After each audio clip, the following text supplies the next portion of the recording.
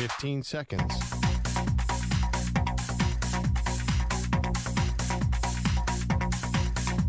Break ends in 5 seconds.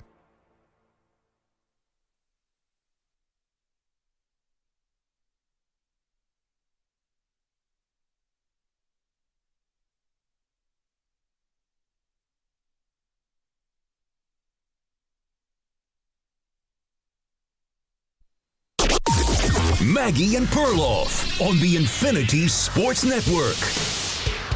From 52 from the right hash. The Ashby snap to Behringer. The swing of the right leg by Borregales. The kick sail into the uprights. It's good! And the Patriots have the lead with 15 seconds to go. The rookie delivers. It's like disbelief.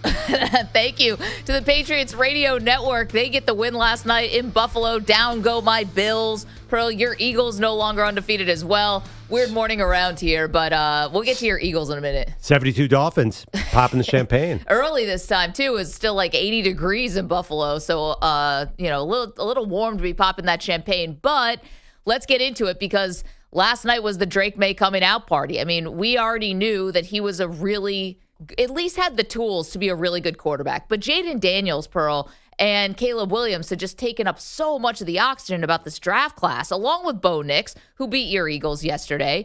But Drake May on a big stage looked amazing in the second half in a really tight game. You know, he was 13 of 14, 184 passing yards, all in the second half. He and Stephon Diggs got things going, and now the Patriots are really on the Bills' block here. I don't know if the Patriots are going to be able to be consistent this year. Still first year under Mike Vrabel, but they went in there to challenge Buffalo, and Buffalo, with the turnovers and the penalties, acquiesced and played down to their level. Yeah, I mean, actually, my takeaway is I'm a little worried about the Bills' defense, and I'm a little worried because you've been worried about it next to me this entire offseason. Like, thank you. Drake May looked like Josh Allen against him. Like, he wasn't afraid of them at all, and they sort of neutralized Joey Bosa.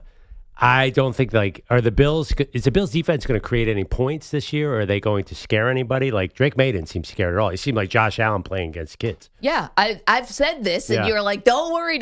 I'm like, their defense is not good enough to win the Super Bowl. Well, that's maybe not, the but fear of every Bills fan. They'll still win 13 or 14 games. Fine, that's great, but that's not where the level is, and that's not the goals right now for Buffalo. They're in a totally different swimming in different water, and, the defense is not good enough to win a Super Bowl. And what's I'm wrong not with sure the defense? Spell it out a little more. Well, they're terrible against the run, and that didn't even matter yesterday because they also were they play this sort of soft, coverage, and the bend don't break has really been their MO. And when you run into a really good quarterback like Patrick Mahomes has been over the years, or Joe Burrow has been over the years, or even Lamar Jackson. Or Spencer Rattler. Even though the Bills actually have beaten the Ravens. Yeah, and Spencer Rattler.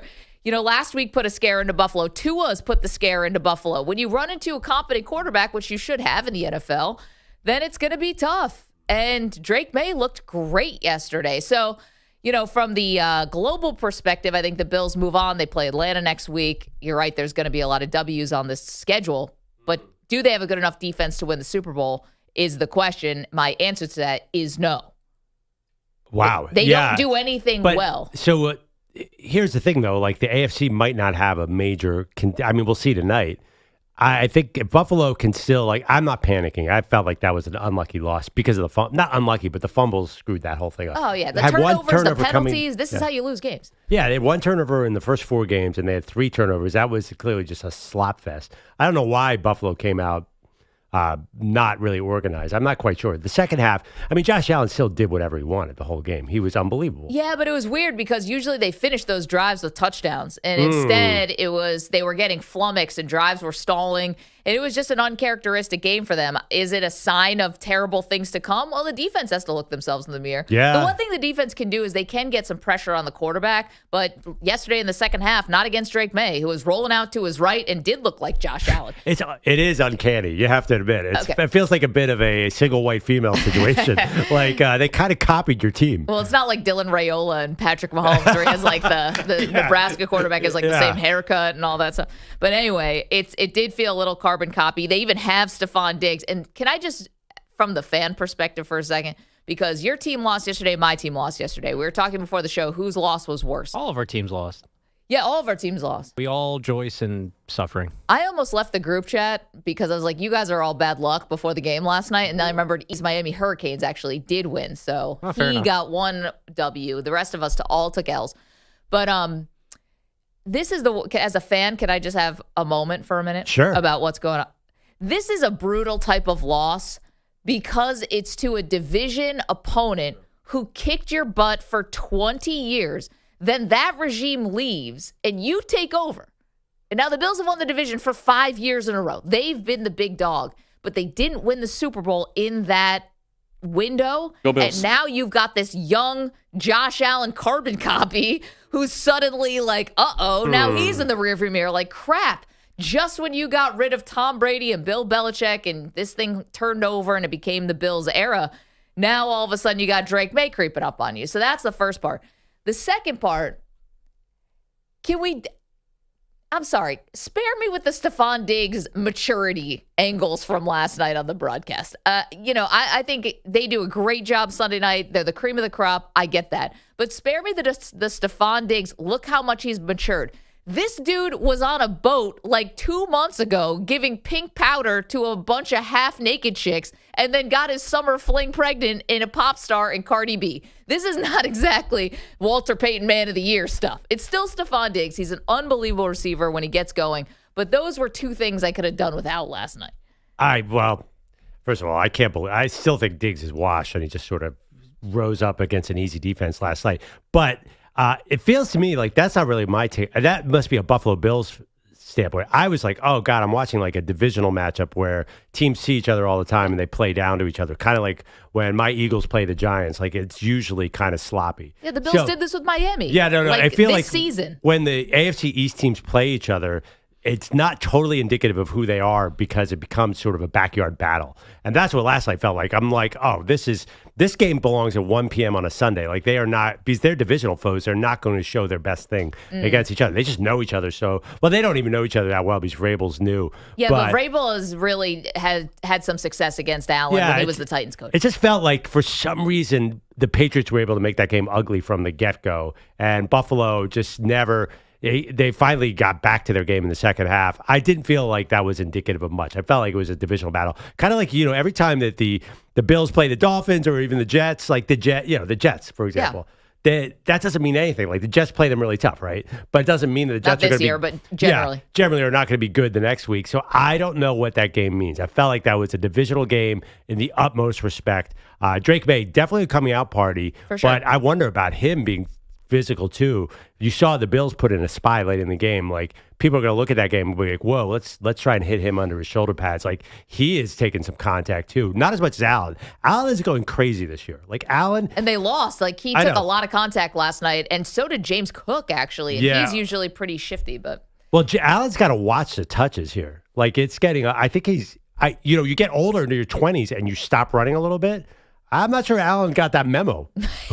He'll never get that memo. That's not part of it. And even last week against New Orleans, when that game was in the balance, he was the one who had to come up with a big third down run. It's just who they are and how they play. I've stopped railing against this years ago because nothing's going to change. Well, he got a little, like it's been a couple weeks in a row. Like he's gotten some little injuries. Like something happened last night. I remember he was a little sore. Yeah, he may have been concussed. His shoulder. They didn't do anything. His shoulder, and his head snapped back really bad. A few weeks ago, he had the bloody nose. Yeah, that was against the Jets. I don't think he needs to run as much. I think his receivers are kind of on the same page. Keon Coleman makes plays. Dalton Kincaid makes plays. Khalil Shakir makes plays.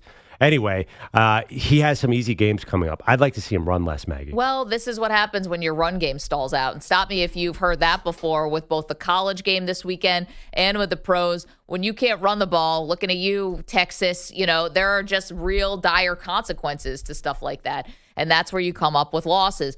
Poll question, EJ, who had the worst weekend of everyone on the show?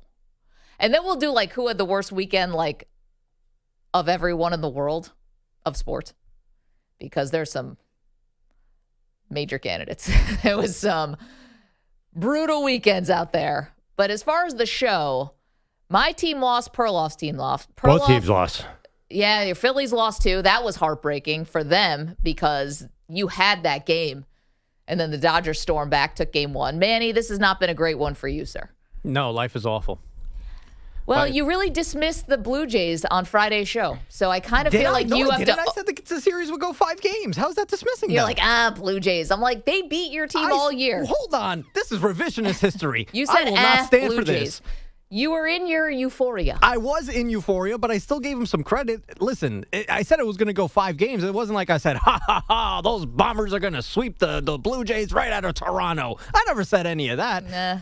It was your attitude. You might not have said those exact words, but you were thinking it. Do you still think it will go 5? Yankees are down 0-2 now after getting Absolutely blasted. not. Are you drunk? No. I have to be on Manny's side. Manny's never been overly positive about anything in his life, except for the Jalen Yankees Brunson. after they beat the Red Sox. No, he was. Perloff understands. Perloff gets it. This guy's awake. I remember the words fairly confident with the Blue Jays, and I was like, Fairly confident it would go 5 games is what I said. Cut the Okay. tape, EJ. I'm not going to get bullied 10 minutes into the show. Well, it's been a tough weekend for you as well. The It's been Jackson awful. Dart thing kind of fell apart there down in New wait, Orleans. I have a question.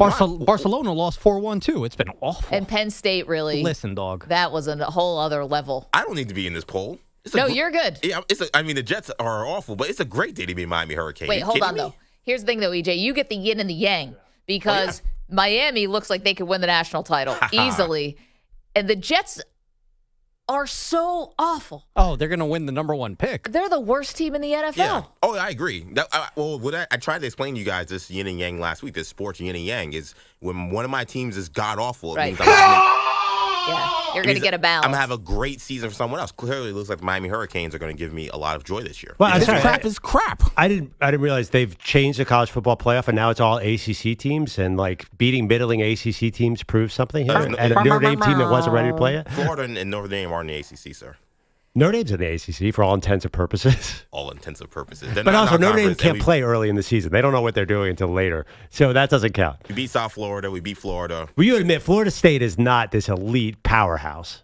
Oh, but they're a good team. Basically they're fine. You're basically beating Delaware, man. You're beating NC State. Man, you lost to UCLA. I don't want to hear anything from Mr. Manny over here. And I thought actually, and Maggie's team, the Bills, is in the ACC of the NFL, the AFC East. I figured that she'd be fine. I know, but suddenly, who do I have here with Drake May? Now I got a little something to be worried about. 888-710-4ISN, 888-710-4476. Bogusch also a Giants fan, so it didn't go well for him last week. I don't know what happened with Fordham. I didn't check the score. Anyway. All right. So who had the worst of the weekend? Well, that's the show because everyone's team took major L's this weekend. Pearl, you're like, no, not my team. Yes, your team. Well, my fantasy team won. I did pretty good on prize picks. Like there were some, you can find little W's in your life. And it's early in the season. I'm not like you. I'm not panicking after week 5. No, you panic before the game. You panic afterwards. Turns out I was right. You just said the Bills can't win the Super Bowl because they lost 23-20 on a 3-turnover game against New England. No, I said the Bills can't win the Super Bowl because their defense is not good enough. They only let up 23 points. To Drake May and the Patriots, who lost earlier this year to the Raiders. I mean, come on. We're talking about negativity fans. We're talking about there's no one more negative than our Maggie Gray. Can you guys just admit that? Well, the Bills could be up by 2 touchdowns in the Super Bowl. She'd be like, well, we're going to blow this one. Well, I'd love to see him get to There the is Super history. Bowl. How about You that? know what? Now that I say that does sound. Yeah, a makes little sense. on the nose. Well, all right. I mean, listen, as long as there's less than 13 seconds, you'll be fine. See, thank you. And this is why people wonder why and how I am the way that I am. So, is the Bills' defense good enough to win the Super Bowl? And is Drake May now a thing? Here's the other part about the Patriots winning last night is look at what's going on in the AFC. You kind of mentioned it, but I want to expand on it just for a second more. The Ravens are toast. I mean, that is just as bad as it gets. Houston came in, knocked them around. The Bengals are toast. So that's 2 teams in the AFC that you had sort of penciled in, Pearl, to the playoffs or playoff, for the Ravens definitely. For the Bengals, playoff adjacent. Yeah. And that's 2 teams now that are going to be out. So who are the 2 teams that are going to come in and take 2 spots that I at least had thought were going to go to those 2 AFC North teams? Well, Look, this is good for the Patriots because their schedule is easy too. One powerhouse in Middle America, Indianapolis Colts, Dan Jones. This guy. I mean, maybe they take one. Maybe the AFC South jumps in and takes one of those spots, And then, the Patriots, yeah. But then we're talking, again, okay, Patriots. Mike Vrabel, we know Mike Vrabel can make the playoffs. Are they a contender? That's a different conversation. But that's not what their goal, I don't think, is. But this you year. said, look at AFC. I mean, they have to have enough playoff teams. But has the picture really changed, though, in any big, meaningful way? Still feels like the Bills and Chiefs are on an AFC title game collision course. And Chiefs are going to play tonight against the Jags. Okay, so we have lots to get to. We want to get into Texas. What happened in the swamp with ArchManning and the Longhorns just disappearing in the big moment? The defense never got off the bus. And Arch had a moment, had a chance because of some bad Billy Napier game management, clock management, actually had a chance to be a hero, and it came up very wildly short. I have a list of about 50 excuses for everything Texas. I mean, it was loud there. It's a swamp, Maggie. Oh, yeah, the noise. Actually, in all seriousness, the noise was a major, major factor in that game. The O-line had no idea what the heck was going on. Well, that's very kind of you to say it was a noise issue. 888-710-4ISN, 888-710-4476. You guys know the deal on Mondays, or I'll tell you the deal. We want to talk about everything. Huge weekend in college football, major upsets. Penn State and Texas both tumble out of the top 25. You want to talk about the NFL yesterday, which was so weird and had so many good, bad games that I still don't even know how the Titans pulled off that comeback win against Arizona. But we'll get into all of it, the good, the bad, of course, the ugly as well. It's the Maggie Perloff Show. All right, Maggie, I have to admit, I took a bit of an L on Prize Picks yesterday because I thought Cam Scatterboot would get more than 0.5 touchdowns. I was feeling Cam Scatterboot. It was super fun to watch anyway. That's the thing about Prize Picks. You get right back on. Tonight, I have under on Trevor Lawrence's passing yards. I'm really excited about that because we more entertainment for the game. And Prize Picks is awesome because you have your takes and you can really win money off of them. You just pick 2 or more players across any sport, pick more or less on their projections, and if you're right, you could win big. How about this one for tonight? Can I give you Isaiah Pacheco more than 28.5 rushing yards, okay? I know that the Jacksonville Jags run defense has been good, but I still think Pacheco can get there. And then Blake Snell. I'm going to take less than 7.5 pitcher strikeouts with the Dodgers against your Phillies in Game 2 tonight. Oh, I'd take more then, but... I'm going to ride with the I don't know, Phillies. man. Kyle Schwarber misses every ball by about a half a foot, but go ahead. Don't miss any of the action this season with Prize Picks. We're obsessed where it's so good to be right. Just download the Prize Picks app today. Use the code M&P. Get $50 in bonus credit instantly in lineups when you play $5. That's code M&P on Prize Picks to get $50 in bonus credit instantly in lineups when you play $5. Win or lose, you'll get $50 bonus credit in lineups just for playing. Guaranteed.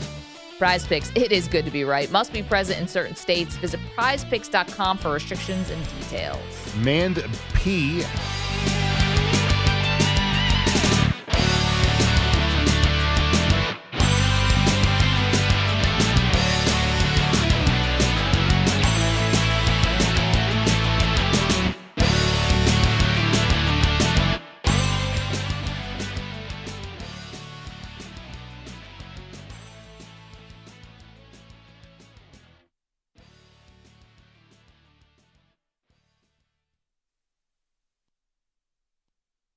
You're in a 4-minute break.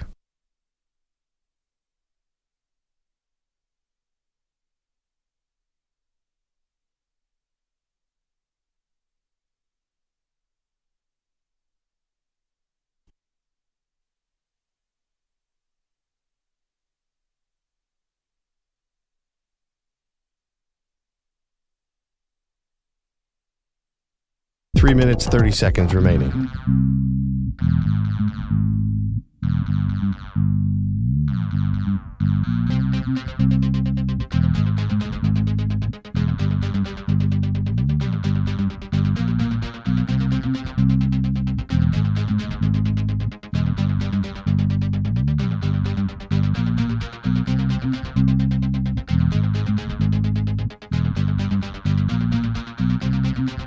Three minutes remaining.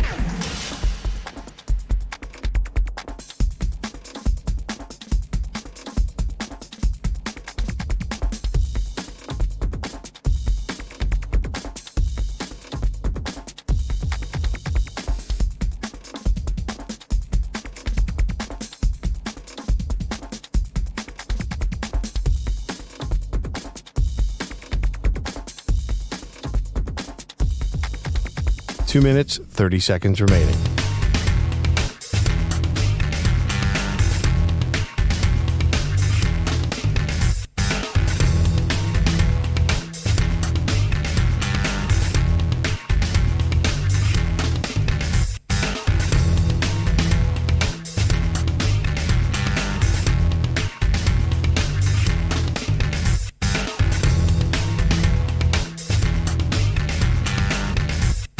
Two minutes remaining.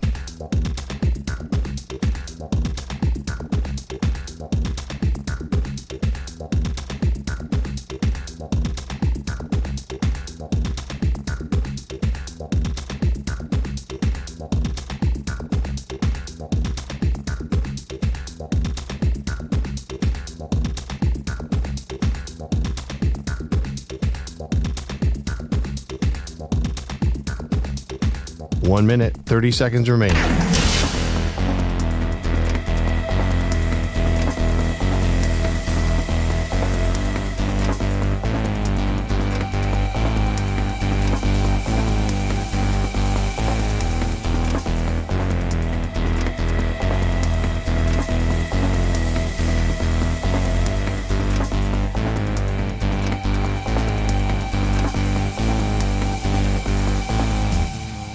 One minute remaining.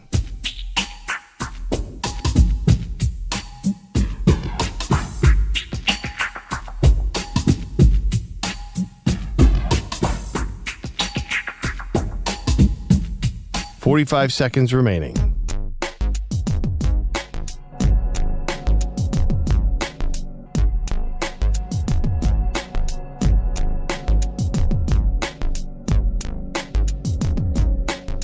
Thirty seconds remaining.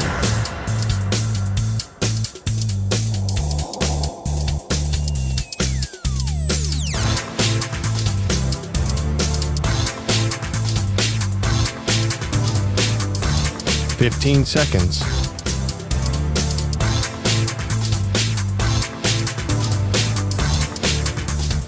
Break ends in 5 seconds.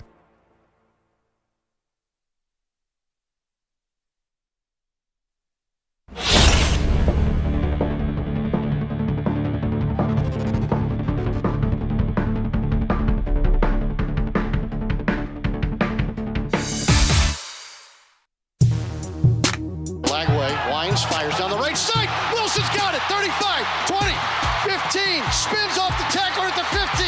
Inside the 10. Drags him into the end zone. Touchdown. Gators. Wow. Hello, Dallas Wilson. 55-yard touchdown catch. 28-14, Florida.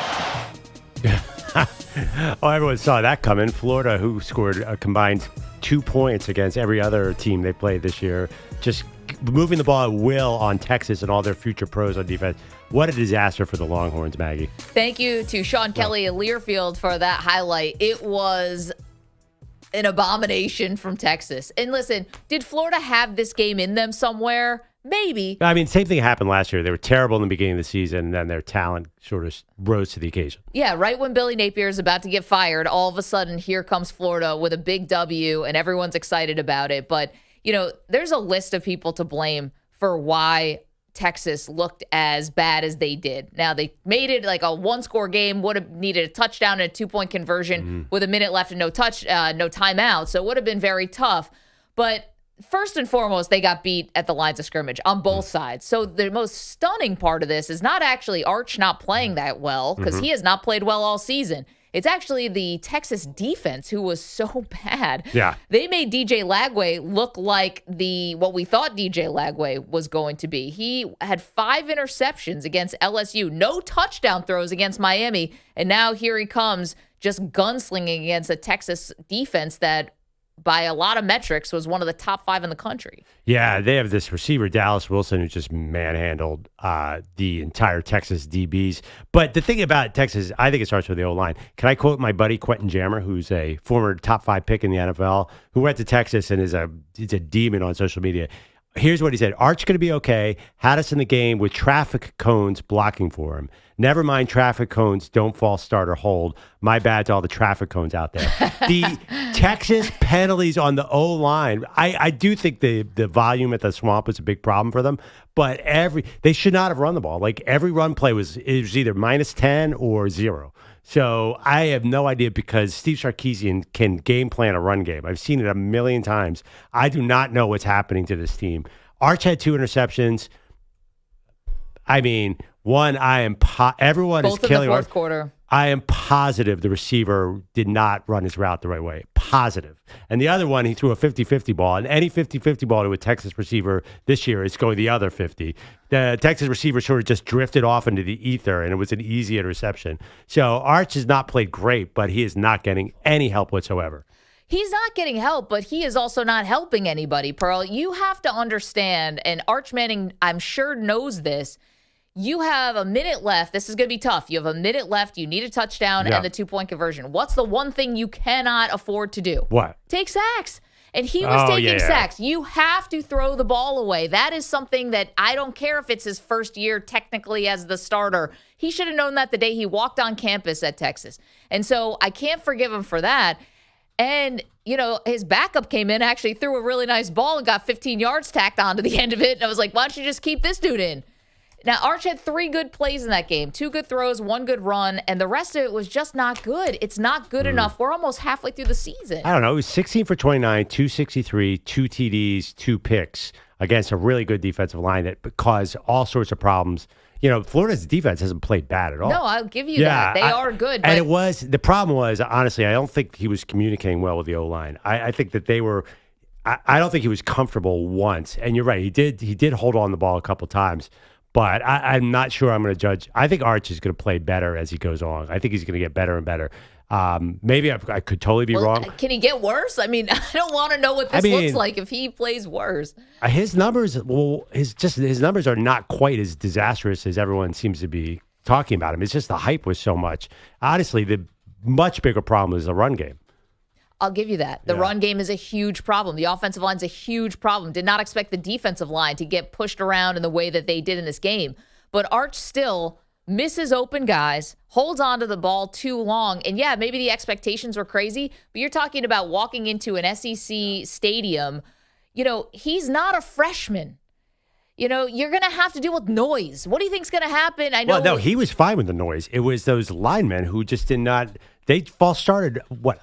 A million times. 7 or 8 times. Okay, then you should be blaming Sark because he's the offensive guy, and I think blame goes all around. Like, here's the thing. Arch has got to also get these guys organized, and I think he's so busy trying to help figure out what the hell's going on in his own mind, he doesn't even have the ability or the mental capacity or whatever. I'm not saying he's dumb. I'm just saying he doesn't have like the time or can see the chess moves down the field and throughout the game to even help his offensive line. He's swimming out there. Feels like to me, this is an Arch phenomenon. When your offensive line plays terrible, to blame the quarterback. I don't know. It feels like you're paying too much attention to the quarterback in that particular situation. Listen, you're in the mainstream here. I'm the only Arch defender out there. Me and Quentin Jammer, awesome cornerback. Yeah. But I Social do media think demon.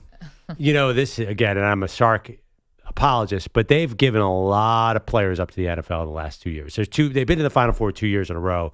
They've given up basically an entire NFL team, and it started to show. Like the offensive line, they lost their tackle last year. Inexperience there.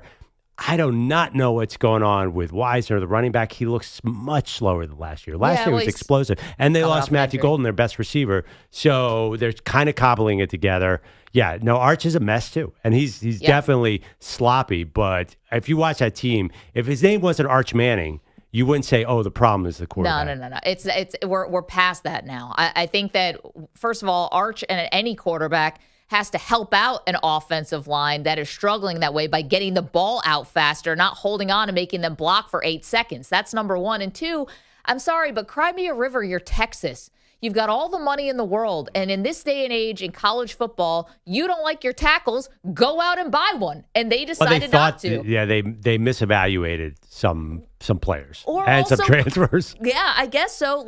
But here's the thing, you're coming off of those back-to-back trips to the Final Four. I understand it. You decide to roll with some of these other guys at offensive line. Is that not on the coaching staff? What did you see 4 months ago that made you think you could roll with this, and now all of a sudden you can't? And, so I don't have a lot of sympathy for Texas because they have enough money to spend over their mistakes. No, I don't have sympathy for them. I'm just saying the facts are the facts. I mean, I'm looking at some of the guys that they lost. They lost, obviously, Xavier Worthy, A.D. Mitchell, for better or worse, Matthew Golden. So there's their receivers, and now they're cobbling together that unit. I mean, Ryan Wingo made a play, but he's been all over the place. They lost Jaden Blue. They lost Kelvin Banks, their all-world tackle. We overrated them. I overrated them coming into the season. I thought Sark would scheme them up, and there's something wrong with Sark's offensive coordinating. It doesn't look like it did against Alabama. Yeah. There were so many easy play when he was at Alabama. There were so many easy plays in a Sarkisian offense before. There's nothing easy. There's never look at anytime they put the camera behind Arch. Show me an open receiver ever, like once all season long. Is there ever an open receiver? Him and by the way, the backup Matthew Caldwell came in. That guy wasn't open either. Nobody's open. So I actually thought about this during the game. Just are Sark and Arch actually not a great fit? Is there something where this... Wait, why is that on Arch? The receivers are not open. Who cares? Nobody's throwing those balls. But part of the reason why Arch chose Texas, right, where he could have gone anywhere and been the highly touted recruit, but he wanted to go there to play for Sarkisian. And look at the results. It's not great. And I think he also wanted to be in a slightly bigger city than maybe just like a college town. And I get that because of his fame is probably, it's something that he has to deal with. But I don't know. Maybe he would be better off going somewhere else, getting under a different coaching staff. I don't think that's going to happen, but the thought definitely crossed my mind. Ray is in Texas. You're up first on the Maggie Perloff Show. Good morning, Ray. Good morning. I just want to say, maybe it's about the time to say he's overrated, maybe. Oh, we're past that, right? Look, I mean, you want to try to blame the offensive line. Yeah. You want to try to blame the offensive line, but if you watch the when they played University of Texas San Antonio, some of those reads that he was making was ridiculous. Like, and then to throw into that coverage, like that's not Stark's calling. That's not the line that's blocking. He had time whenever he was making those throws. So I mean, you can't really put too much blame on you can put blame on the offensive line, but you can't blame it all on them and not all on Stark either, No, it takes a team effort to lose a game like that. You're right. And then he hasn't shown that he's a true leader. Like during the games, you look for that, You look for your next up and coming big star that's coming in, to lead you to a national championship, and he hasn't showed that yet. That he's a leader. And also A&M's about to show Florida who the real Texas team is. Gig 'em. And also, that's what happens when Jalen Hurts has to throw for more than 32, 35 times. You see what kind of quarterback he is. Ray, he didn't have to throw for 32 times. He didn't have to. Thank you, Ray. They chose to. Another Texas quarterback who had a bad day. I don't understand. The Eagles lost their mind. That one, there's so many people to blame for the Texas Longhorns. There is one person to blame for the Philadelphia Eagles loss, and that is whoever decided to let Jalen Hurts throw the ball, because I don't know if that was a Nick Sirianni call. I was going to say, is it your offensive coordinator? I thought you were going to blame A.J. Brown. It's not Kevin Patullo. He doesn't do anything there. So I think it's a Howie Roseman call. Who makes the decisions on the Eagles? That I have no idea. But one guy is actually calling the plays, yes? Patullo? No? Well, there's a lot of controversy. There was a lot of rumors that Sirianni took over the second half against the Rams because Patullo wants to run the ball and Sirianni has to force him to pass it. That's the scuttlebutt. But this is all Howie Roseman's doing. I don't know. I think Howie's the only one who's doing anything right now over there. But maybe not. 888-710-4ISN, 888-710-4476. Let us know what you want to talk about with your team. And we're going to try to get to everybody today. We will get more into that Broncos comeback. That's how I'm choosing to frame that. Eagles loss. A.J. Brown unhappy. Got some issues with the defending champs. Referee robbery. Referees did not help the Eagles yesterday. That was a mugging of Dallas Goedert that never got a flag. Cry me a river, willow Philadelphia fans. I mean, That was a tough one. There was some hand fighting. Whatever. I mean, the Eagles deserve to lose that 100 times out of 100. But you gotta drop a game. Same with your Bills. It's good to coach off of. You like these. Bill Belichick loved these early season losses. Gives them something to focus on. Not worried. Yeah, we'll check in on Bill too. Bill's actually become a master at the early season losses in college. He's got a lot to coach on now. He's got no wins to coach off of is the bad part. Bill, just one of the many people who had a terrible weekend. We'll get to all of that after Andrew Bogusch is here. Good morning, guys. Your headlines are sponsored by Prize Picks. Football is heating up, and so is the hard-hitting action on Prize Picks. Download Prize Picks and use code PRIMETIME and get $50 in bonus credit instantly when you play $5. Must be present in certain states. Visit prizepicks.com for restrictions and details. With the Bills and Eagles losing yesterday, we have no more unbeaten teams, but we still got a winless one. Here's first down. Fake pitch. Going deep. There's a shot for Pickens. He got pushed. He caught the ball to the post. Touchdown to Pickens. Brad Sham on Cowboys Radio. Dallas running away with a 37-22 win over the Jets in Jersey. Gang Green is now 0-5. Aaron Glenn is the first coach in team history to start like this. Listen, I'm going to embrace this challenge. All right, just like any other challenge. And we're going to figure out, as a team, we're going to figure out how to get out this hole. So me being the head coach, listen, we're 0-5. Okay, I got it. But we're going to figure this thing out and get out of this hole. Do they have an FCS team coming in for their next game? I hope so. Even the Titans have a victory. That 22-21 gift from the Cardinals yesterday afternoon. Arizona about to take a 28-6 lead, but Amari DiMercato dropped the ball before crossing the goal line for his touchdown. And then the Cardinals picked off Cam Ward, but fumbled. The ball knocked around into the end zone for a Tennessee touchdown. Then Joey Sly's game-winning 29-yarder. Your thoughts, Kyler Murray? I don't really know what to think about that. As I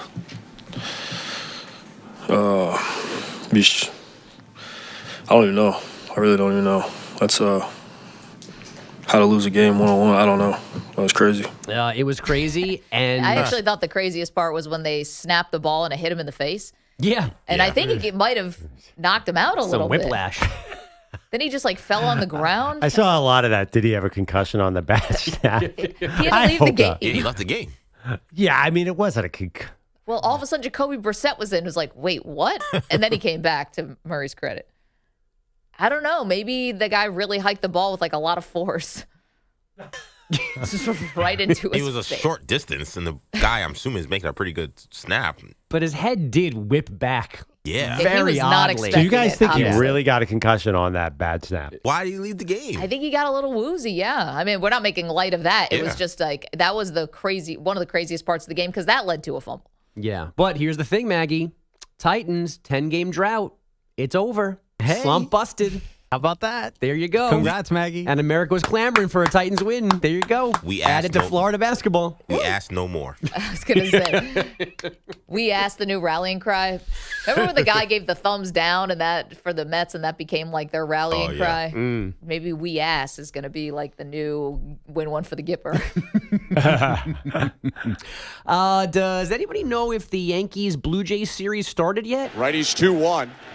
Swing and a deep drive. Left field. That ball is soaring out of here. A grand slam. Pinch yourself all you want. You will not wake up from this dream right now. Feeling good. We keeping a buck right now. We ass. Blue Jays radio, Vlad Guerrero Jr., the first postseason grand slam in franchise history. It came as Toronto built a 13-2 lead on the Yanks after taking game one of their ALDS 10-1 on Saturday. A partial rally made yesterday's final 13-7. Toronto rookie righty Trey Savage K'd 11 bombers over 5 1/3 no-hit innings. Aaron Judge's team now has to win 3 straight. Yeah, we got experience. We got guys in here. We've been to the World Series, been in some tough moments, backs against the wall, especially all season long. So we just got to show up and do our thing.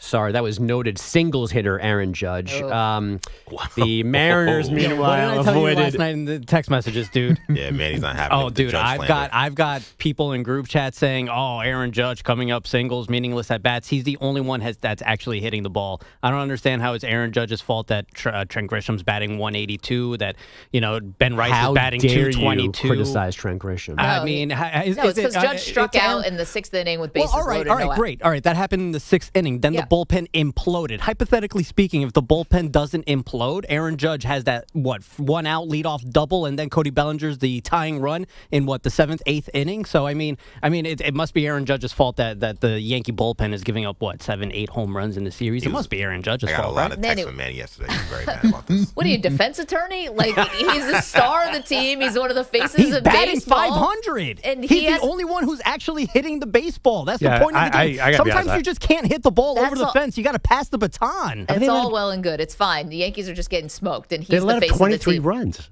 Yeah, how what is does that Aaron Judge have to Judge's do with fault? anything? Why is he even in this update? Thank you. I would like to know that too. He's the only one that's actually showing up. If they were to give out an MVP for the team for the playoffs after the Yankees get eliminated in Game 4, it's going to go to Aaron Judge because he's going to end up hitting 450 while everybody else is batting 200. They're batting at the Mendoza line. You good? No, he's not good. Okay. No. All right, you know what? You guys don't want takes anymore? You know what? I'll just shut up. I'll just not talk sports on a sports talk show, I guess. The Mariners did avoid an 0-2 hole against the Tigers, a 3-2 win in Seattle last night. Julio Rodriguez, a tie-breaking RBI double, bottom 8. Game 3 in the AL, both series tomorrow. The National League has the stage today. Game 2 for the Dodgers and Phillies and the Cubs and Brewers. LA and Milwaukee looking for 2-0 leads. And a little F1 news this morning. McLaren clinching its second straight team title a little less than 24 hours ago, and Lando Norris finished third in Singapore. George Russell won the race. Guys, back to you. Bogusch, thanks so much. Man, do we have a lot to get to today. You heard a little of it. We're all a little on edge. All of our teams losing pretty badly. None of you guys have it worse than me. My life Taking is on awful. a little water. The Penn State one was bad. We'll dive into that It next. is bad, girl. Philadelphia's team, the Penn State Nittany Lions, took a big L over the weekend. We'll get to that next. M&P. You're in a 5-minute break.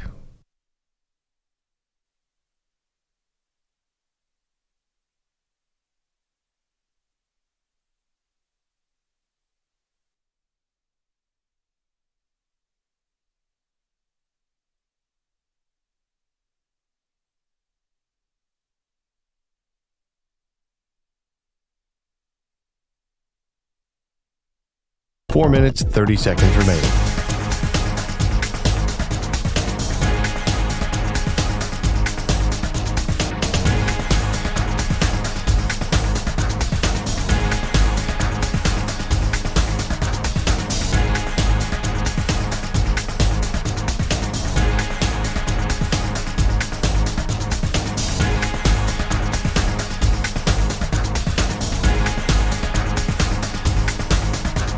Four minutes remaining.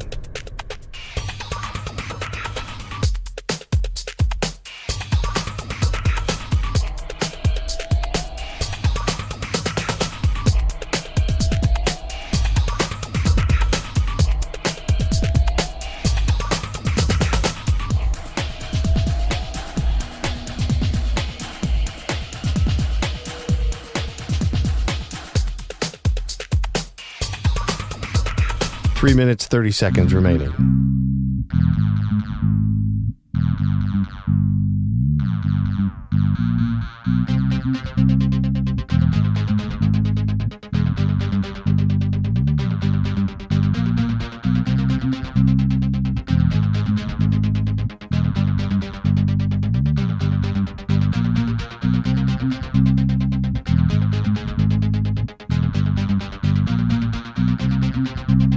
Three minutes remaining.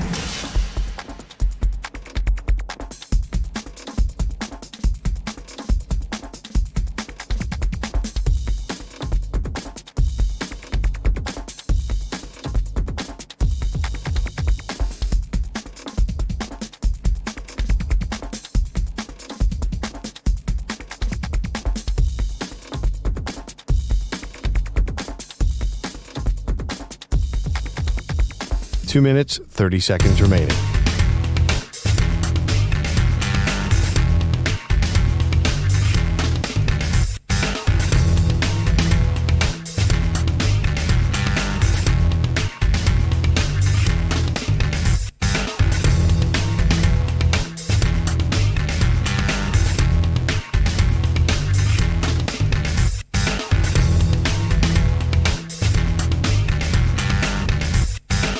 2 minutes remaining.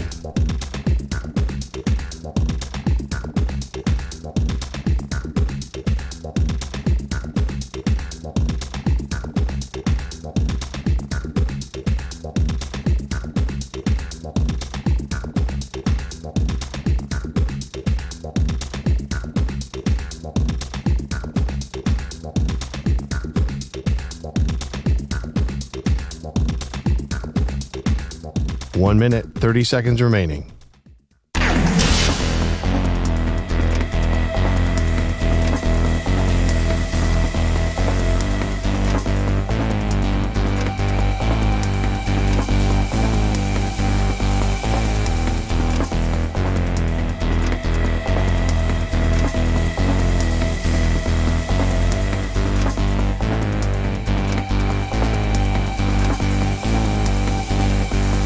One minute remaining.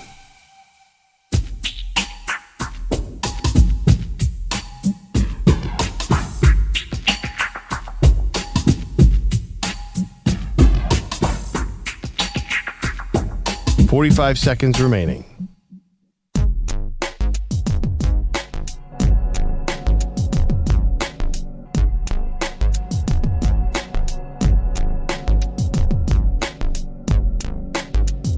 $30 seconds remaining.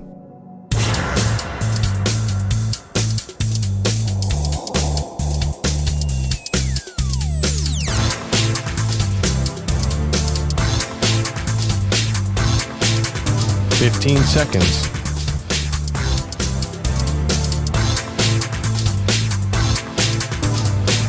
Break ends in 5 seconds.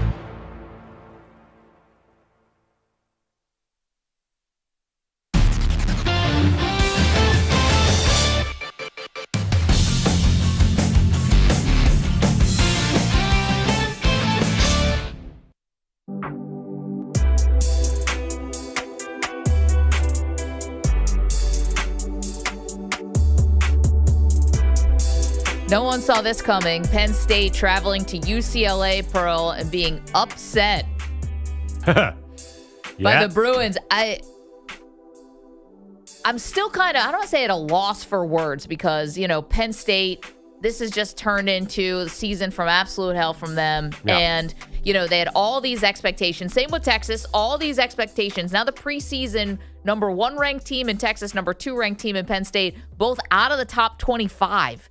And this one was way worse. Like Texas goes to Florida, even though Florida was not great so far this year, it's still an SEC team, you know, in this tough conference. Tough environment in the swamp. Florida definitely. Fired up. It's totally. And Florida has a great quarterback who just said not showed it yet. I mean, you go to UCLA, this is a team that had already fired its head coach. You know, they're promoting guys. And this guy, Skinner, the interim head coach. Yeah, and Neuheisel's kid. And Jerry Neuheisel, who gets carried off the field like he's Rudy. Yep. You know, I saw a great stat, and this one was sad for all the Penn State fans out there. So forgive me to not rub salt in the wound, but UCLA interim head coach Tim Skipper is now tied with James Franklin with one career top 10 win against a Big Ten opponent. I mean, brutal. That's so funny. Well, I mean, okay, Penn State's excuse, they did play double overtime against Oregon, emotional game, lost. To me, I think this is coaching. I think everybody does. But it's not just James Franklin. Like, why is it so hard till the end? Why is it so hard for Penn State to move the ball against a team like UCLA? Like, and I don't blame Drew Aller. I don't think the play calling is any good. I don't feel like there's ever any space. They have these 2 premier running backs in Katron Allen and Nicholas Singleton, and they can't do anything all year long. They've been totally neutralized. Something is way, way off with this team. Yeah, and also, remember, they made such a big deal about getting receivers, you know, in the portal, and this was going to be different, and that was, you know, why they couldn't win the national title last year, and this is going to be the difference, and it just has not been, clearly. No. Let's hear from James Franklin. This is the Penn State head coach after the game on all the excuses why his team didn't come ready to play. Obviously, we did not handle last week's loss well.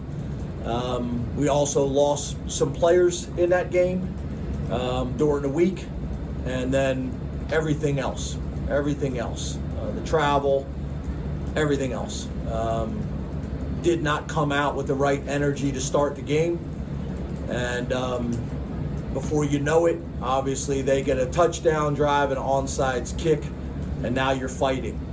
Yeah, wow. How many kind of excuses? 7 excuses there. 7 excuses. I mean, a lot of those are on coaching, not the injuries, obviously, but kind of, to make up for that and, try to test your depth and see where you have guys who can come in and make plays.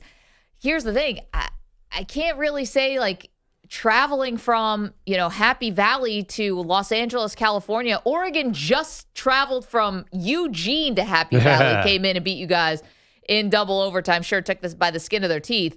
But you go out west, this is not a body clock game. I mean, you're fine. This game kicked off at 3:30 Eastern time. Like, I think you should be ready to go. All this stuff sounds like loser's lament here from James Franklin. And it's just everything has gone bad. This is maybe the worst loss that a ranked team's had. I mean, 40 years. How far back do you want to go? Michigan, Appalachian State? I mean, I don't even know. It's not like that because UCLA is actually in a Power 4, but they weren't playing like it before this game. The number 2 recruit in the country, Nico I, was running like. By the way, he looked amazing. Yeah, I didn't know he was that fast. I never saw that at Tennessee. Yeah, that was crazy. Spin moves on guys. He looked incredible. Sometimes when you lose a game, you lose 2 games. Double overtime to Oregon. I'm not saying that as an excuse. That's just reality. There are losses like that. But Penn State now, the funny thing is we're talking about this, they have to run the table. Even if they run the table and they beat Indiana and Ohio State, I still, the committee's like, they lost to UCLA. How can you put that team in there? They're not going to run the table. There's just, nothing looks functional. Their offense does not look functional. One thing I will, again, I stuck up for ArchManning. I will stick up a little for Drew Aller in the sense that I think the NFL is going to view him a lot differently than the college media does, because they're going to look at that and say, well, that offense stinks. And he is very tall and very fast. And yes, he does not see the field well, but I'll bet you they're going to look at those physical skills and say, I could coach that up, because he's not being coached up right now. Sure. I mean, listen, those scouting evaluations, that's so different, right? But I'm just asking from the neck up. Like, the guy's had a lot of starts in college, and it seems like he still makes some pretty, big mistakes. The NFL has been clueless. That RPO at the end where, I mean, is that on him? I'm not sure. Like, the last play that they could have won the game on, they tried an RPO, and the second he faked the handoff, there was a guy that tackled him. It didn't seem like that was on him. Something else fell apart. The NFL and there's just no one to throw to on that team. There's nobody downfield. There's nothing going on with that offense. Again, it's exactly like Texas. Like, this team should run for 400 yards against UCLA, not get run for 300 yards on them. Yeah, doesn't make any sense. That's another question. It was a big story this offseason, whether you follow college football super closely like we do, or you're even just a casual fan about it. You may have heard the headline that Penn State poached Ohio State's defensive coordinator this offseason, Jim Knowles. Yep. And it was thought of as a huge deal. Highest paid defensive coordinator in the whole country. You just gave up 42 points to Rick Neuheisel's kid. And, like, good for Jerry Neuheisel. I'm excited to have this character in our lives. Like, I think people thought maybe he was coaching the game. He was just the offensive coordinator. He's getting carried off the field like it's some end of the movie. And, if you're Jim Knowles, what happened? Did the coaching staff also have an Oregon hangover, Pearl? Because that's not what they're getting paid to do. They're getting paid to turn the page. And James Franklin yesterday sends out a tweet on to Northwestern. Like, dude, do not read the replies there, sir. And, I don't think that's going to make the fan base feel any better. I didn't get to talk to my mom because she was on a ride to South Carolina yesterday, so I didn't want to bother her with this. But that might have been the worst Penn State loss ever. And I don't think that's a hyperbole. Well, maybe this is good. Maybe this is the beginning of the end for James Franklin. He's got a $50 million buyout. Yeah, and listen, I know a lot of Penn State fans, my mom's one of them, that's kind of walked away from Penn State because she feels like this guy can't win big games. Now he can't win little games. It doesn't matter, big game, little game, middle game. Penn State is a risk to embarrass themselves on any given Saturday, and that's terrible for Penn State fans everywhere. I saw someone on social media watch them beat Ohio State this year, and it's not going to mean jack. Finally get that big win. It's not going to mean anything. We asked who on the show had the worst weekend as far as our teams losing, because we took a lot of L's around here. EJ, I didn't even think about your mom. Penn State, the Raiders? Yeah, she's a Raider fan, too. Oh, it's my rough. goodness. Mrs. Stewart. Poor city of Philadelphia. Philadelphia is reeling right now. That I kind of love. Why does everyone here get Diana Rossini, our friend? Yeah. Genius, says that this was a tough weekend for Philly in part because Penn State lost, and you guys all got mad. Bogusch is fuming out there in the newsroom about this. Like, what's the big deal? Rightly so. Pennsylvania. Philly's in Pennsylvania. Bottom line. Yeah. Buffalo's also in New York. That's true.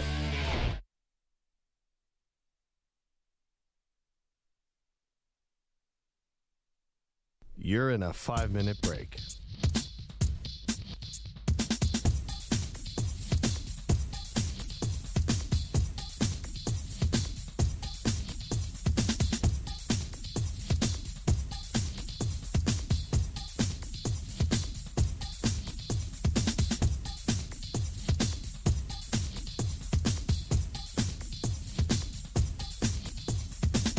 Four minutes, 30 seconds remaining.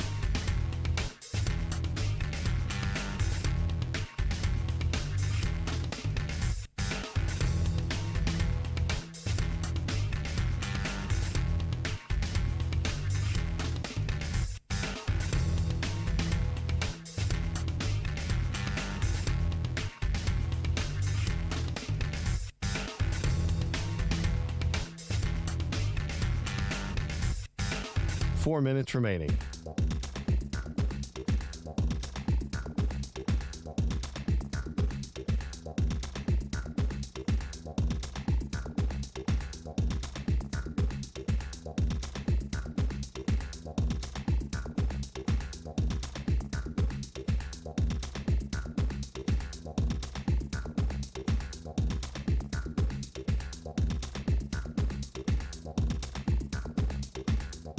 Three minutes, 30 seconds remaining.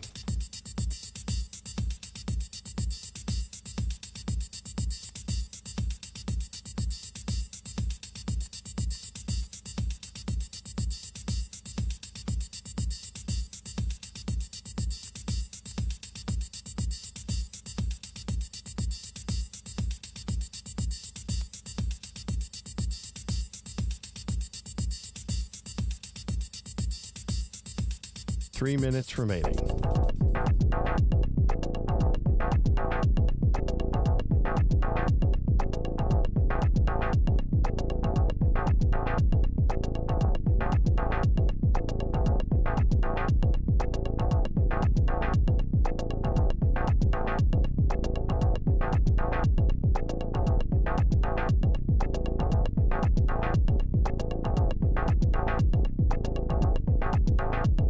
Two minutes, 30 seconds remaining.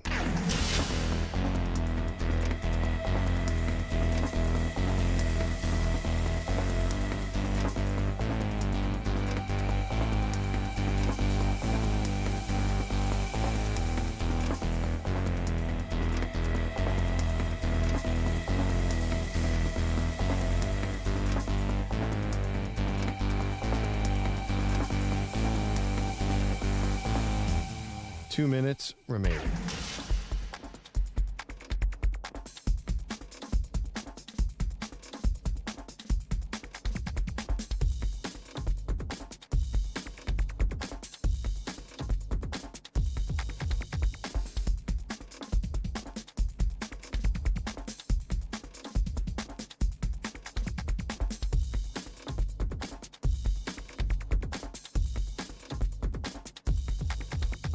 One minute, 30 seconds remaining.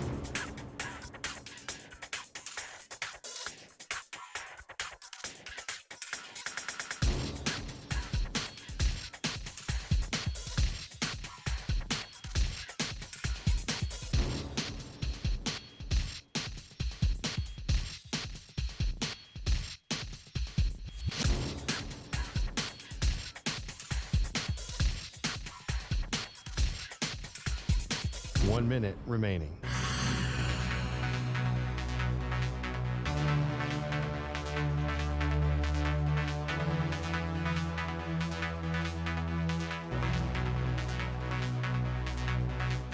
Forty-five seconds remaining.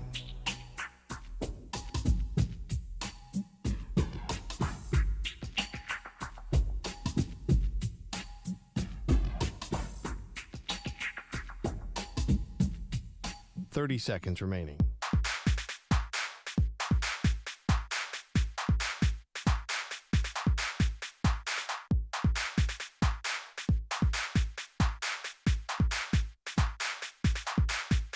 $15 seconds.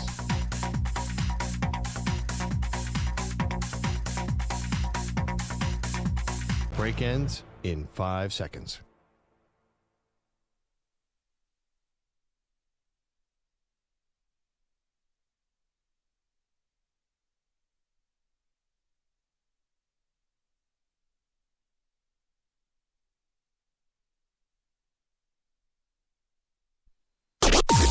Maggie and Perloff on the Infinity Sports Network. Main thing here is throw the ball and keep it in play and give your guys a chance. You got to throw Hurts it. is back. Here comes the rush. He You loads got to up. throw it. He's looking. He is Keep it in firing it play. high, and it is incomplete. The game is over. And the Eagles have lost for the first time this season. Sad Mel Reese on the Eagles radio network. Welcome to the show, Maggie Gray, Andrew Perloff. Both our teams took big L's yesterday, so we're unpacking the carnage. Hope you had a great weekend. A lot of people took some losses around here, and a tough weekend for a lot of people, so we'll get into that. But, Pearl, your Eagles, just a bad game or a bad sign that things are not so, I don't know, things aren't so happy right now with your in the city of brotherly love? Trouble is on the horizon. Everybody saw this coming. They have so many problems right now. It's so reminiscent to me, and I keep saying this. 2023, they played in the Super Bowl against Kansas City, lost 38-35. Everybody got worn down by playing in February. They just were not the same team in 23. I know they came into this game 4-0. They are not the same team this year. The O-line is not blocking. They're exhausted and injured. The defensive line is getting sacks. The defensive line players are getting sacks. They're just in other cities. Milton Williams in New England, and Josh Sweat. That's a shame. Yeah, Yeah. nobody on the Philadelphia Eagles is actually getting to the quarterback. All their cast-offs. They're losing. They used to be dominant in the trench. The free agency losses have really, really hurt them. So they're 4-1 in record only. They're definitely panicking right now. Not panicking, but they're worried. And then you have the drama with A.J. Brown. Yeah, see, this is where the Eagles are confusing to me. So call this a great Broncos comeback if you want to. They were down 17-3 in the fourth quarter, came back all the way on the road, beat the defending champion Eagles. We'll get to the Bo Nix side of this and Sean Payton in just a moment. But this is where I can't figure out the Eagles. Because you keep telling me it's like 2023. They got off to a 10-1 start in 2023, by the way. Okay, Yeah. so we should expect them to win games. Yeah, Yet just like they have been. Okay, yet at the same time, their number one wide receiver is completely unhappy and is maybe actually influencing the game plan in a negative way because he's the squeaky wheel that gets the oil. So the team completely abandoned Saquon Barkley and running the ball when you have a 2-score lead, which has been the formula since football was invented. And Saquon Barkley. I'm supposed to believe that that's actually going to matter. When I saw last year A.J. Brown throwing hissy fits, reading self-help books on the sideline, we were talking about the same thing, and you guys dominated and won the Super Bowl.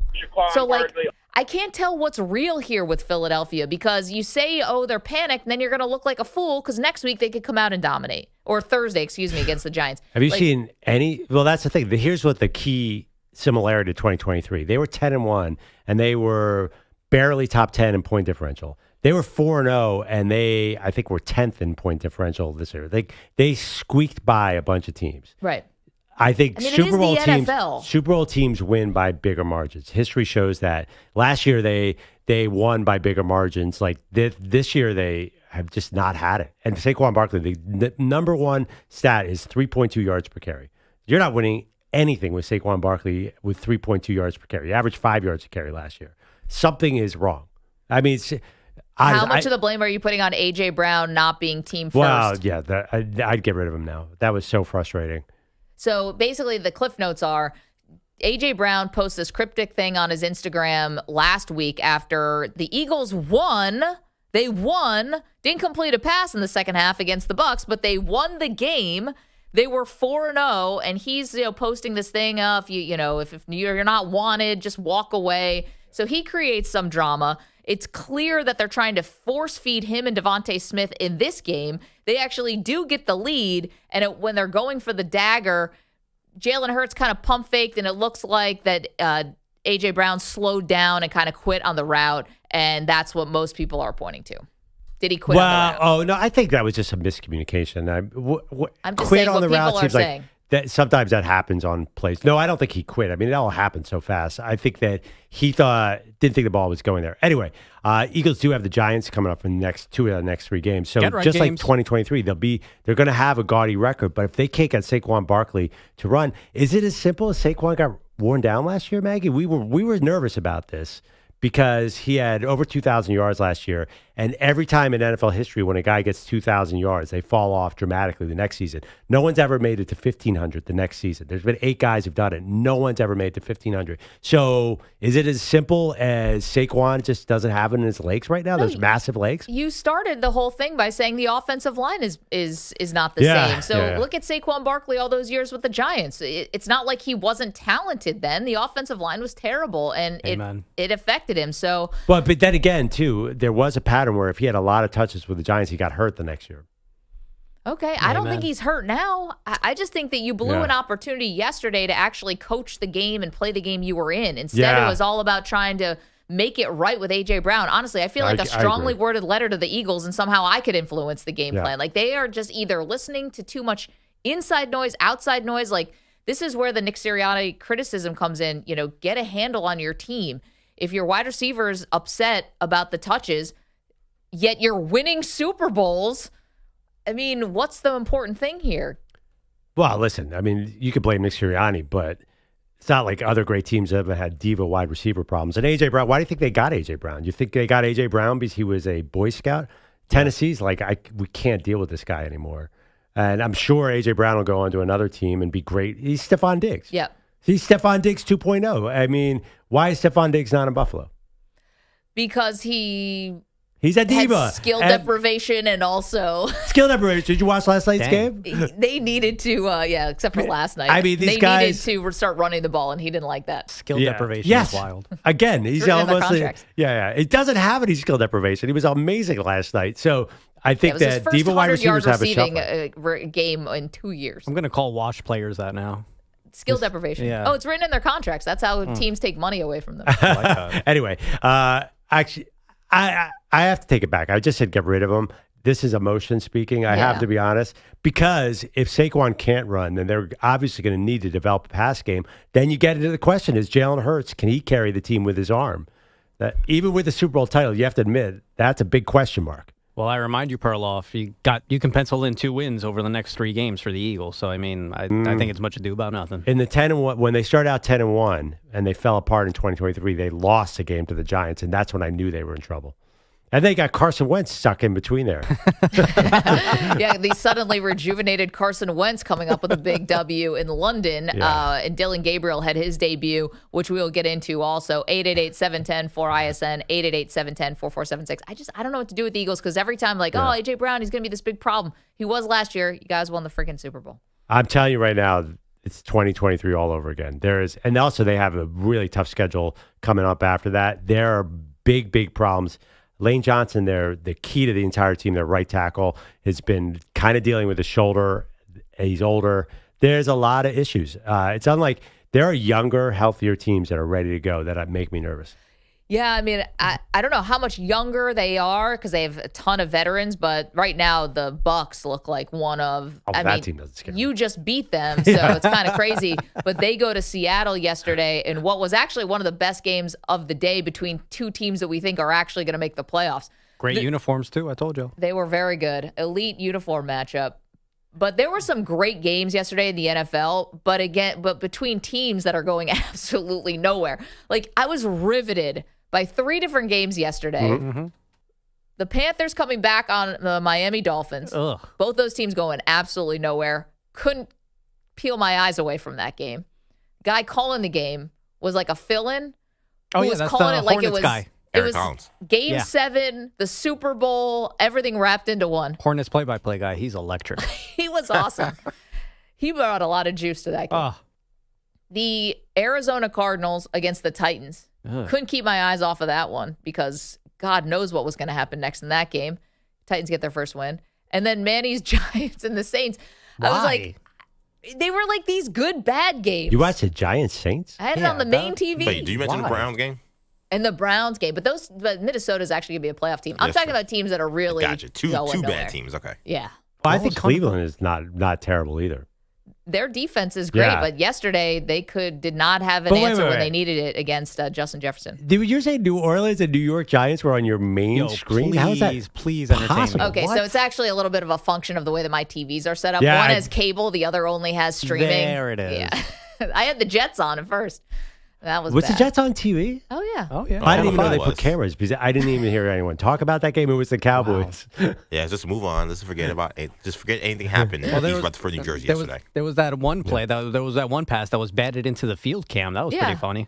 Over the sky cam. All right, can I just say one funny stat about New York? Guess who's QBR, probably the best quarterback stat.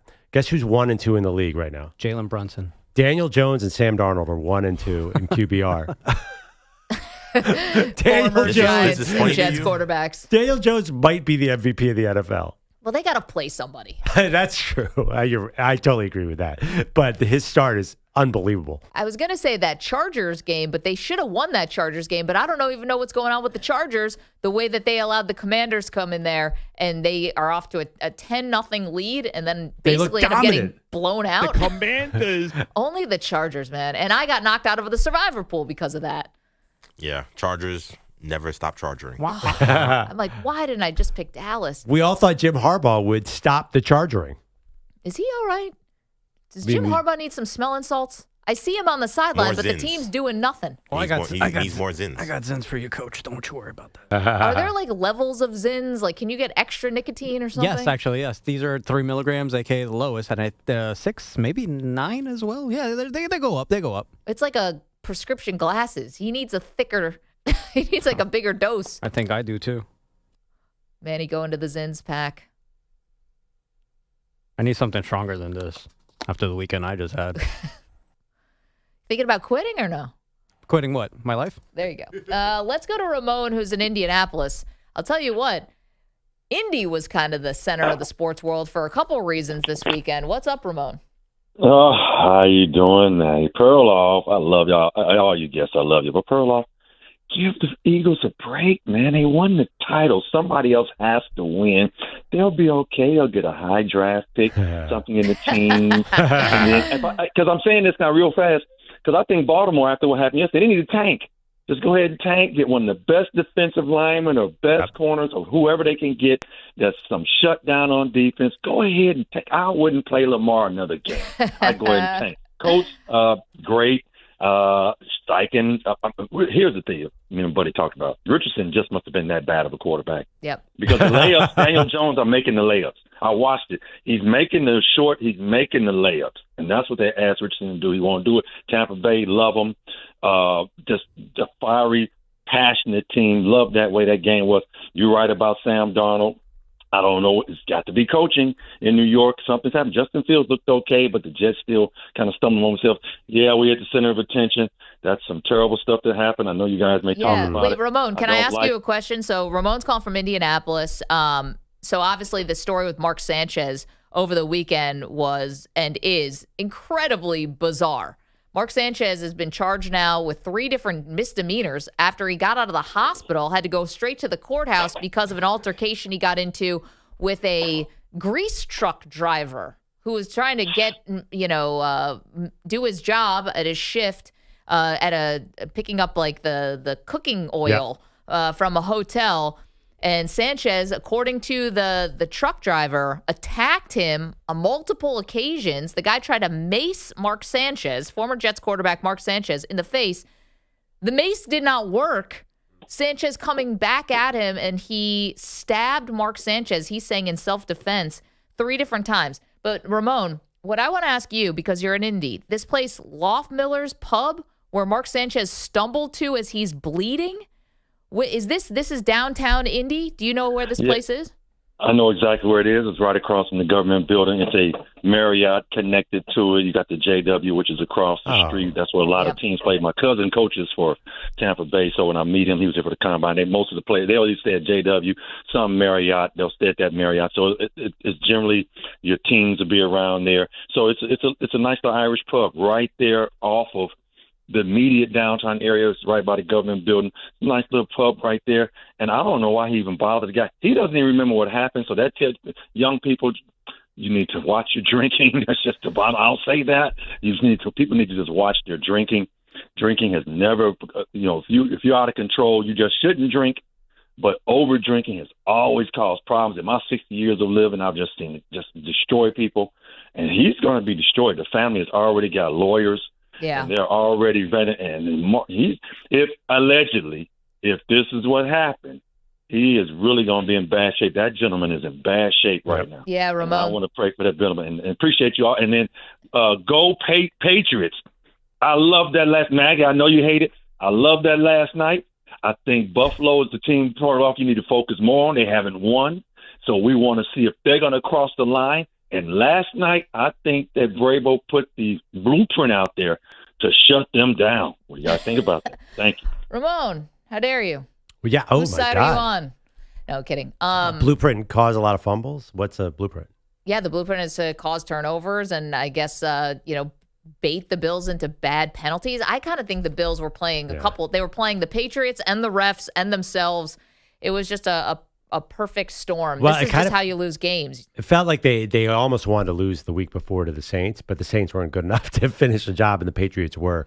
I like, by the way, one thing that Ramon said, the Ravens tanked this season, get EJ's Miami Hurricane, Reuben Bain, number one, and boom, maybe that's what the Ravens need to get over the top, their formula, just take a year off. Because they've been stuck in the same spot as Buffalo, where they just keep on running into this wall. Maybe a tank year is a great idea for Baltimore. All right, but what does Derrick Henry look like next year? Because you're not going to sit him down. Yeah, but I mean, what did Derrick Henry do for them in the playoffs against Buffalo last year? I mean, but he helped them get there as far as, being a top team. And by the way, Derrick Henry was beating the Bills in week 1 almost single-handedly until he fumbled the ball and kind of cracked the door open for Josh Allen. But it's about Lamar Jackson. It's not about Derrick Henry. Derrick Henry will be gone at some point. Lamar is good enough. I do think I would do exactly what Ramon said. Like, I'm not putting him out there until he's 100%. Like, if they're 1-6, do you sit him for the year? I never even thought about that, but there's some logic there. What a disappointing season that would be, though. If you're a Ravens fan, this was like you're in the window. You're knocking on the door. They got blown out by the Texans, who haven't been able to score on anybody. But that's because they have so many injuries, and now you're down to a backup quarterback. Right, I mean, that's my point. Like, yeah, but I don't think that anything's going to change quickly on Baltimore. They're in trouble. Their defense is all shredded. They really should consider tanking. So you're welcome to weigh in on Baltimore. That one almost went, I want to say, under the radar. Baltimore suddenly a get-right opponent for people. Like, that, to me, just doesn't compute. Even with a backup quarterback, it's still disorienting to see that kind of thing. You saw it with the Chiefs last week and now with the Houston this week. And Houston could go on a little bit of a run here. Their schedule kind of lightens up. But can we pause on Mark Sanchez just for a moment? Because this is an insane story, and I'm sure you've probably seen it by now, but this is as bizarre as it possibly gets. Now, the allegations that Mark Sanchez did smell like alcohol, I mean, I don't want to recklessly speculate here, but the pepper spray didn't work? Are we sure this was only alcohol? And again, this was such a wild story, Pearl, because it seems so senseless. He'd never met this truck driver before, and allegedly Mark Sanchez is saying the manager of the hotel told me you can't park here. I mean, this guy was out of his mind. I have no idea if it was alcohol or what, or drugs or whatever. I did see overnight, I don't totally understand the extent of the wounds. He was stabbed multiple times in the chest. I guess he's out of the hospital. Now he's in jail. How are you out of the hospital? How close was he to dying? I'm trying to actually picture the logistics. Like, Mark Sanchez could be dead too. That's another aspect of this story. No, he's lucky he's not. I mean, if he'd gone an inch over, then he might be gone. The truck driver said the truck driver's 69 years old. Mark Sanchez, 38 years old. The truck driver saying he was acting in self-defense, stabbed Sanchez 2 or 3 times. Now we know it's 3. It was the chest, the abdomen, and near the crotch area, I guess. Like, his pants were all bloody also. And that was all the eyewitness stuff that we're getting. Now, to be fair, Sanchez has not told his side of the story yet. So we are only getting the one side with the truck driver. Yeah. And the photo of the truck driver laying in the hospital bed, when they said he had a cut on his face, that is not doing this justice. It's gruesome. it was a huge open wound on the side of his face. Like, how did that happen when the truck driver's the one who had the knife? Like, how did he cut his face like that? I'm assuming Sanchez did something, right? Yeah, I mean, again, we have to wait for the facts on this. There's also some real legal controversy. So he is now charged with misdemeanors, not a felony. Yeah, 3 different misdemeanors, I believe. Right. Now, I have a question. Can they raise that to felony? Because if it's not a felony, then Mark Sanchez basically has his life intact. He has enough money and status and he would get out of this, right? You're really not going to jail for misdemeanors. Right, of course. Yeah, a felony would be a big deal. And I don't know if they can raise that to felony level, but if not, then Sanchez, at least logistically, is going to get out of this one okay. I saw the penalties. They're not even that bad. So which kind of doesn't match with the story, which is this guy saying that, the truck driver saying, I'm fighting for my life here. He made it seem like, Sanchez, I don't think had a weapon, but still making it seem like Sanchez was attacking him. Yeah, it seems like this, again, a lot to be heard here from Sanchez's side, but it sure seems like a felony attack to me. But we'll hear what happened. Maybe there's more to the story because the story doesn't make any sense. And even if there is more to the story, it still doesn't explain why Mark Sanchez, who's so well thought of in the industry, would lose his mind on a given night. Yeah, the story really doesn't match with the person is another part of this. And Sanchez actually, I thought, was a very good broadcaster. I liked him on games. And his broadcast career has got to be over, right? At least very much on pause. I mean, he better hope that there's some other narrative about this that we don't know. That there's something that the guy did or something that happened to him. Was he drugged potentially? And then, something there has to be some other shoe to drop. Otherwise, I do think that this is the last time we hear him on a broadcast because everybody's going to remember this now. Like, whenever he's on a broadcast, it's going to be like, hey, remember Mark Sanchez? Not the butt fumble. It's going to be, remember when he, tried to kill some random truck driver? Like, it's just a bad look all around. Man. Can he come back from that? You're right. It depends. We got to hear more. I mean, there are a lot of outlets. I mean, everyone else is coming back.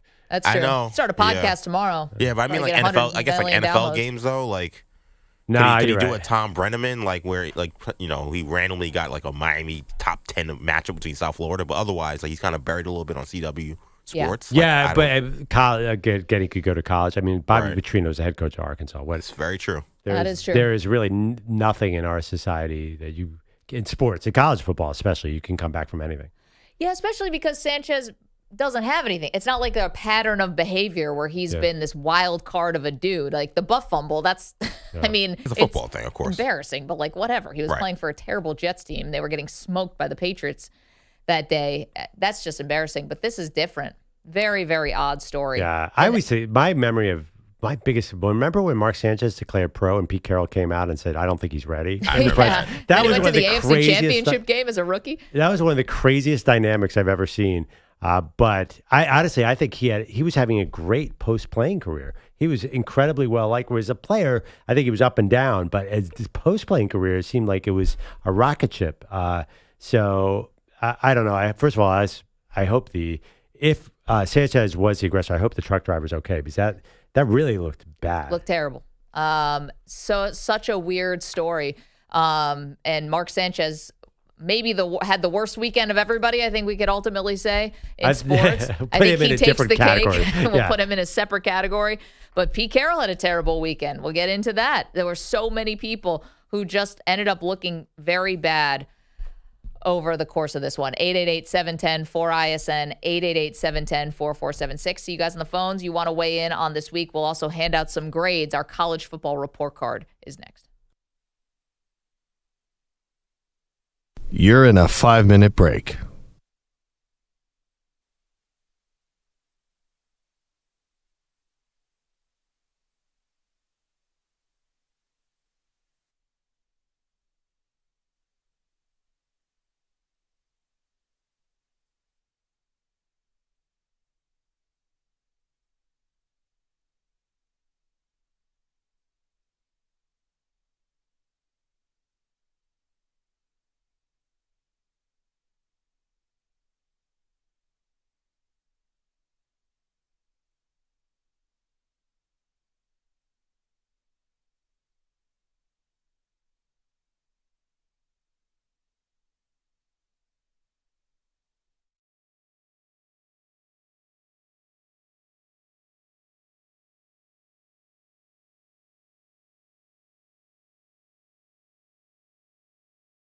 Well, Drop Sam's got the flag in his hand, streaming Maggie and Perloff across this land. He's cracking a cold one before the sun, saying Columbus Day's the holiday when the party's just begun. So raise a glass to the Nina, the Pinta, the Santa Maria.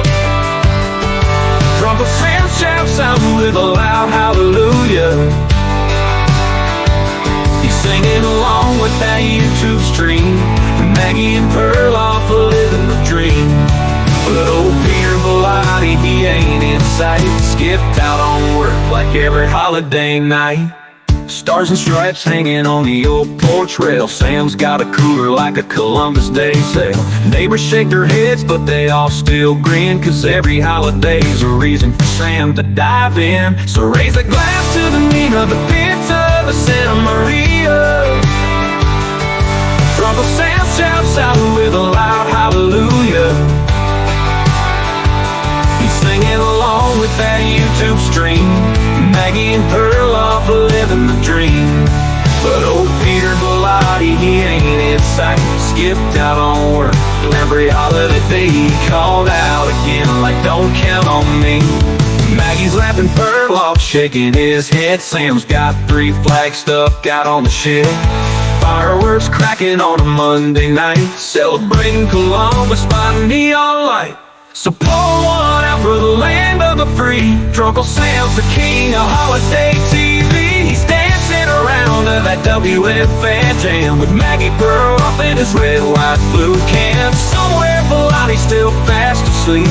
Columbus Day secrets that he'll never keep. Yeah. Of this holiday, even if people out never shows up anyway.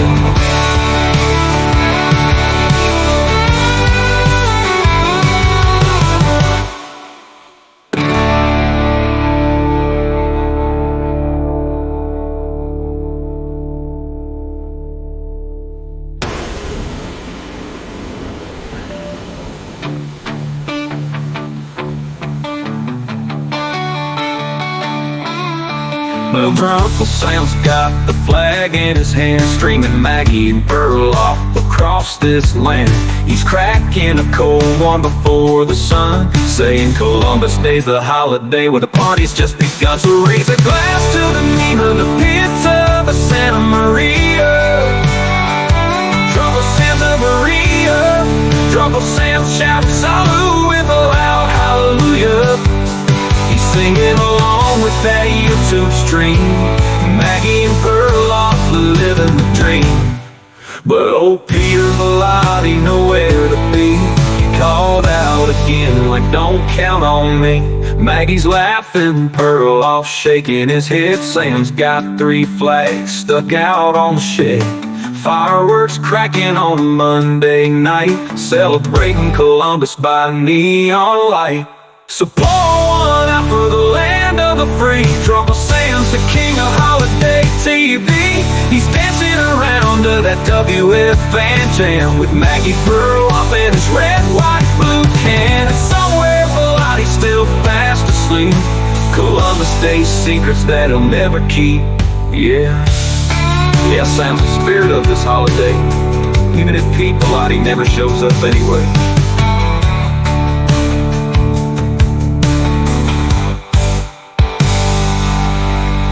Well, Drop Sam's got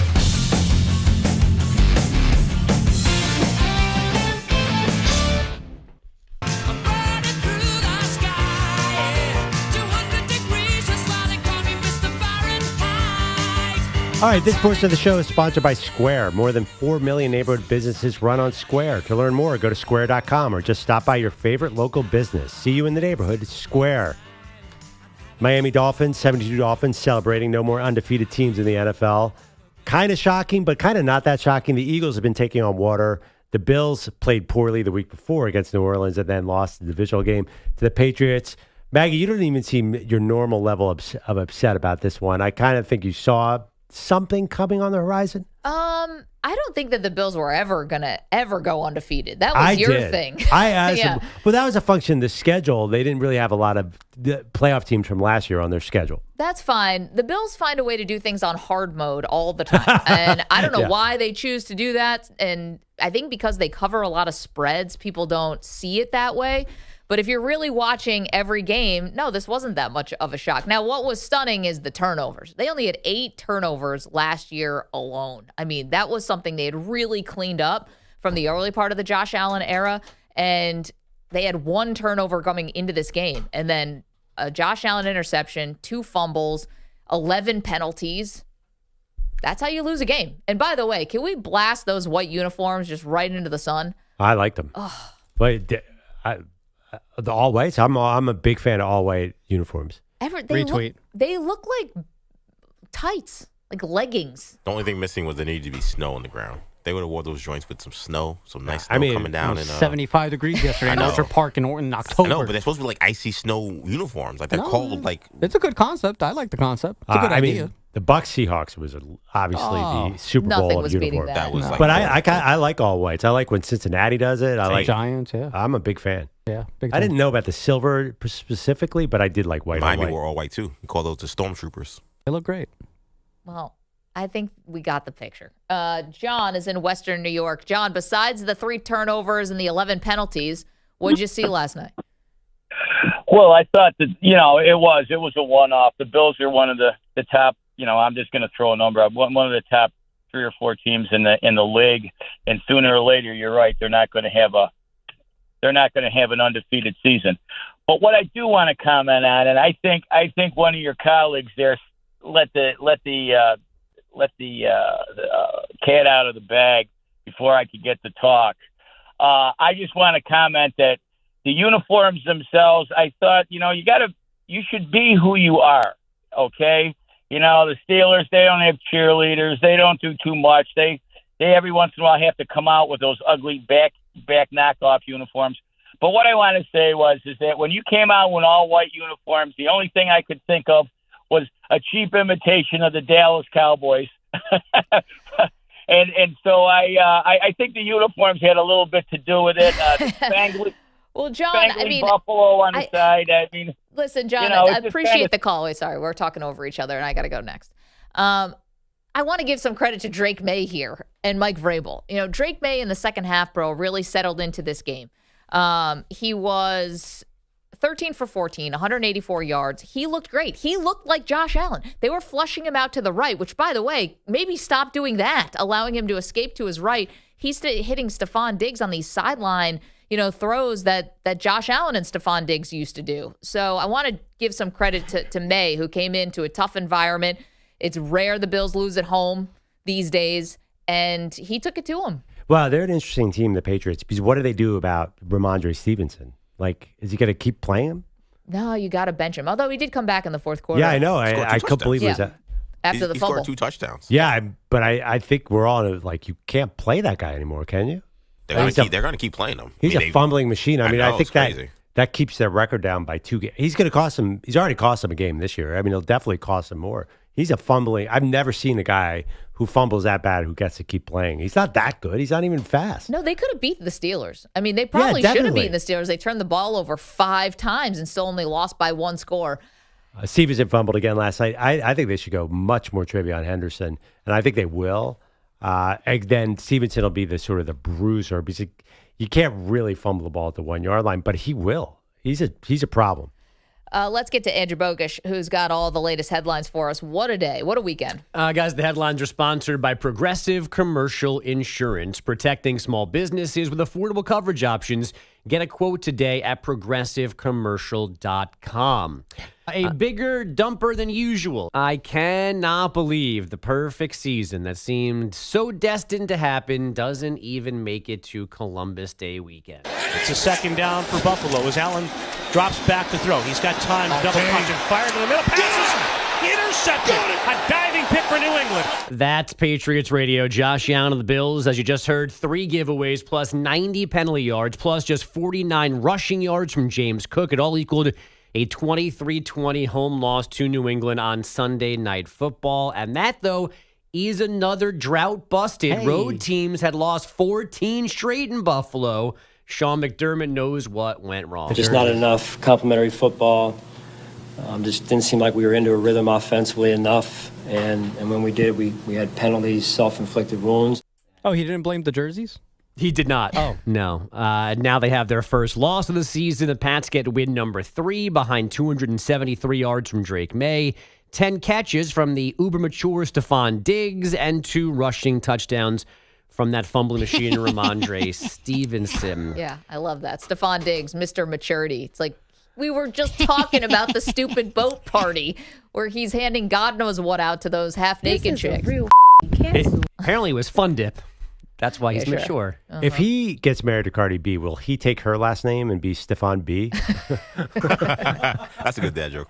Hello. Yeah, I don't know if they're getting married, Pearl. They're having a kid, but I don't know about that. I do know if they get married, it ain't lasting. I'm sorry. I mean, Wow, come on. Mark you just said they're not down. going to get married. I mean, Maybe they're in love. Maybe they're in love. I love it. Yeah, no, this is it. This is the maturity of Stephon Diggs. You have a summer fling with Cardi B, and all of a sudden, oh, she's pregnant. And she goes on Gayle King, and she goes, all my friends told me to have a little fun after our last breakup. And I guess we had a little too much fun. Well, Yeah, this is a changed man. Well, that's how that works now, right? You get her pregnant, and then you guys get married? Right? Sure. I mean, listen, no judgment over here. It's just societal norms. I don't think that Stephon Diggs is really the. I wouldn't make him my emergency contact. We got Kelsey. We got Kelsey and Swift. Maybe this is the next thing. Yeah. Diggs and B. Exactly. Also, Stephon Diggs is like, what, 35 years old? Maybe it's time to settle down. I don't know about that guy. 35 years old. Is he that old? No way. No, he's not that old. But the guy's pushing 30-some years old. Maybe it's time to, stop, horsing around. he's an NFL player. Right. He's got to, I don't think he needs to slow down anytime soon. He doesn't want to. He's not you, man. Footage from that boat said anything to me. There's nothing slowing down with that guy. I don't think he's going from that to the daycare pickup line. The guy is still going 100 miles an hour. I got to be honest. I'm not sure I would slow down in his position. I mean, Still seems to be having a nice time. Listen, when you're on a boat handing off what seems to be like Pepto-Bismol, I mean, That's what that was. Yeah, indubitably. Powdered Pepto. It's Dramamine. He was being responsible. That's what I'm all saying. those man. girls Keep look the real seasickness sick. down. They look like they were struggling Very, very with mature their man. string bikinis. For the Nice. fourth time this season, the Buccaneers won a game by 3 points or less, a 38-35 shootout in Seattle. Tampa had 3 different leads before trailing in the fourth, then scoring the final 10 points of the game. Baker Mayfield, just 4 incompletions, 2 touchdown passes, one of them to his new favorite target. You got to give credit to this rookie sensation, wide receiver out of Ohio State, Emeka Egbegbue, going for over 100 yards. Emeka Egbuka. Okay, Gronky boy. Here's how he got it wrong. Emeka Egbegbue. Egbegbue. Ain't it? But the second time around, reading straight from the paper, he got it mostly correct. What's weird is that he actually got probably the phonetic way of how it looks just purely from seeing his name without reading the paper. It's that G that throws everybody off. Yeah, but then reading the paper where he got the actual pronunciation. Well, first name was still wrong. Emeka? Yeah, it's definitely not Emeka. No, it's not Emeka. Emeka, right. Yeah. By the way, why did you cover that guy at the back of the end zone? Like, how did the Seahawks... Why is nobody cover Emeka Egbuka on that exact route that he's got like every touchdown of the season? I mean, I think they were trying. Just think it was a perfect throw. The one play, no, they weren't trying. They keep him in front of you. He gets behind everybody. It's really weird. Emeka Egbegbue. The what's closer, that or Ale Tokenboom to the actual real Emeka Egbegbue. For Giannis? Oh, our guy in South Florida? Yeah. He is an unbelievable player. Can we talk about that for a second? Oh, my God. Emeka Egbegbue. And JSN is awesome. Like, all the Ohio State wide receivers are insane. Yeah, it's funny because the quarterback matchup obviously got all the attention yesterday between Darnold and Mayfield, but the JSN versus Egbuka was incredible, too. Yeah, and Marvin Harrison is back, sort of. Emeka Egbegbue. Who said it worst? What happened to Marvin Harrison, though, in the second half? Yeah, I don't know. That whole team. The whole team. What happened to the whole Cardinals team? What happened to the state of Arizona in the second half? Well, I have no Just burned up in the desert. I'm throwing everybody in there. That's right. He What strikes happened again. to the Diamondbacks? What happened to the Suns? Just everything. Everybody's to blame for that loss. And the Mercury lost too. Mercury lost on Sunday, too. The whole state Yeah. takes an L. They had a worse week than us. Philadelphia, New York, Yeah. Phoenix. Just bad weekends. It is kind of funny. There was the big storyline is there were 6 Oklahoma quarterbacks who were starting this week. It's incredible. I think the most ever from one school. There's going to be 15 Ohio State wide receivers dominating the NFL because Carnell Tate and Jeremiah Smith put on a display this weekend too. So I don't know what that means, but JSN is unbelievable. He's great. And Ibuka might be like the top 5. Well, how do you say his name again? Nope. Yeah, he might be a top 5 receiver in the NFL. It is- Mika Egbegbu. Yeah, that's not it. I kind of like Gronk's way, though. It's totally wrong, but Egbegbu is kind of Mika cool. Egbegbu. And then the sympathy that the rest of the panel on Fox had for him for saying that, like, Egbegbu. again, like, I mean, he's not there for his brain skills. No, and it's- Strahan was basically patting him on the head. It's going to be okay. It's such a great place for Gronk to be. He carved out this lane for himself that is just so perfect. Egbegbu. You're going to the Hall of Fame on the first ballot. You might be one of the best. You might be the best tight end of all time. We can have that debate. Mika. And no one expects you to be able to put 2 syllables together. Not even a little bit. If he could add 2 + 2, we'd all be like, yay, Gronk. He's even on some commercial for USAA where he's not even part of the military, and they have to make fun of the fact that he has no family members in the military. And that's some of the worst acting of all time. But who's expecting it? Nothing. Well, what was the line from the roast, the Brady roast? Even Gronk. Oh, about the that crypto? money, not real. Even Gronk knew the crypto was a scam. There are some athletes that you just take them at face value for what they are. Like him and Marshawn Lynch are like those guys are exactly who you think they are. I don't think there's any act with those two. One time I tried to wait up all night to catch Santa Claus. But Gronk's great at math. Isn't that the funny thing? Is What? he? Gronk's like really, really good at math. That's the joke. Oh, I didn't know that. I know that You guys never heard that story about him being like... No, this is like Belichick secretly funny. No, he's like an A student and like he was like math was his best subject. I swear to God, like that's a thing. Like he's like one of the better math guys on the team. Some nerd in Arizona is being like, hey, I was the one taking those tests. I was going to say, he didn't put it in his memoir that he was any good at that. Talked a lot about the chicks in the hot tub, though. You mean to tell me this guy was good at math? Mika Egbegbu. Yeah. Well, those are letters, No, not I numbers. can see that. Like he seems like a guy who might have bizarre, singular skills, but overall is sort of a Yeah, his knucklehead. bizarre singular skills are playing tight end in the National Football League. That's it.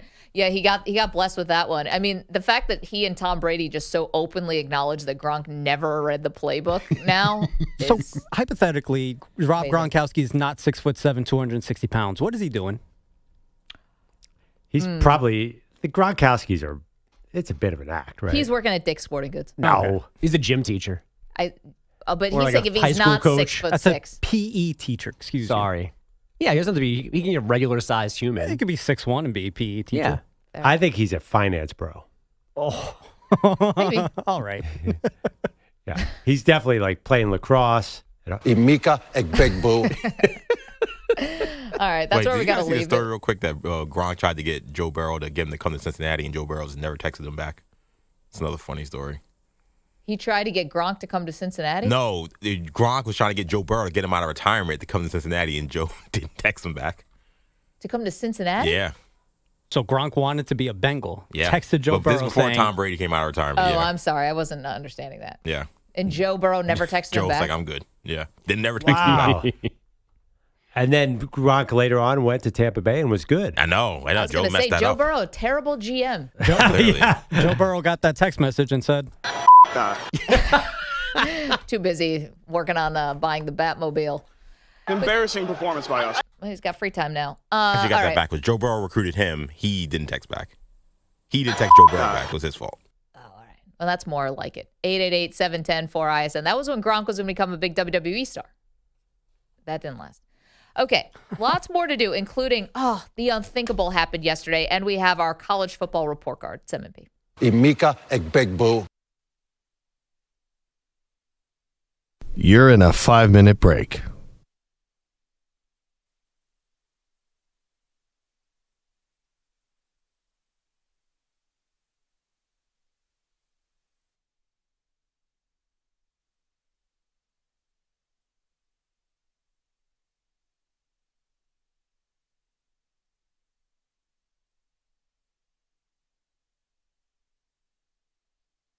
4 minutes, 30 seconds remaining.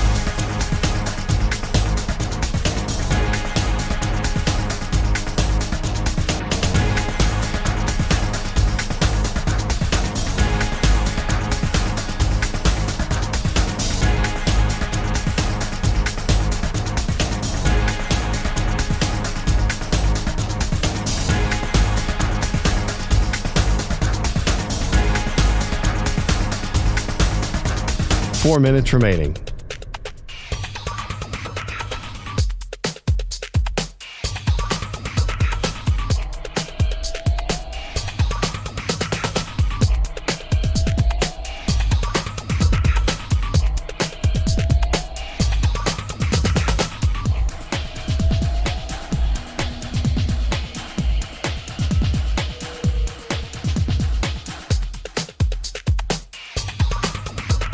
Three minutes, 30 seconds remaining.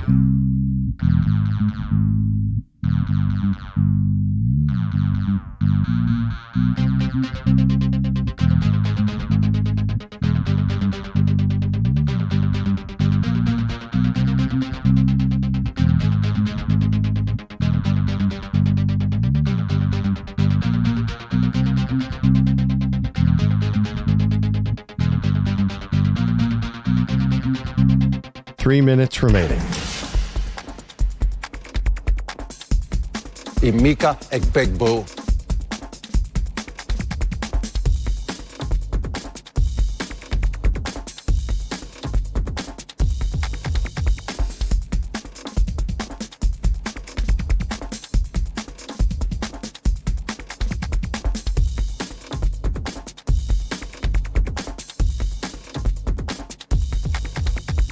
Two minutes, 30 seconds remaining.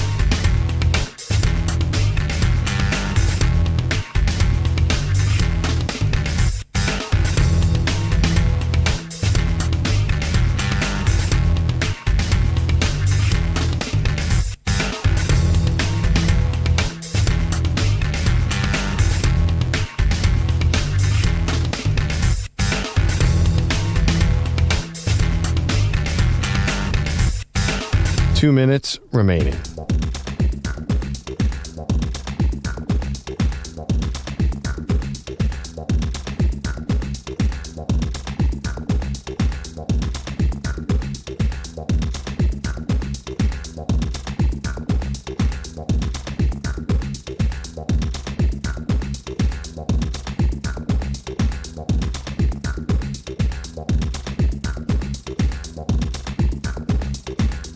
One minute, 30 seconds remaining.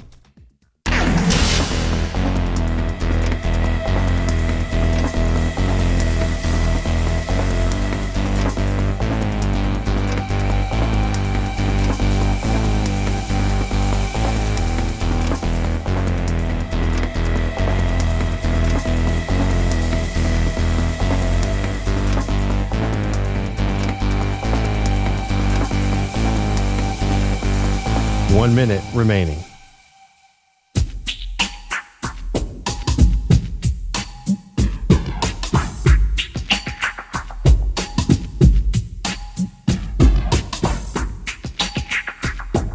.45 seconds remaining.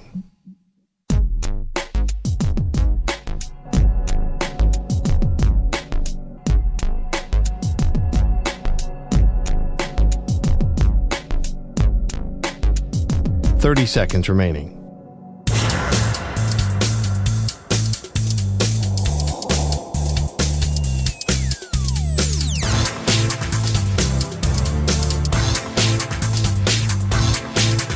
.15 seconds.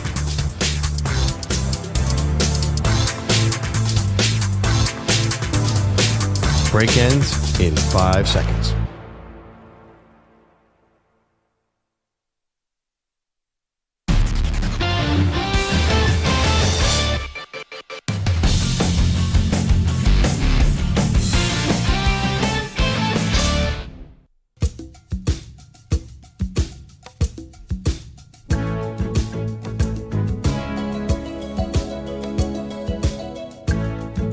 Need a little light listening around here because it was a tough weekend for this show. Every person on this show, their teams, at least one of them, took a brutal loss over the weekend. I wish it was just one team. Manny had multiple. Perloff had multiple. EJ had 1 out of 2. Bogusch had a bad one. I mean, just all of our teams, brutal. Meanwhile, Chris is in Birmingham, Alabama. All his teams came up winners. What's up, Chris? It's feeling great this morning. Sunk that Pavia boat with basically a high tide, and it was trippy about it. Was pissed me out. People that's pretty much just haters saying that and how far the team's fallen, saying we bragging we're beating Vandy. Well, those people can go sit on it. Listen. No, listen, Vandy's a good team. I think this was a big win for Alabama. I know that's crazy, Chris, but you had to avenge the loss from last year, and Alabama looks great. Win, baby. Everyone's a big win, baby. I mean, we're just taking 1 week at a time, handling business. After week 1, I didn't even give a damn about Florida State. I just consider that just as a reality check. When it comes to my Saints, though, I'm just glad we got a win. But Maggie and Perloff, y'all been dragging us. But I recall we could have beat y'all in the first half of the Bills game. Maggie's well aware of that, Chris. Believe me, Chris, Saints put a scare into Buffalo. So here's the thing about yesterday. Thank you so much for the call, sir. Here's the thing about yesterday. So Saints beat the Giants at home. First win of the season. But the Saints are really, of all the teams, Pearl, that are at the top of the draft right now, I mean, there's a few that really need quarterbacks, and I would put the Saints almost above all of them. You know, Cleveland, we saw Dillon Gabriel look pretty good yesterday. Let's see how that goes. I know he's a third-round pick, but still. Yeah. The New York Jets, obviously Justin Fields, this is not going awesome. They're probably going to draft a quarterback. I would say think so. They're right there with the Saints. Miami, I mean, Tua's contract is almost impossible to get out of. Yeah, but you could one more year of Tua, I would definitely think they'd be in the quarterback. If they can get high enough in the draft, definitely. Las Vegas would be another one. Yeah. But again, the Saints are right there as one of those really quarterback needy teams. So I don't know about winning these games against other bad teams. That's not awesome for you. It's costing you. But there's no quarterback this year. The presumed number 1 pick is now Oregon's Dante Moore. He's 20 years old. He's going to be, and you know what will be the date of the draft? 20 years old. His birthday's in May. Wow. He might not go pro, so it could be a defensive end. It could be another position. Maybe this isn't the year to tank. Not that these teams have a choice. I don't know if they're trying. I don't know if anyone's tanking. And by the way, Chris does have a good point. The Saints are playing really, really hard. Yeah, but I don't think you ride with Spencer Rattler. This is the first, the first home win? I mean, Spencer Rattler's done everything well except win football games. He's done a nice job, believe it or not, for who he is. What was the stat? It was the first win by a quarterback drafted by the New Orleans Saints. Yeah, that was funny. I saw that too. 2012? It was obviously before Drew Brees got there. So Brees got there in 06 or 07? Well, I guess there are also no backups that they may have drafted. That's what I'm saying. Won. Yeah, that's insane. Taysom Hill never won?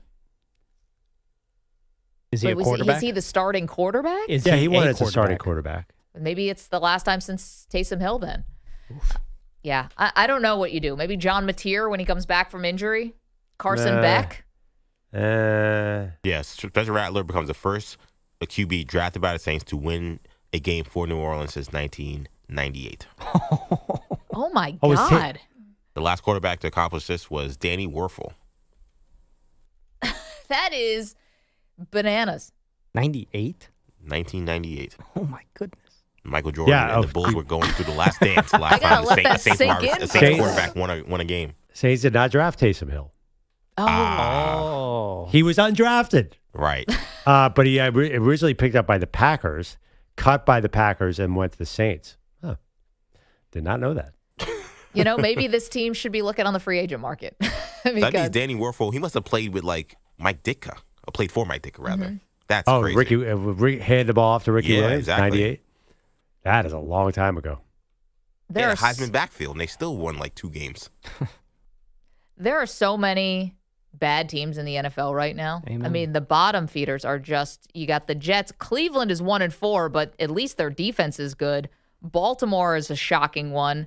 Miami, New Orleans, Vegas, Tennessee finally gets their first win. The Giants. And then you got a bunch of other teams that only have 2 wins. The great thing about being a college football fan, Maggie, is now if you're a Jets fan of one of these sad sack teams, you get to watch your future stars. That's all you got this season. Just pay attention to college football and watch Miami Hurricanes continue to kick ass every week. What a sad, sad life. You do not want Bane coming to the Jets, EJ. Don't ruin him.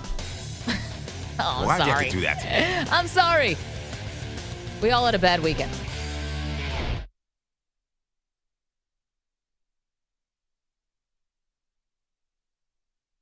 You're in a 5-minute break.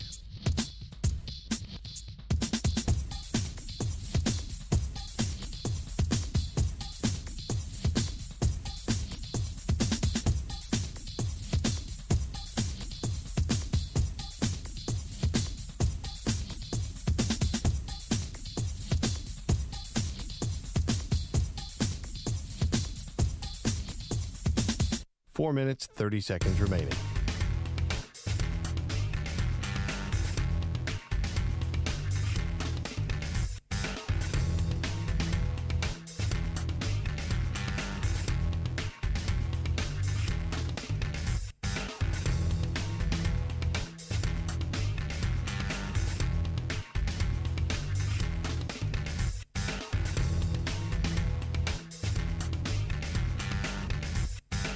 Four minutes remaining.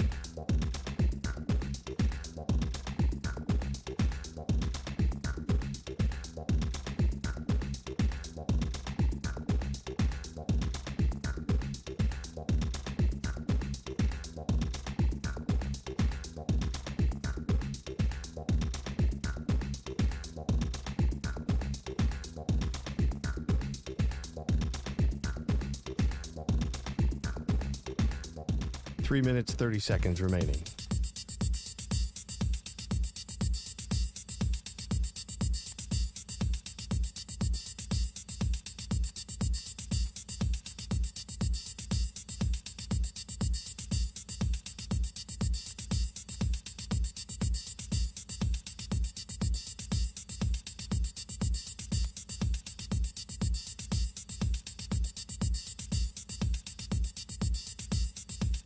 Three minutes remaining.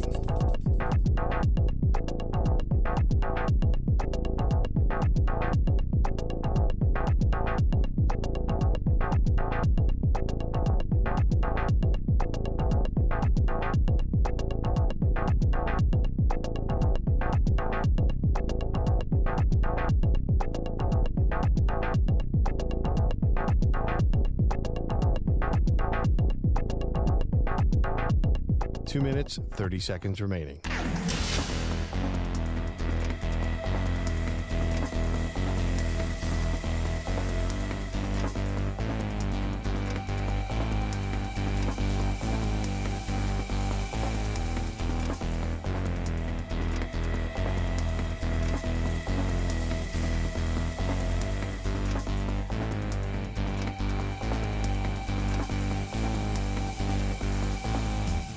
Two minutes remaining.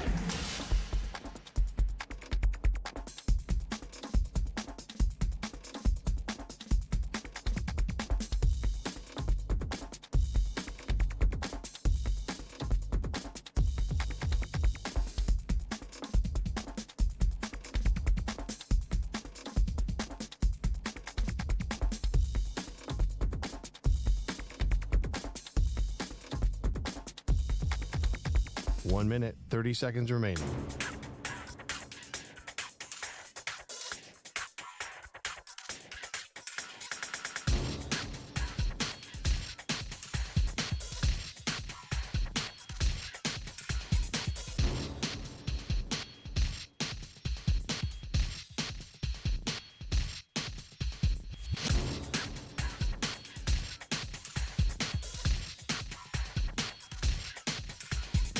One minute remaining.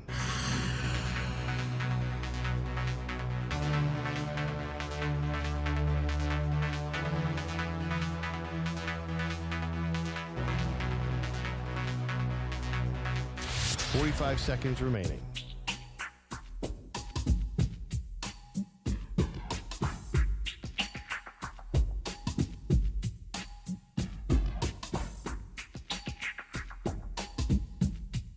30 seconds remaining.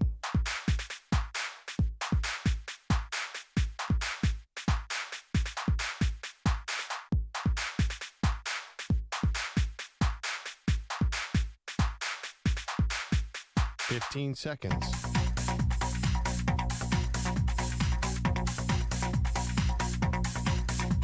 Break ends in 5 seconds.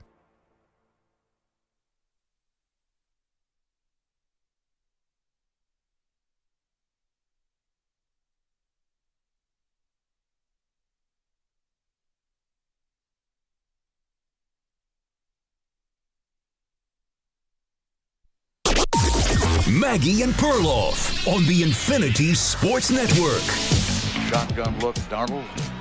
Sam Darnold takes a belt-high snap, looking, under pressure, gets the pass away. It's intercepted, picked off at the 35 by Levante David.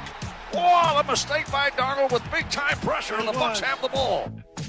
Thank you to Bucs Radio. This was actually an amazing quarterback battle, but Sam Darnold comes up, snake eyes with the interception at the end of the game. Bucs walk away with a win. A week after losing to your Eagles, bro, then they go all the way to the other coast, beat the Seahawks. And this was one of the better games of the weekend because, A, we got good quarterback play and it felt like competent football was actually being played in this game despite that Sam Darnold interception we just played for you. And also, these are two teams I think are going to end up mattering. You know, we had some bizarre games yesterday. You know, you couldn't take your eyes away, but a lot of them were between teams that are really going nowhere. This was an actual good game against two playoff teams. Yeah, playoff teams, I don't know if they're contenders, though, because the Bucs can't just string together miracles. That's not a plan, Maggie, that we're going to get in a hole and somehow Baker Mayfield's going to escape three guys and find someone in the back of the end zone. It just feels a little too difficult. They're 4-1. Their 4 wins have been by a combined 9 points. Yep. They're +3 on the season. That can't be a good number. So they'll probably win the NFC South because they always do. The question is there going to be a wall? They do have a secret weapon now. This receiving core, by adding Emeka Egbuka, is incredible. So Mike Evans will come back. Godwin is back. And Baker is playing outstanding football. Emeka Egbuka. Let me ask you a question, though. Why are they in so many close games? I think it's because their schedule is pretty good. I think that's a big part of the problem. But even the Jets, they played to the last second. Atlanta, the first week, they played. That could have gone either way. I feel like they could beat a good team or be in a game with a bad team till the very end. Okay, I get what you're saying about these teams that win all these really close games, the one-score games. We saw the Chiefs do it last year. You know, they were always in a one-score game, but they were coming out on the positive side of it, and you're like, is that sustainable? You know, I also see them as kind of being battle-tested because it's not going to stop. They're going to play San Francisco, then they're at Detroit. Yeah. They still have to go to the Bills. They have the Rams on the schedule. There's a lot of, their own division, but also some really tough games here. And I kind of love that when you get to the playoffs, because I think this Baker Mayfield boogeyman effect might be real. But why? They've all beaten. I mean, they've been in the playoffs a bunch of times, and they haven't beaten anybody. Well, they beat your Eagles a couple of years ago. But the Eagles were imploding at that time. They were in a dogfight with the Lions. It's not like they're making the playoffs and getting blown out in these games. So maybe you wonder, do they have the perfect combination now of young guys and the older guys? And I think for Sam Darnold, again, I was not surprised that he ends up throwing the pick at the end of the game. He's this guy who, sometimes with Darnold, it looks so good, right? Mm-hmm. And then I just do not trust him to be able to finish a close game. I think he gets rattled. He's finished a bunch already, though. He won 1 million close games last year. That was the crazy, weird thing. They were 14-3, and they were like the Bucs last year, the Vikings. Yeah. All they did was win close games. So I'm not sure that's really true. He made a throw where he stayed in the pocket. I couldn't believe it. Got just totally walloped and threw it. They're both really tough guys, which is funny. Maybe going through that fire earlier in their career, they're like, I have to do anything I can to win in this. So the Bucs the last 5 years after they won the Super Bowl, they lost in division round, lost wild card, lost division round, lost wild card. They've really made no noise in the postseason. Again, I just don't know this defense if this is the team, which is funny because they have a defensive coach. Yeah, Todd Bowles, 888-710-4ISN, 888-710-4476. Seeing a lot of Baker Mayfield MVP chatter out there. And, they win yesterday on the road. Josh Allen loses last night at home to the New England Patriots, and Drake May doing a pretty good Josh Allen impersonation in the second half, rolling out to his right, hitting Stephon Diggs, former Viking, down the sideline for these big gains. And the Buffalo defense really did not have an answer for Drake May in the second half. So, maybe Baker really has a lane here. I don't know how many more games the Bills are going to lose. Josh Allen does seem to me to be kind of in the catbird seat. We'll see if we hear from Patrick Mahomes again this season, and maybe he gets some MVP love with their offense getting back on track. If the season ended today, would it be Daniel Jones? But they don't play anybody. I know. There's a lot of quarterbacks who are playing pretty high end. I mean, Stafford is unbelievable too. There's a lot of good quarterbacks out there right now. We'll see. 5 games in, I'm not going to bet my mortgage on the MVP race. I think there's a lot TBD. No kidding. But I do think that Baker Mayfield getting a lot of love. I'm not surprised by that, and they are going to win a lot of games. Yeah, I mean, obviously, I think Goff is going to have a crazy statistical line. And Detroit, I think Jordan Love's stats are amazing. I think there's going to be a lot of people in contention here. We'll see Patrick Mahomes plays tonight. He's quietly played pretty well. Believe it or not, for the GOAT. With their offense maybe getting back on track, although I think Xavier Worthy is now a game time decision with that shoulder that he hurt in the opener. So we'll see if he's able to play. It obviously changes so much about their offense, whether he's on the field and being effective. So we had some good over the weekend for sure. Daniel Jones, one of them. The Indianapolis Colts just absolutely throttled the Raiders 40-6. But Jones, to me, I still want to see him play some better competition. They should have lost that game to Denver. That was a bad call on a leverage play on a field goal attempt. They lost to the Rams in a game they probably should have won. But then after that, he played no-show Miami, at Tennessee, and the Raiders. I would say it was a bad rule. I don't know if it was a bad call necessarily. That's such a dumb rule. And they got Arizona next week. Arizona authored maybe one of the worst collapses we've ever seen yesterday against Tennessee. I like Indianapolis's weapons a lot. I like Jonathan Taylor. I like Michael Pittman. I like Tyler Warren, their rookie. I just think there's a lot of positives. I think Shane Steichen's a good play caller. Is Daniel Jones going to be the MVP? No. But can he work with this group? I mean, I think it's a tailor-made situation for a quarterback. It's indoors. I think Shane Steichen is a fantastic play caller. There's a lot working here for him. I don't know. Is he going to win every? But I think he could be like Sam Darnold last year. Sam Darnold went through 35 touchdowns and went 14-3. I think Daniel Jones could win double-digit games here easily in Indy. That's a step up. We got to be honest. Nobody was talking about this team. No. So you got to give him credit. No, and obviously Daniel Jones, who was not ever really known for being like the fundamentally sound guy. I mean, he was fine, but he was a guy who had speed. He could use his legs in different ways. He, in the beginning of his career, threw a really great deep ball. Now he's just like, the layups are there, as Ramon in Indianapolis called us earlier to say. He's totally right. He's getting it to the playmakers, and this Colts defense is not bad. Yeah, I mean, I think his problem in New York was he had trouble seeing the field and letting it go. And for some reason, I think he's doing that now. I'm not going to disagree with you on the competition. But then again, it's the AFC. First of all, the whole AFC is not great. And then the AFC South is the AFC South. We'll see how the Jags do tonight. I think he could keep this going and have a pretty impressive season. 888-710-4ISN, 888-710-4476. That was some of the positive things from yesterday.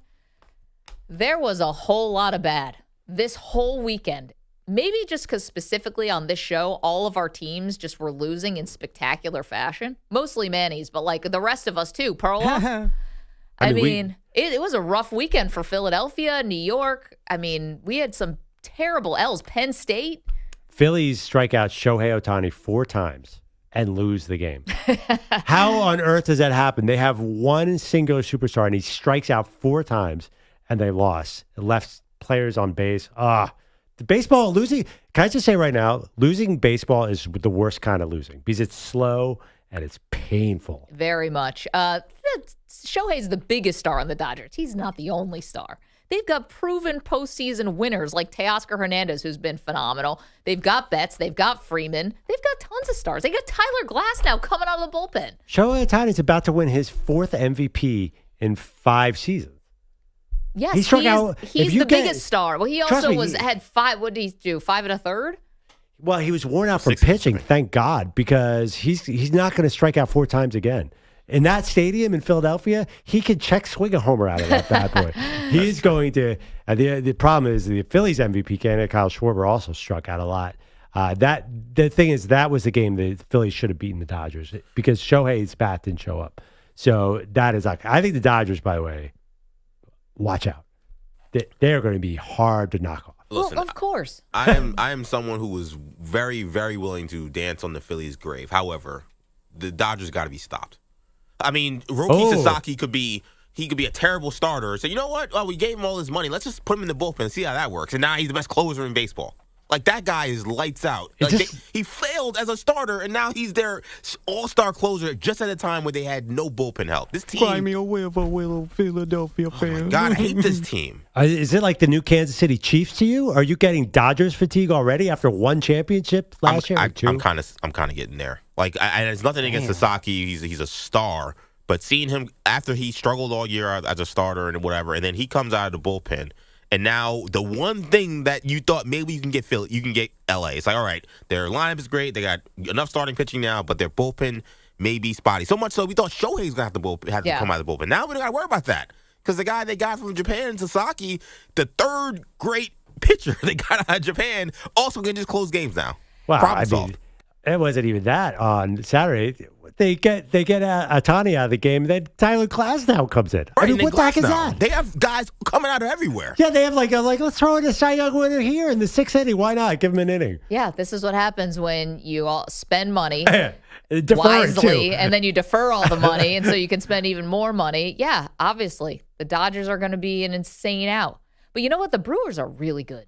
Oh, yeah. They are good. I like the Brewers. The Brewers are really good. You don't like the Brewers' chances against the Dodgers, Pearl? Is that what you're saying? I don't know if anybody's knocking out the Dodgers. I could be wrong. Yeah, the Dodgers kind of come at you in waves, don't they? Their lineup is just relentless. 888-710-4ISN, 888-710-4476. Yeah, so this show took a lot of L's over the weekend, but we press on. Raul's in Denver, wants to gloat about his Broncos. Good morning, Raul. Morning, crew. Just want to give Perloff that stuff that he's been talking about the Broncos, that they're not the answer. They don't have the top defense, and we kind of showed them this week. Hey, Raul, we did preseason awards picks, and guess who my defensive player of the year was? Is it Nick Bonito? Nick Bonito, who leads the league in sacks right now? By far. Nick Bonito by a long stretch, and he's going to get 20 this year. He is awesome. Yep, he is. Raul, fantastic win yesterday. You guys are down to the fourth quarter on the road, showed a lot of moxie there. And, we've been talking about this second-year quarterback class, and obviously Drake May was very good last night. Jaden Daniels is back. He's great. We'll still see what's up with Caleb Williams, but Bo Nix is kind of that guy who, and we'll put Michael Penix to the side for a second, but Bo Nix is kind of that guy where team made the playoffs last year. You can see there's something there, but we all can't tell how good he really is. He made some great throws in the second half and some incredible drives at the end of the game, Pearl, but what really turned things around, if we're being honest, for the offense yesterday was when they started running the ball with Dobbins. Yeah, and, when he does throw the ball, like I was yelling at the Eagles cover Cortland Sutton. I think Sutton is really become a 1A receiver too. So the combination. Yeah. I think the problem with Bo Nix is we expect him to be Drew Brees playing under Sean Payton, and he's a different kind of quarterback. He's not going to have that 300 yards a game every week that Drew Brees had, but he is tough in the fourth quarter. He feels like a totally different kind of player to me. Well, also the defense is so much better than some of those Saints defenses. Great point. Drew Brees had to win some of these shootouts. They were winning like 41-37 against Matt Ryan and the Falcons. This is not that kind of team. And also, obviously, Drew Brees was indoors. Drew Brees' stats outdoors always fell apart. Bo Nix can win with his legs as well. Yeah, I mean, maybe I'm not taking the Broncos as a contender seriously enough. Slow start to the season. I mean, we can all admit that. Like they were, Bo Nix himself kind of has taken some time to find his sea legs. He wasn't good in the first half of that game at all. No, he wasn't. The Eagles were owning him. But again, should have won that game in Indy, which we just talked about, and now a little bit of runway here for the for the Broncos. They have the Jets is that in London? It is. Okay. Jets in London next week, then the Giants, then Dallas. Dallas's defense is still not very good. So Dallas looks okay. Yeah, I don't want to fall into this Dallas is a playoff team trap. Like Dallas could make the wild card, and it wouldn't mean anything, but that doesn't seem like that big a stretch. Oh my gosh, you're crazy. That'd be the Super Bowl for Jerry Jones. He was treating, a tie against Micah Parsons and the Packers like it was the greatest moment of his career. Dallas went 12-5 a couple years ago and lost in the wild card, and every single person on the planet said fire their coach, even though he just won 12 games. Do you think a 9-8 wild card trip is going to be a big deal? Yeah, I do. But how come 12-5 wasn't a big deal? Because expectations. It was different then. People were expecting 2 years ago. Mike McCarthy was going to come in and rekindle some magic here. And to be fair, Dak Prescott was good with Mike McCarthy. I mean, Dak Prescott's good now. Dak Prescott, by the way, you were mentioning Baker Mayfield in the MVP conversation. I saw there's a lot of controversy. Charles Davis declared Dak Prescott the MVP on the telecast yesterday, and people were going nuts on Twitter. Are they going to win enough games for him to be really the MVP? Well, he was second when they were 12-5. Was that 2 or 3 years ago now? He came in second that year to Lamar Jackson. So, no, I mean, there's a lot of solid quarterback play at the top here. I don't think he's definitely going to win MVP, but he's fantastic. I mean, when Dak Prescott is upright, and now that he has at least George Pickens, like, the guy can throw dots everywhere. Yeah, and it was good against the Packers. You can't tell by the Jets. Sorry, EJ. It's just like not the right litmus test. Yeah, I mean, he's 71.3 completion percentage this year. That's Drew Brees like. 888-710-4ISN, 888-710-4476. Penix to the side. Yeah, we'll put Penix to the side. I can't even say anything about this guy. Can I start calling him Michael P? Everything I say is a drop. Call him Mike P. Mike P. Penix to the side. Who's your EP who cut that? Don't look at me. Yeah, because he knows your sense of humor. Like this one. If Penix looks really good, there's... You realize, yeah, you play him next week. Yeah, I know. Your Bills. But it feels like... That's a Monday night game. Totally random, but Maggie and I were talking before the break. When's the last time we saw Jordan Love play? It feels like years ago. I feel like the Packers haven't played in 3 years. I can't remember the last time I saw Michael Penix drop back. I know. It's these bye weeks, man. And so much happens, and then there's college and everything. Meanwhile, we'll get to our college football report card. We also have the most bizarre story of the weekend. We're talking about people who took some L's over the weekend. Well, none bigger than the person we'll talk about next. It's Maggie Perloff Show. Penix has to look good. You're in a 5-minute break.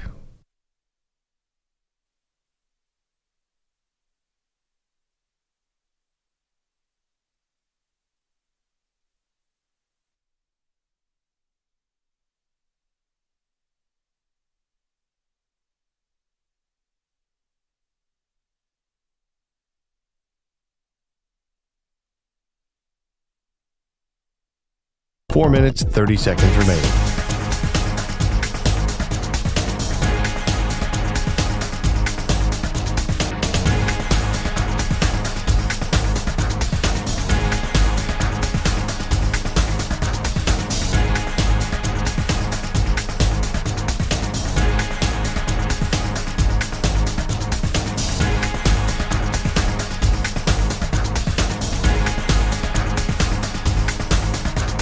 Four minutes remaining.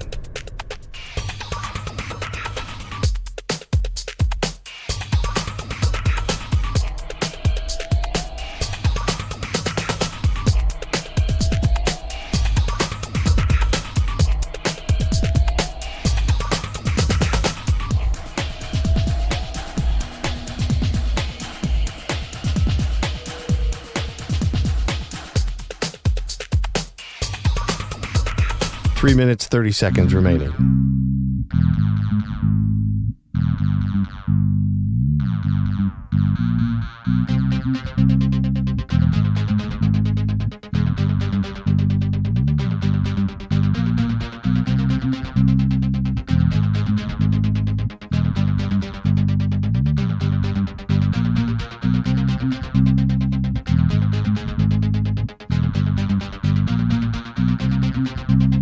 3 minutes remaining.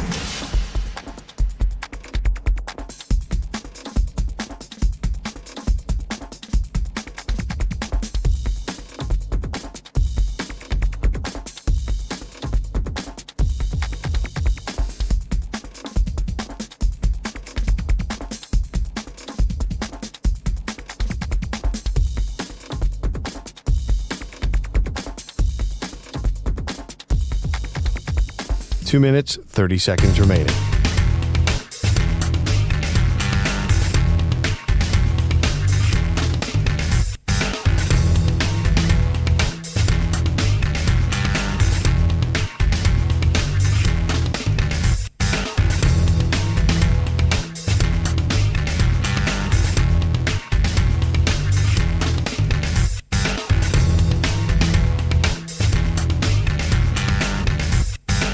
Two minutes remaining.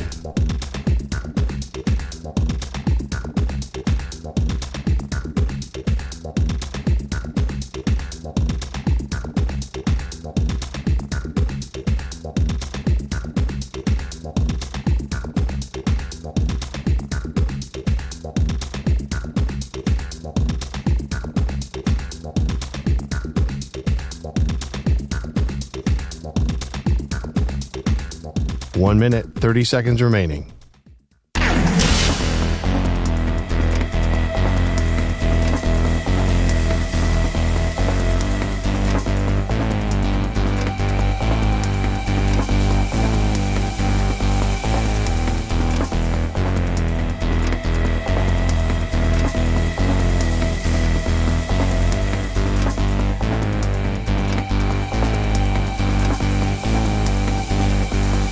One minute remaining.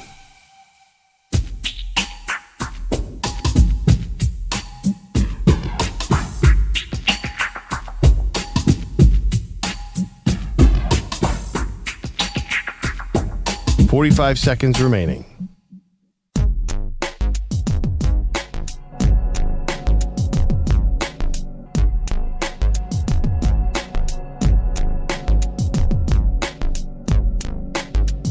$30 seconds remaining.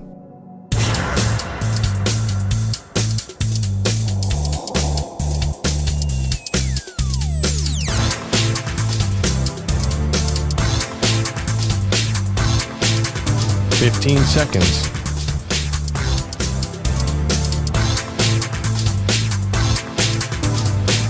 Break ends in 5 seconds.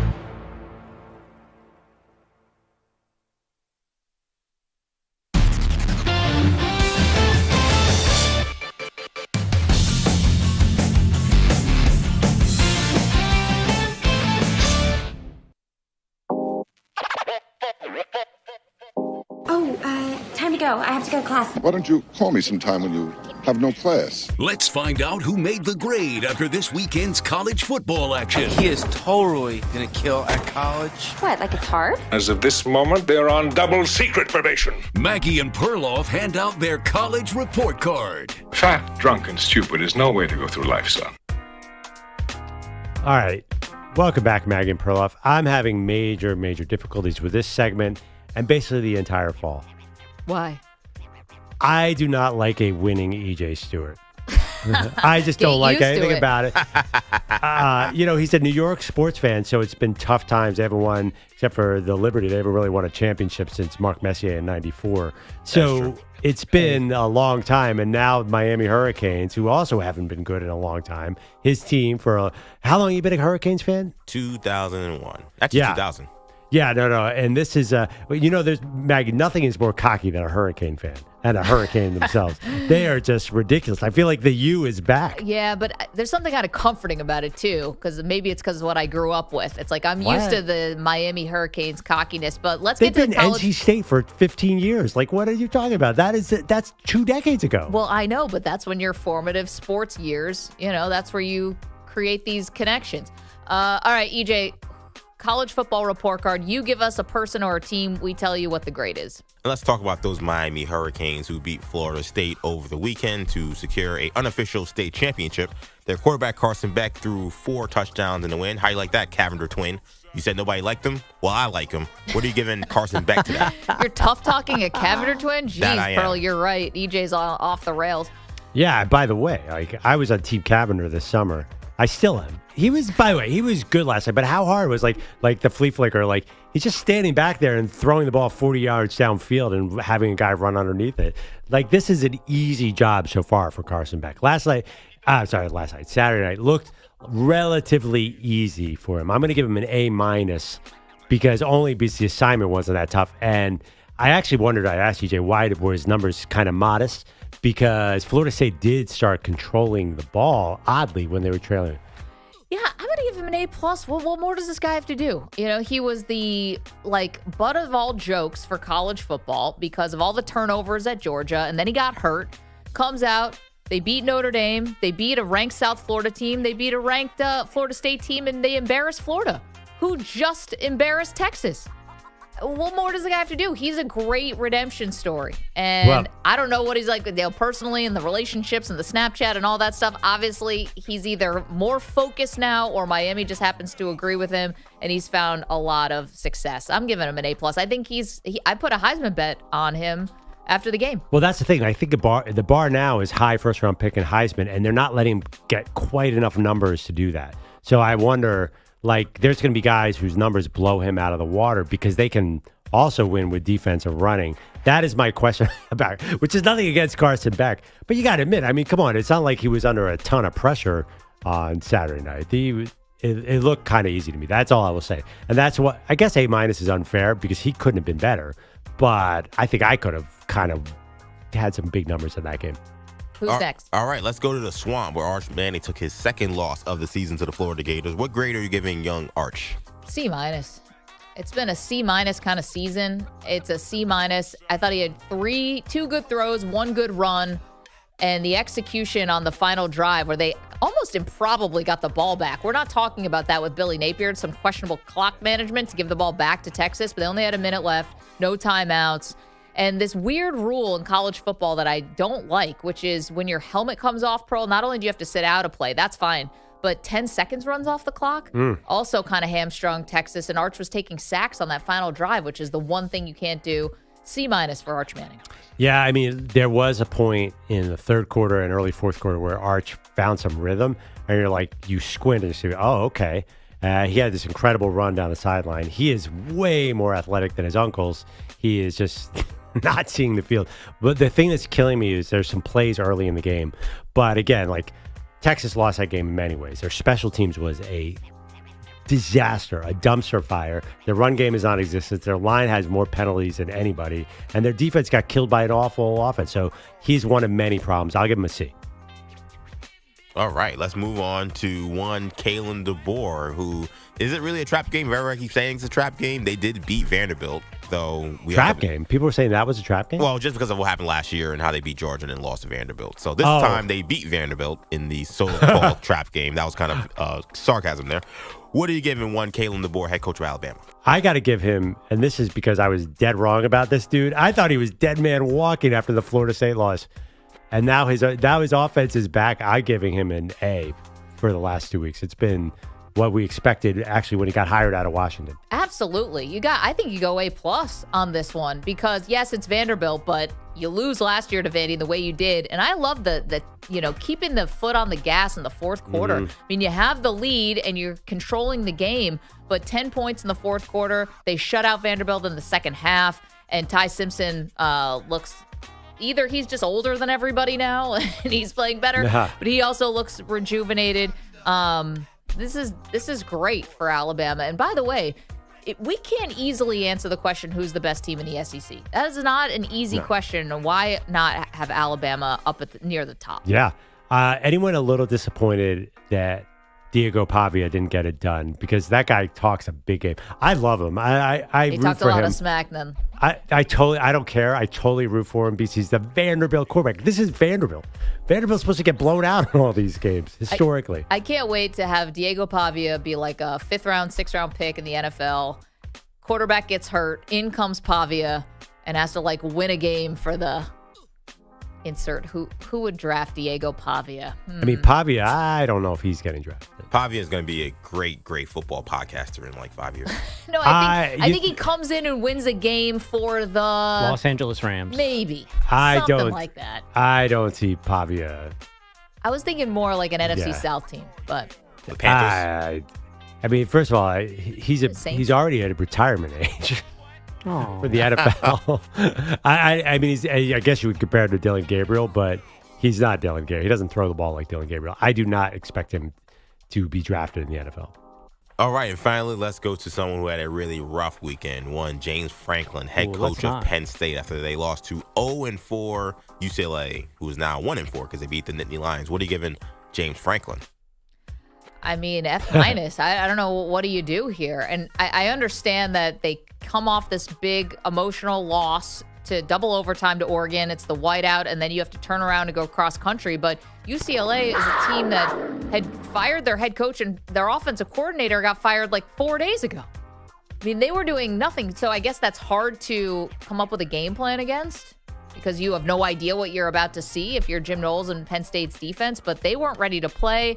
Credit to them that they got themselves back into this game, and every time they would pull within one score, I was like, all right, here comes Penn State. They're gonna sneak out of here with a win, like they did last year at Minnesota, I believe, and a couple of these other games on the road where they found themselves in a dogfight, and they just could never do it. Nico Iamaleava was just too good. Yeah, I wonder if what they do with the offensive coordinator. I guess they put on some points late in the game, but Andy Kolnicki's offense has been a huge, huge disappointment. They're not going to fire Jim Knowles, the defensive coordinator. They just hired him. So what kind of moves does James Franklin have up his sleeve? Like, it's time to try something radical. I don't know what that is. Also at F. That does it. There you go. College football report. That's the easiest grade we've ever gotten to hand out.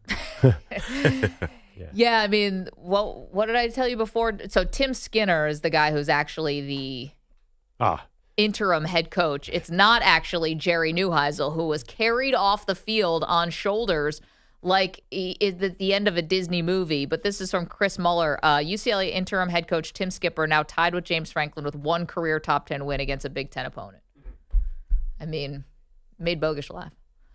That's just nuts. I think Penn State just found out a little bit about UCLA as well. We're in LA. It's us and USC. By the way, I know, and he's gone. The stadium was like half empty.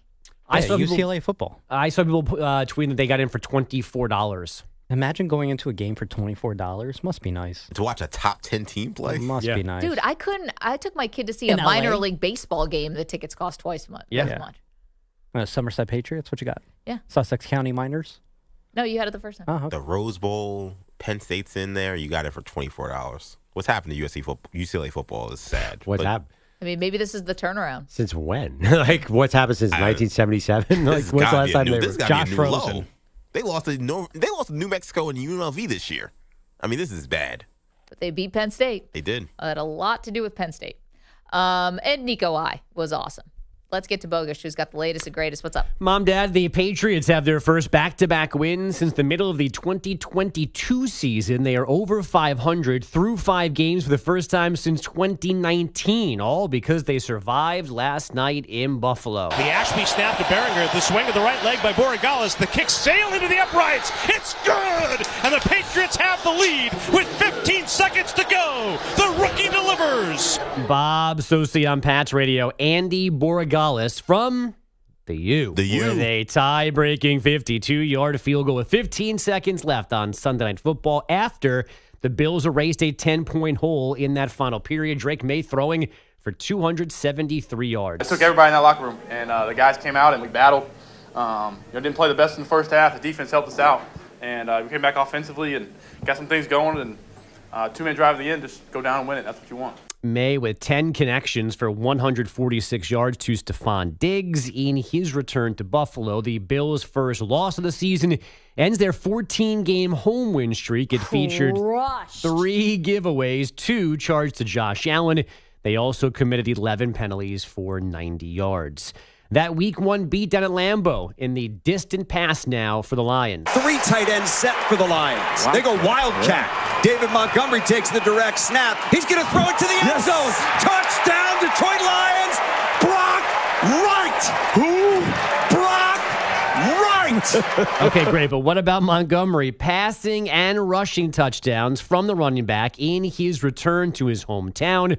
The Lions, a 37-24 decision over the floundering Bengals. Detroit has won 4 straight since losing week 1. They have scored at least 34 points in all 4 of those games. Maggie mentioned this a few minutes ago. Chiefs wideout Xavier Worthy is now questionable for Monday Night Football in Jacksonville. NFL Network says Worthy's ankle swelled during their flight to Jacksonville yesterday, so the team added him to its injury report. Penn State, here we go again, and Texas no longer ranked after losing to UCLA in Florida on Saturday. The Nittany Lions were number 7, so falling 18-plus spots. Ties for the second largest fall out of the rankings ever. They tie the 1959 Oklahoma Sooners, who went from second to outside the top 20 after losing to Northwestern. As we all know, the 59 Wildcats were not a good football team. That was an embarrassment. I bet Sports Talk Radio must have been lit up the next day after that. Well, there's this storyline like Texas and Penn State need to run the table. Hey, let's beat anybody on the schedule before we talk about let's just win a game. Like, I don't know who they could beat. I mean, the Red River rivalry, they're facing a backup, and I don't think anyone thinks they can beat Oklahoma right now. No, I just think it's amazing that that voters thought UCLA and Florida were so bad that they couldn't find a spot like in the 20s for these two schools. No, they went out all together. They deserve, and no one's complaining. No, I know. It's still been startling. Yeah. I don't know. I think I picked Texas to be in the final game. I picked them to win it all. Maybe we should just do away with preseason polls because none of us know jack squat. Exactly, especially now. I do think we looked at Penn State like, well, 90% of their offense was Tyler Warren last year, and he's leaving, and 90% of their defense was Abdul Carter, and he's leaving. I did think that once because I had Penn State in the Final Four. No, they got all that help from the portal. I mean, come on. Tyler Warren was the entire team last year. We know that. I mean, like, that was obvious. The two running backs. I mean, but those running backs are awful, or what's the story? I don't know. But it was Penn State was, I thought, from my vantage point, at least we knew the running backs and we knew Aller. There was something to go on in like July and August when we were guessing about teams. No, and then they went in the portal and got these wide receivers. Right. And that is a myth. It happened. Kyron Hudson is on the team. I know, but these mythical wide receivers who came in the portal, what are they doing with them? I don't know. It's a good question, but they're enrolled in school. They're there. They're unicorns. They don't exist. I don't know. Yeah, but the offense can't find them. I know. The Big Dumper did some running last night in Seattle. The 1-0 pitch, swinging a line drive, left field line, fair ball, in for the corner. Cal Ronnie third being waved in. He's bringing home the mail. Julio in at second with an RBI double, and the Mariners have the lead, 3-2 here in the bottom of the 8th inning. Rick Riz on Mariners Radio. Cal Raleigh scoring the deciding run on Julio Rodriguez's RBI double. Seattle salvaging a split at home, 3-2 over the Tigers. That's the M's first home playoff win since 2001. That happened after the Blue Jays hammered the Yankees 13-7 for a 2-0 lead in their ALDS. Vlad Guerrero Jr. and Dalton Varsho combining for 7 hits, 3 homers, 8 RBI, and 6 runs scored, all while rookie righty Trey Savage K'd 11 over 5 1/3 no-hit innings. The Phillies and Dodgers, the Cubs and Brewers play their Game 2s today. Milwaukee center fielder Jackson Chourio questionable after re-injuring his right hamstring in Game 1 Saturday. An MRI was inconclusive. And the Las Vegas Aces taking initial control of the WNBA Finals, up 2-0 on the Mercury after a 91-78 home win. Jackie Young scored a finals record 21 points in the third quarter, 32 total. Guys, back to you. Okay, couple things. One, somehow Texas is favored against Oklahoma this weekend. I mean, what do we know about what's the quarterback's name? Mateer? The other guy. The backup. Oh, Jalen Hurts. Baker Mayfield. Anyway, I mean that's got to be why. Bobby Sooner. But they just destroyed, I know it was Kent State, but then they beat them like 42-0. That's my buddy, Mark Carney from Fordham. He was the quarterback at Fordham when I was a student there. And Michael Hawkins Jr., right, who we've seen. And, I mean, Texas has all these future pros on defense. Yeah. Where are they? I feel like, I don't know about you guys, I kind of wonder if they kind of quit. And that's a scary thing this early in the season. But I've seen Texas defense all year be great. They were outstanding against Ohio State. I know they played some other scrub teams. But why would they quit in their first SEC game of the year? Sometimes I think when you know your offense is not giving you much, and they've held their end of the bargain. I think they just came in sleepy. And Florida was a desperate team that, like, they knew everybody's job was on the line. I know Jonathan Gannon kind of had a funny quote this week saying everybody's job, they know the clock is ticking. I think Florida's the same way. I think they knew everybody on that roster and the coaching staff, the clock was ticking. And Texas just did not have the same amount of, attention to detail or the same kind of urgency. I think their defense came in sleepy. They played a team that was playing much harder, and they just quit. Yeah, also, too, they got this kid for Florida played Dallas Wilson. Yeah, who they haven't had, and he was obviously the difference in the game. I mean, he just manhandled Texas. But Texas does have these first-round picks on their defensive line and everywhere. They should be showing up. This is an excuse is out of the James Franklin book. It was ridiculous. You could tell on TV, nobody could hear anything in the swamp on Saturday night. So the offensive line... It's the SEC, dude. Yeah, I'm just telling you right now, the offensive line didn't know what was up and what was down when the ball was getting hiked. I kind of blame Sark, I guess. I don't know how you do silent counts in college, but they were really out Normally of it's the guard who does the little tap. The Texas offensive line looks like they've never played together. They don't know what they're doing. That was a big, big problem. It's been a problem all season long. Yeah, well, I got to put that on Sark. There's a little on Arch there. I mean, Arch is not young now in college football terms, But he's halfway through his junior year. So if it's a run play on 1st and 10, it goes for -1 yard, and then there's a 10-yard holding. How's that on Arch? Well, it's on Arch to get everyone collected. And Arch, by the way, can get rid of the ball a little faster and help these guys who are struggling so much. He's hanging on to the ball. He's taking bad sacks. Look at the camera behind him. Show me the open guy. Show me the open receiver ever. He's got his legs, once. Pearl. Just once. Pearl, he missed, Wingo down the middle of the field. Yeah, and he missed early in the game, he missed a mile. He missed one in the second quarter. In the second half, his receivers are glued to their DBs. Well, then then he had one 36-yard run. That was amazing, by the way. Okay, and where's the rest of it then? If he's supposed to be this dual threat guy, neither threat's working. Let's just call it what it is. He might get better.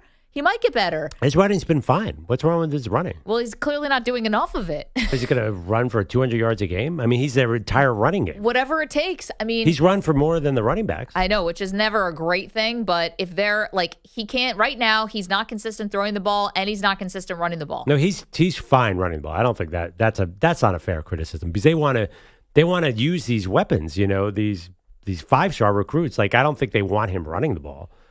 They want Weiser to run the ball, and he finally got back on the field, and he looks slow. They're a mess. I'm telling you, and by the way, they lost that game on special teams just as much as any other unit. Block punt, and not only that, they punted in the end zone about 30 times. As I watched that game, I was incredibly frustrated because I've become an Arch apologist somehow. And a Sark apologist. You just outlined how all three phases just totally failed. You're I don't know, Sark's all right. Wait, Sark's the sucks. Come on, Sark's there to run an offense. That's Sark. He's one of those guys. I'm not going to blame Sark because the defense doesn't show up against Florida. Although Lagway, by the way, back in the mix. Yeah, he was really awesome. 888-710-4ISN, 888-710-4476. Okay, lots more to do, including the M&P 500, whose stock is up, whose stock is down. We still have your big man on campus for this week as well. It's the Maggie and Perloff Show.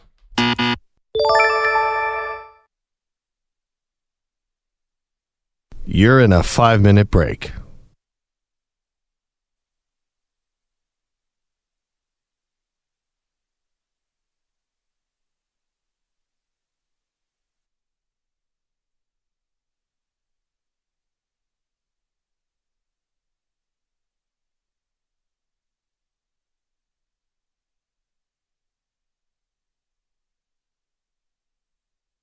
Four minutes, 30 seconds remaining.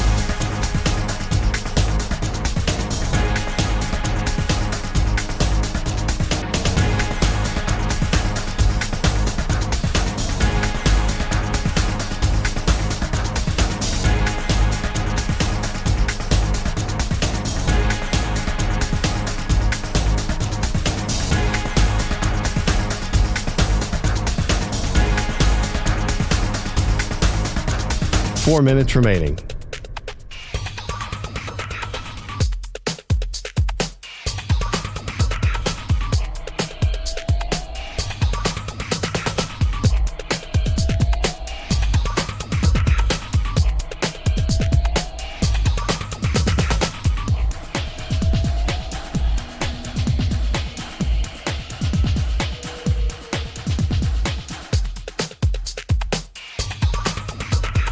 3 minutes, 30 seconds remaining.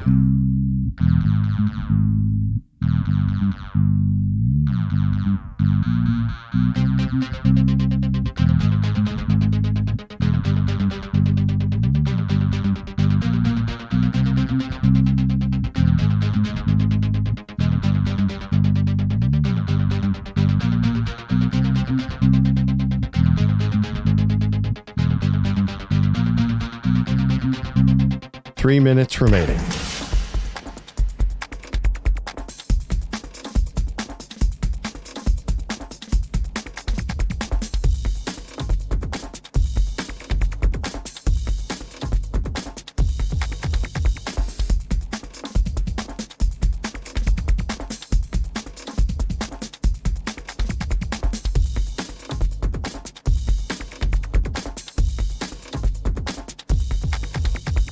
Two minutes, 30 seconds remaining.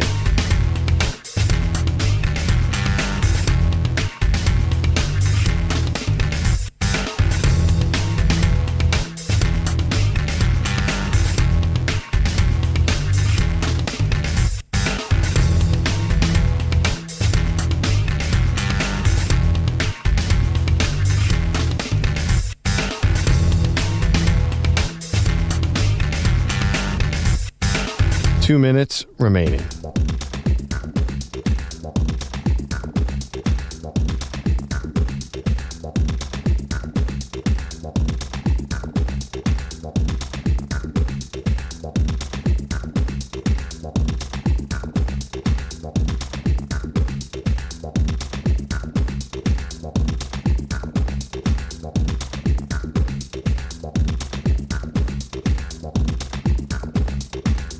One minute, 30 seconds remaining.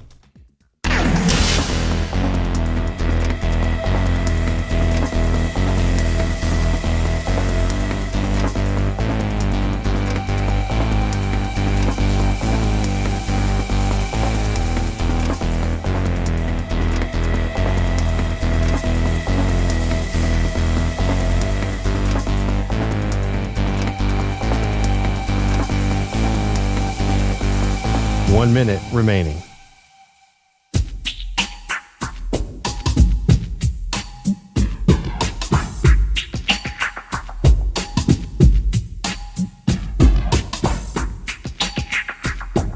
$45 seconds remaining.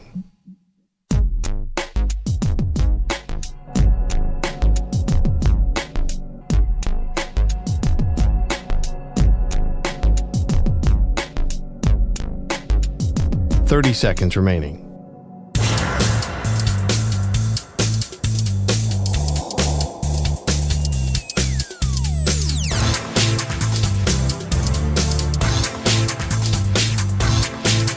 $15 seconds.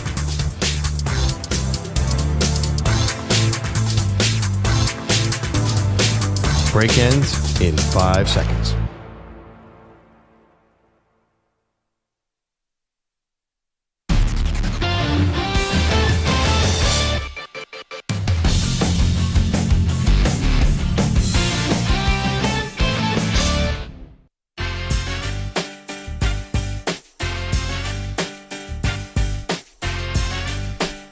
Big nod to LA off of UCLA's big win over the weekend, Manny? No, there was perhaps some better planning that could have been done, and I just kind of grabbed whatever was kind of available. All right, let's go to George, though, who's in LA. I think this was actually for George, maybe. Yeah, we'll go with that. George in LA, what's up, man? We're going to do the M&P 500 stock up, stock down in just a second. But, George, you wanted to weigh in not on your Rams, who we saw on Thursday night, but Texas Tech, your alma mater. Yeah, Maggie, you know how you chose Texas. Maybe you should have went with Texas Tech instead. I'm sorry. But anyway, Joey McGuire, the coach of Texas Tech, which nobody knows, and Barry Morton, their quarterback, which nobody knows or talks about, and their defensive line is one of the best defensive lines in football, nobody's talking about. They manhandled Houston. They weren't even playing that well. This team is for real. You know, George, it's funny. The last thing that Perloff and I said to each other before we departed on Friday, Pearl, was you were toying around with a big bet on Houston this weekend. No. I was saying no. That's no. I said I really want. I hope Connor Wegman because I would love to see him as a redemption story. The Raiders. I was like, this is a chance for Houston who was 4-0 to prove they're legit. And about 8 minutes into the game, that clearly wasn't happening. That game was over. I know George said they weren't playing well, but that game was over almost immedately. I feel really bad for Houston because I thought, as a lifelong Cougar fan, I thought, maybe they completely shocked. They were 15-point underdogs to Texas Tech. Maybe they completely shocked them, but that was not happening.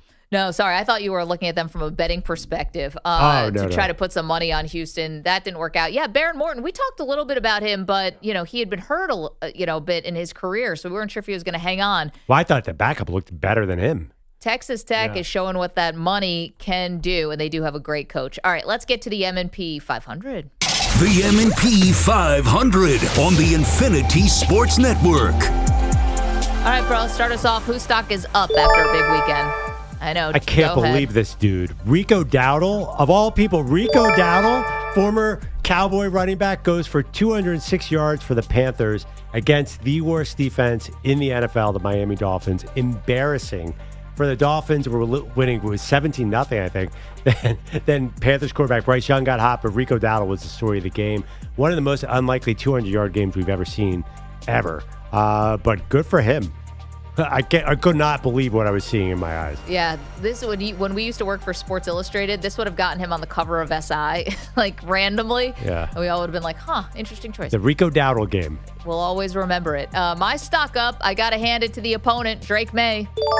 Weren't sure what we were going to get out of him this season, his second season in the league. Goes into Buffalo last night, lights out in the second half, doing his best Josh Allen impersonation, or maybe this is just him. He's got all the talent in the world, Pearl. He and Stephon Diggs had a special connection going last night, and they sent my team packing. Stock up, Drake May. All right. His stock is down. Stock down, painful. Second time we've seen that this season. Amari DeMarcado, who was the great preseason story for the Cardinals, made the team. Such a feel-good guy. Running back fumbles it at the goal line, basically costs the Cardinals the game against the Tennessee Titans. The Titans get their first win. When A.D. Mitchell did it for the Colts, it was different because A.D. Mitchell has all the talent in the world. DeMarcado is a great come-from-nowhere story. You did not want to see this guy drop the ball at the end zone and therefore the touchback.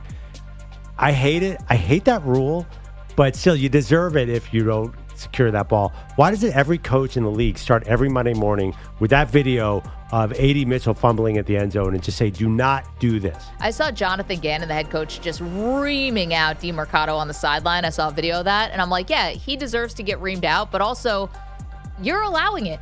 That's to your point, Pearl. The Arizona Cardinals are an undisciplined team who find creative ways to lose, and this was maybe the most creative. Yeah. So look in the mirror, pal. My stock down, I'm going to go Chargers. What's going on with the Chargers the last 2 weeks? They come to East last week, and they play Manny's Giants with Jackson Dart. Right. With Jackson Dart making his rookie debut, and they lose. Okay, body clock game, whatever, West coming East. Now you go back West, you're home with Jaden Daniels coming off of an injury, and you go out to a 10-point lead, and somehow you get blown out in that game? What is going on with the Chargers? What happened to the defense? I have no idea. That game looked like an easy W. I can't understand it.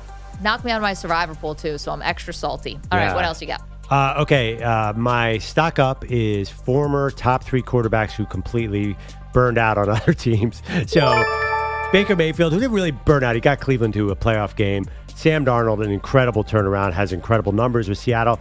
I'm not sure Seattle is that great a team. They've been in a lot of close games. And then Carson Wentz, 25 for 34, 236 yards and a touchdown against that Cleveland defense.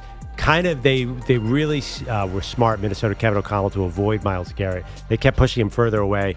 I think if you're Minnesota, you do not give that job back to J.J. McCarthy. Not that Wentz is perfect or anything like that, but McCarthy was just flat out bad. At least Wentz gives him a chance. So I'm going to do the burnout quarterbacks coming back with a second chance. Yeah, that's a great one. No Geno, by the way. I was going to say Geno was a second-round pick, and Geno's comeback story, well, we wrote him off, and he didn't write back this time. He's got 9 interceptions. He's leading the NFL. Then you want to roll the dice. He came to run the table. He didn't write back because he had nothing good to say about the Raiders. me off. I ain't right back, though. I feel like he's got a second career as a lyricist more than a quarterback. And on that vein, I'm going to go stock down PeteCarroll. Yeah. PeteCarroll was really brought in to raise the floor of the Las Vegas Raiders, and this just looks like more of the same. They're 1-4. I mean, you couldn't tell is this PeteCarroll? Is it Antonio Pierce? Is it Rich Bisaccia? At least Bisaccia made the playoffs. It's not good. And I don't see how it's going to get a lot better unless they get a franchise quarterback in there ASAP. Yeah, it's their time, though. And, who's the guy in college who's going to be able to lift the Raiders? Tough spot. Yeah, Tom Brady to the rescue. Maybe he has to suit up, Maggie. Yeah, no, I mean, we must have Tom Brady in the booth. He's crushing. Not really. All right, more next.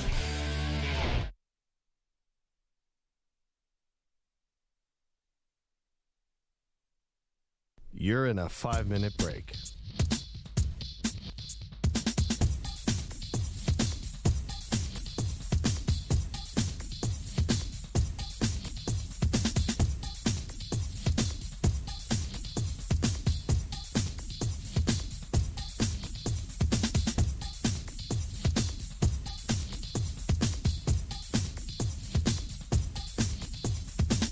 Four minutes, 30 seconds remaining.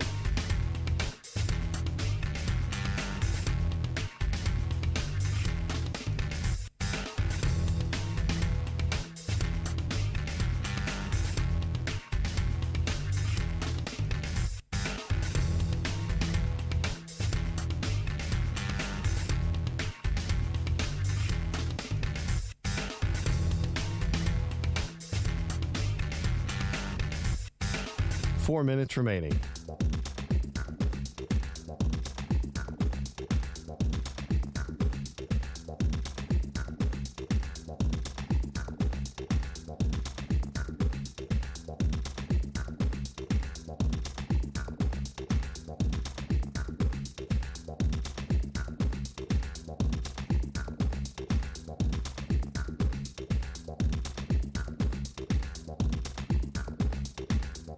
Three minutes, 30 seconds remaining.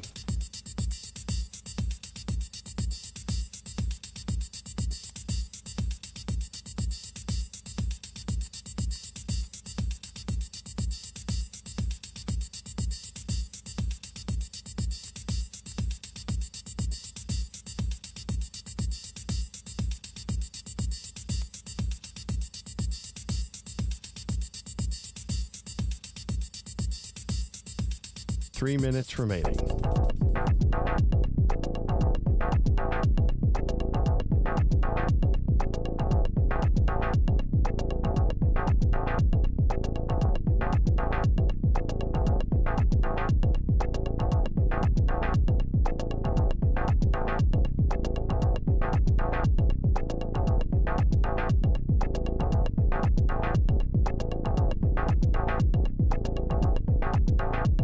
Two minutes, 30 seconds remaining.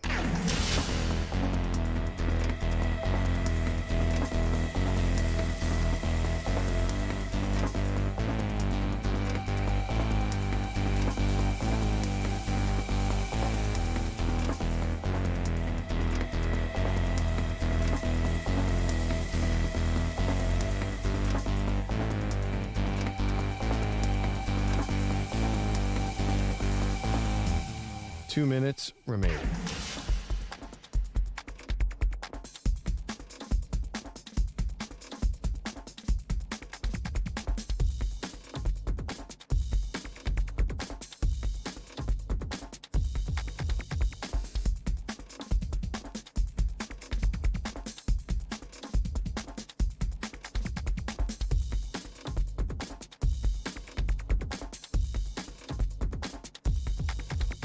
One minute, 30 seconds remaining.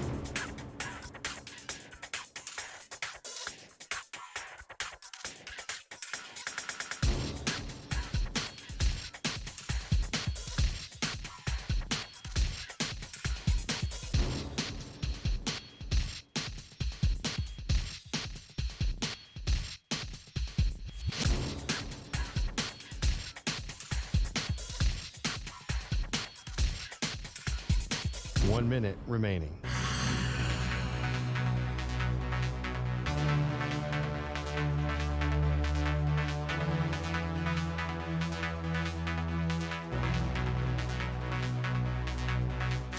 45 seconds remaining.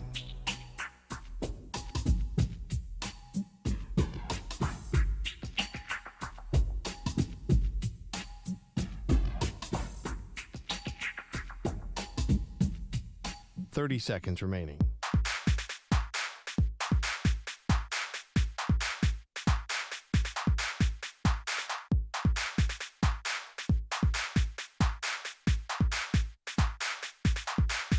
Fifteen seconds.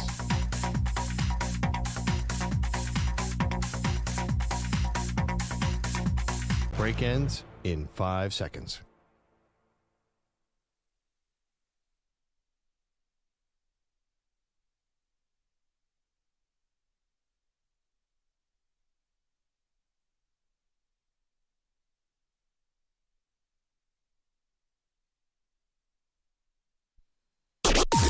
Maggie and Perloff on the Infinity Sports Network. Here's the snap. Ball down. Bogusch with a kick, and it is right down the middle and good. Ice water in his veins. Bogusch, the rookie, nails it. And with 15 seconds left, the Patriots have taken a 23-20 lead.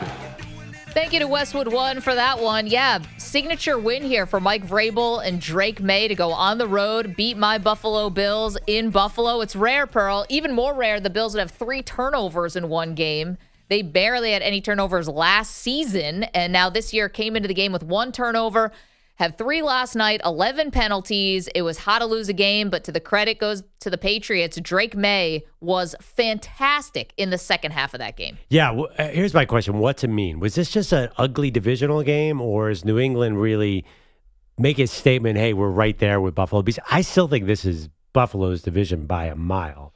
I feel like New England got away with a win, but if they play 10 times, Buffalo wins 8. Yeah, well, we'll see. They'll get a chance to play again later this season, but I don't think that they're consistent enough right now, the Patriots, to really be in Buffalo's class.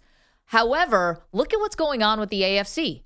You have the Ravens look far out of it. The Bengals look far out of it. You're going to have some spots open in the AFC. Now, maybe the Colts take one. We'll see what happens with the Jags. We'll see what happens with, Chargers, Broncos. But the Patriots might have a nice lane here, because they also have quite an easy schedule. AFC East plays the NFC South this year, and next up they play New Orleans, then they're at Tennessee, then Cleveland, then Atlanta. I'm doing the Patriots schedule right now. So there's wins potentially. I don't know if they're right at Buffalo's class, but I think they could definitely be a playoff team. Oh, definitely. But what's the difference? Haven't we seen a combination of 3 different teams in the AFC title game basically 5 years now? Yeah, somebody's going to make the playoffs, but that doesn't mean they're in the picture, right? Well, here's the best case scenario I can give the Patriots, right? After last night, you got a guy. You definitely have a dude in Drake May. The future is great. No doubt. And Vrabel is competent. At first, September was not an awesome month for them. They had so many turnovers, looked really shaky, but maybe they've turned a corner now. And this is one of those signature wins. So with Drake May, I think you have a chance. Look what happened last year with the Commanders. They go on this Cinderella run to the NFC Championship game. Yes, and why? That was because of Jaden Daniels. That's my best case scenario for the Patriots. You get into the playoffs. You start, Drake May levels up even more, and maybe you, pull off a great upset or something like that. Well, I don't know, because Washington spent all that money to get all these veteran defensive players. And the Patriots with Milton Williams got your guy. Yeah, it's so funny because it was 23-20. They won the game, right? It didn't feel like Buffalo should have scored 20 points. It felt like Buffalo moved the ball a lot. I don't know that they're as elite as Washington was. You bring up a great point, but still, that Washington run was a little more than Jaden Daniels. And even that once they got there, they got destroyed by the Eagles. I don't know if New England's ready to make noise yet. Then again, I didn't expect them to win last night, so what do I know? Honestly, who are the great teams in the AFC? We know historically it's been Buffalo, Kansas City, right, and Ravens, but look how that fell apart, obviously with injuries. It's been Cincinnati has been a great quarterback, not so much a great team. What do we really know about some of these other AFC teams? I think Houston is better than the record. I think that... Houston, the Chargers do have a good defense. Didn't show it so much yesterday. What's Houston's postseason record, for example? They win wild card games. I mean, they get to the divisional round. They've run into the Ravens the last 2 years. They lost to the Chiefs last year, right? Chiefs last year. Yeah, so Ravens a year before. Yeah, I don't know. It just feels so top heavy in the AFC. The funny thing too is the NFC is they're destroying the AFC right now. The fact that the Chargers couldn't beat the Commanders, like I mean, like NFC teams are blowing the AFC out of the water. It's a very top heavy conference too because you have all those bad teams in there. We'll see. I still think it's going to be a Buffalo Kansas City AFC title game. I mean, we'll see Kansas City tonight until someone knocks them off. I know you are not taking them lightly even for a second. Even if they lose tonight to Jacksonville. It doesn't matter to me. We're going to see them in the AFC title game. Well, probably. Xavier Worthy now questionable because he's got a foot injury. It's actually not the shoulder that we heard from Andrew Bogusch last hour. So we'll see about that. I mean, listen, for me, from the Buffalo perspective, like crappy loss because you did things that were so uncharacteristic. I mean, the turnovers, the penalties, this is just how you let a team hang around and believe. And, you know, the emotional part about Stephon Diggs coming back to Buffalo, he had over 100 yards last night. Had it here. 146. Yeah. Excuse me. 146. And that's annoying. Yeah, Because what did Buffalo really do? Sorry, they paid you millions and millions upon millions of dollars, made you the highest paid wide receiver at one point, and then you showed up to training camp and then left. Yeah. The fact of the matter is, like, the Bills had to start running the ball, but now Stephon Diggs is salty and also now gets the W. Like, that one sucks. But 200-yard games in a row for Diggs, who all of a sudden, that's a big game changer for him. I mean, Diggs is part of the reason Josh Allen took off. Mm-hmm. Maybe he's going to do the exact same thing for Drake May. It looked like a carbon copy last night in the second half with Drake May to Stephon Diggs. Used to watch that stuff with Josh Allen to Stephon Diggs, but, you know, you can spare me on the Stephon Diggs has really matured. I mean, we were doing the boat thing like 8 weeks ago. Yeah. He's on the boat with all the women in the bikinis passing him some kind of pink powder. I'm sorry, this is not Walter Payton Man of the Year material. So what's that have to do with this? We're talking about football. This is just me being salty. Wins and losses. Here's the stat on Stephon Diggs on the year. 29 receptions on 34 targets. That's unbelievable. He's a bad ball catcher. This is his superpower. I mean, actually, Drake May is throwing pretty good balls. But, yeah, it's incredible. Like, he is converting almost every target. It's a high rate. That being said, like, New England probably should not have won that game last night. Buffalo's turnovers really surprised me. Early on, that game looked like a spring league game. I don't know why neither team was able to hold the ball. It's weird not to see Buffalo finish drives, going to be honest. So kudos to the Patriots. That's a big win. And Drake May now officially on the board and on the scene as a quarterback to watch. That class is turning out to be just fantastic. This is a real castle. Yeah. Now we can look forward to Cardi B. Is she going to get the Taylor Swift treatment? There's real crocodiles in there. She can't come back to New York if she does that. That's a Patriots. That's a rivalry. Listen. Is she going to get the Taylor Swift treatment? What does that mean? You know, in the box in the suite. Well, yeah, with except the camera on her all the time. I at all love Stephon Cardi Diggs B, but I don't games. think that's going to be. I don't think it's quite the same as Taylor Swift. You don't think it's going to be Robert Kraft, Tommy Hilfiger, Cardi B? No, I don't think 40 million people are going to tune in because of the Cardi B nation, like the Swifties. Have you seen her work? Okay, let's get to the rest of the games in the NFL.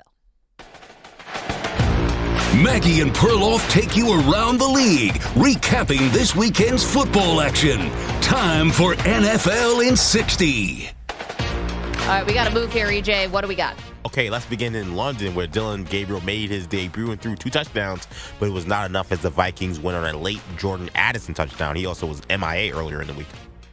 Yeah, literally MIA. This is a guy who got suspended for the first 3 games of the year for a DUI. Thinks it's a good idea to skip curfew in London. Got benched for the first quarter of the game. Ended up really making an impact in this game. Such is life in the NFL, I guess. I was surprised that the Browns defense couldn't get the final stop that they needed, Pearl, just because they've been so good. But when you got Addison and you got Justin Jefferson making catches like they did in the final drive, that's hard to stop. Yeah, I mean, credit Kevin O'Connell. It runs a good offense. 80-yard drive. Carson Wentz looks really good.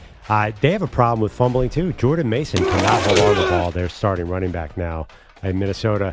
I'm a little worried about the upside for Minnesota. Cleveland, on the other hand, they're an awesome disaster to watch. So far, it felt like they won that game in a 17-21 loss. The Jets' miscues continue. A Breece Hall fumble in this one turned the tide for the Cowboys as they blew off the Jets at MetLife Stadium 37-22. Okay, I was reading the numbers on the year for Dak Prescott. 71% completion. He has not lost a thing. I think like this is going to be, if he's upright, a big season for Dak Prescott. And I think we got to start talking, because we were talking about earlier in the year, why are you paying Dak Prescott $60 million a year? Feels like we're not having the same conversation about him, because he was awesome in this game. This didn't tell me as much about Dak Prescott as the Green Bay win did. And that was a really amazing. He's moving the ball, no CeeDee Lamb. You beat the Jets like this. I'm sorry, not a litmus test for me. Also, big numbers against the New York Giants, which we know is not very good. But that's something, though. That's how we get into Dak, because he gets big numbers against bad teams. And we're not hip to that after all these years. Still, as you said earlier in the show, the bar is lowered for Dallas. The Raiders took a 3-0 lead and then gave up 40 unanswered points to the Colts. They lose on the road in Indy 40-6. What's PeteCarroll even doing there? They're going to go get smacked around like this, Pearl, and Geno Smith is just a turnover machine. I thought PeteCarroll would raise the floor on the Raiders. This looks just like any other Raiders team. Yeah, what's hurting me is Ashton Jeanty was the number 6 overall pick. You don't really need a running back when you're down 23. That is going down as a very bad pick right now. And honestly, he looks fine, but he doesn't look like a game changer. Like you see Jahmyr Gibbs in Detroit, he changes an entire game. Jeanty looks kind of small. That feels like that could go down as a bad pick. Yeah, because the team was not a running back away. Nope. Cam Scatterby could do the Spider-Man meme with one Breece Hall, because his fumble also turned the tide in New Orleans. Saints beat the Giants 26-14 after a fumble pick six, or fumble six. How do you call that? Yeah, fumble six. Yeah, Jackson Dart's okay, by the way. I feel like Jackson Dart is a little too reliant on his legs at this point of his career, which we knew. Meanwhile, I'm just happy for Spencer Rattler. Nobody has played more adequate football and not won a football game than Spencer Rattler. Thank God the Giants came to town. Should have seen that. Should have seen that one coming, because New Orleans has been on the brink of breaking through and beating a bad team. I threw up. Is it about the wins and losses right now for the Saints? You don't want Rattler to play just good enough that somehow you stop looking for a quarterback? I don't know. Bryce Young and the Panthers last year? Yeah, I guess so. Also, the Jackson Dart fumble. What happened? He just dropped it? That's it? All right. Oh, the scoop and score one?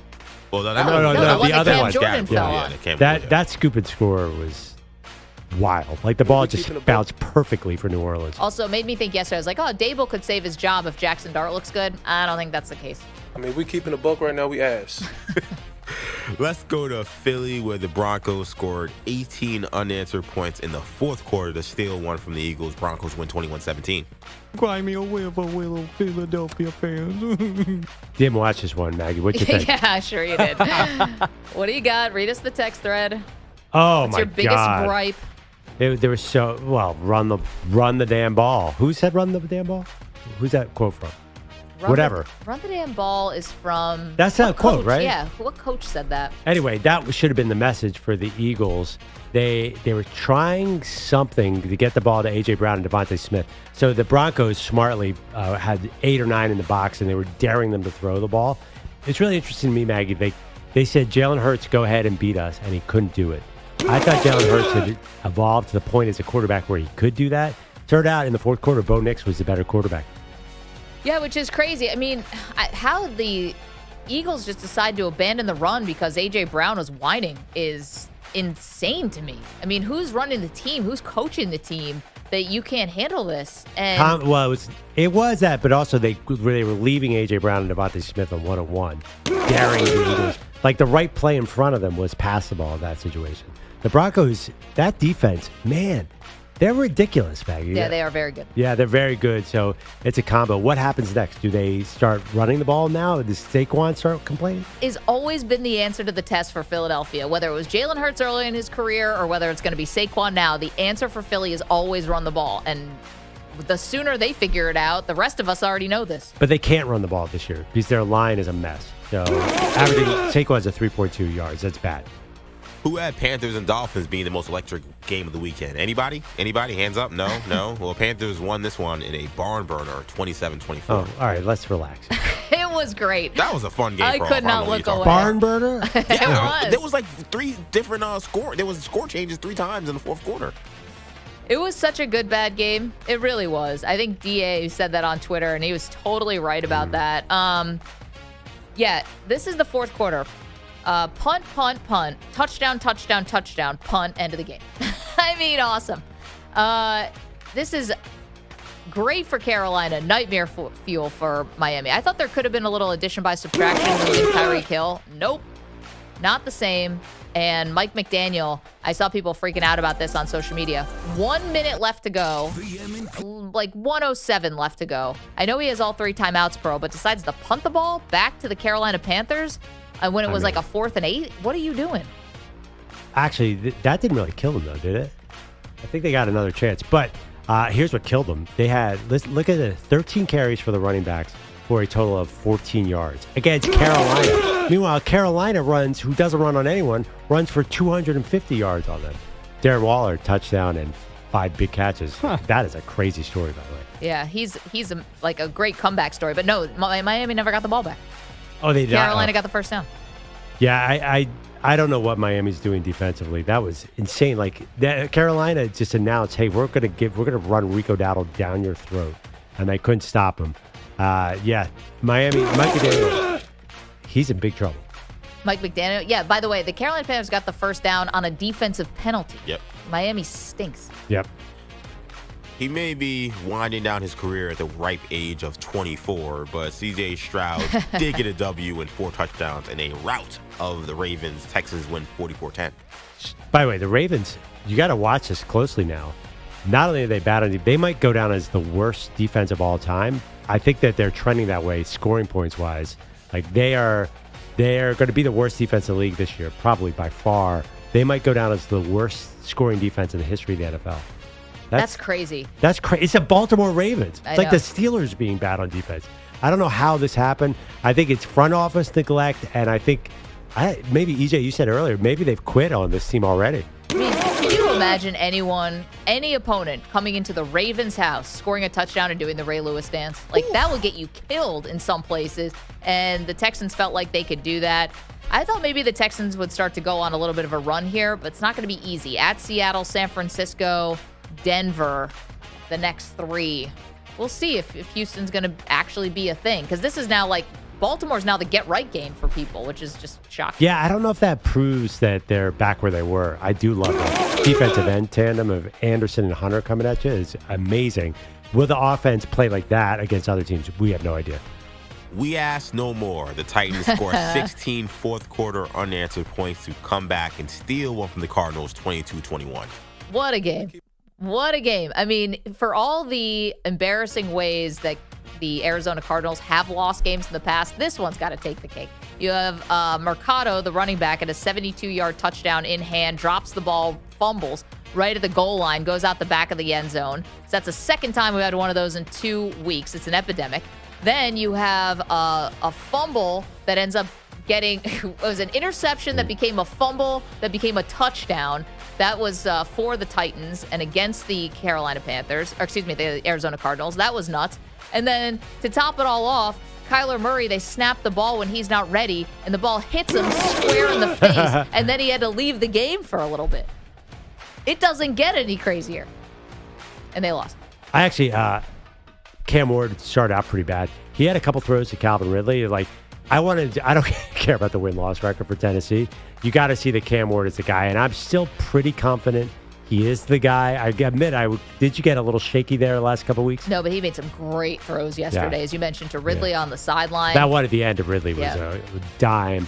The universe had to really help the Titans get this win because that is not a normal formula.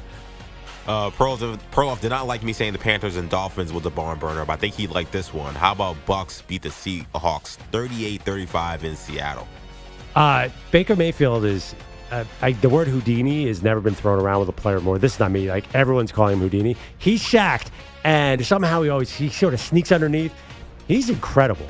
I don't think the Bucs are a super elite team because you have to have a bigger point differential, but the numbers are nuts. 29 for 33, 379, 4 incompletions. Darnold was almost exactly the same, 28 for 34, 341, 4 TDs, and 1 INT on a tip. I can't believe the level of quarterback play. Although, if you look big picture, like, are these defenses that good after that game? Well, that was funny. I can't believe that the Bucs are able to do this with only 56 rushing yards. Like, Ibuka was that good. He had 7 receptions for 163 yards and a touchdown. on 7 targets. He was perfect, but who can win these games without running the ball at all? Somehow the Bucs are. Well, the Seahawks obviously have, I kept talking about Reek Woolen was their big problem. He was out, but his replacement was even worse. So the Seahawks have not been able to figure out their defensive backfield, and that killed them in this one. Eat your heart out, Travis Hunter. There's a new two-way star in the NFL. There's one, Jamar Chase, who had 6 catches and 3 tackles. Wait, he didn't play defense? Lions win 34-27, 3 picks for 1, Jake Browning. This is one where the score kind of doesn't really tell the story. It felt like the Lions were always in control of this game. I don't know. The Lions might be the best team in the NFL. They probably are the best team in the NFL. Based on which game? Well, I'm just saying based on their personnel and how they're winning some of these games, Well, I mean, they beat Chicago, Baltimore, Cleveland, Cincinnati. So it's kind of hard to tell. I mean, those are going to be pretty bad teams. Their big test, Detroit goes to Kansas City. Next week, we'll see Kansas City defense. Right now, Detroit's, talking about record, they're on pace for the most points ever in a season. They have the most points ever through 5 games. I think this is a function. Cincinnati is the worst. I mean, they're just the worst. It's a terrible season, just awful. And even if Burrow was there, this defense is garbage. And finally, let's head to L.A., where Jaden Daniels returned to the lineup, and it was a seamless transition for the Commanders, who won 27-10 over the Chargers. Wasn't really seamless. Like, he did not look good at first. It looked like the Chargers were going to run away with this. And then they got Bill Krosky Meredith to death. What is going on with the Chargers? They're supposed to be tough and hard-nosed, and they didn't look like that at all throughout the game. Knocked me out of my survivor pool. Chargers defense I thought was super legit. Turns out not so much. And for some reason, the Chargers just stopped throwing the ball. I must have been what the Commanders were doing defensively, because Herbert looked great to start the game, and then it just felt like they went away with it from him. Drives stalled out. Just can't believe in the Chargers. Here's the issue: they don't look like a Jim Harbaugh team because they're not running the ball effectively. No, they're just not tough. They're getting sort of out tough late in games. They just don't feel like they have that Jim Harbaugh energy, and I don't know why. I can't figure it out. Like, they have the personnel. They did lose those offensive linemen. They lost the offensive linemen, and why. Herbert was under duress, so that's probably why they stopped throwing the ball, because he was just like under pressure. But to not score for 3 quarters, yeah, because it looked easy in the first quarter. There you go. We already did the Bills game for you, so we got Monday night tonight. Chiefs and the Jags in Jacksonville. That's your NFL in 60. All right, Pro, your favorite team may have lost, your other favorite team may have lost, but that doesn't mean you are a loser. No. When you are on Prize Picks, you can be a winner. How? Well, it's so easy. You pick 2 or more players across any sport, pick more or less on the projections, and if you're right, you win big. So right now is a perfect time of year. You got the NFL, you've got college football, you've got baseball playoffs, the WNBA finals while they're still on. Get that while it's hot. Yep. So many things to play for and with on Prize Picks. And by the way, Prize Picks available in 40-plus states now, including California, Texas, Florida, and Georgia. Jump in. So what's your philosophy on picking players who are playing against your teams? I got Freddie Freeman tonight. I'm tempted to go less than, but I don't want to jinx the Phillies. So we'll see. I'll probably go to football more tonight. But that's the best part about Prize Picks. There's so many different sports. Don't miss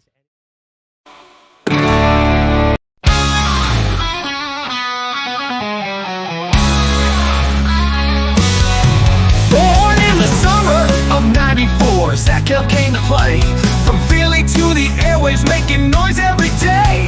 Temple's pride on whip, sports director in the booth, and turning 94 whip. Larry sharpened up his truth. From the Jersey air on Fox Sports 90/20 to Eagles post games, making Mondays funny. Late nights on CBS, the Mad Dog in the mix. Now he's prime time 3 to 6. From the Jersey air on Fox Sports 90/30 to Eagles post games, making Mondays funny. Late nights on CBS and Mad Dog in the mix. Now he's prime time 3 to 6. Oh, Zach Jobs on the air, turn the dial up. Last one stop legend in the making Daddy Bob proud. CBS Sports Radio every afternoon. Zach's got the taste that'll make you swoon.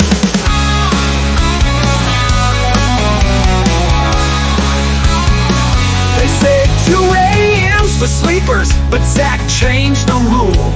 National spotlight, just a kid out of school. Then he jumped to Sirius NFL and Mad Dog shows.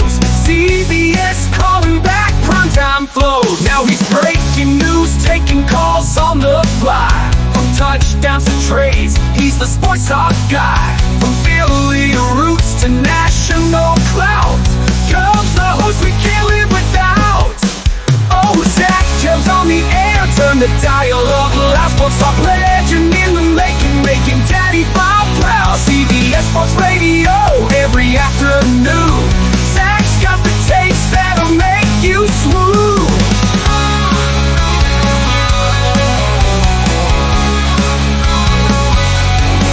Now he's breaking news, taking calls on the fly. From touchdowns to trades, he's the sports talk guy. From Philly roots to national clouds, Cubs the host we can't live without. Billy to the nation, he's got the drive. Every hot take, every call keeps the show alive. He's Bob Chubb's son, but he made his own name. Zach Chubb's the future of the sports talk game. Oh, Zach Chubb's on the air, turn the dial up. Last sports talk legend in the making Daddy Bob proud. CBS Sports Radio every afternoon. Zach's got the taste that'll make you swoon. So if you love your sports talk, bold and smart, Zach Chubb's the guy with the fire and heart. From Temple to CBS, he's the voice on the scene, the king of the mic, the sports talk machine.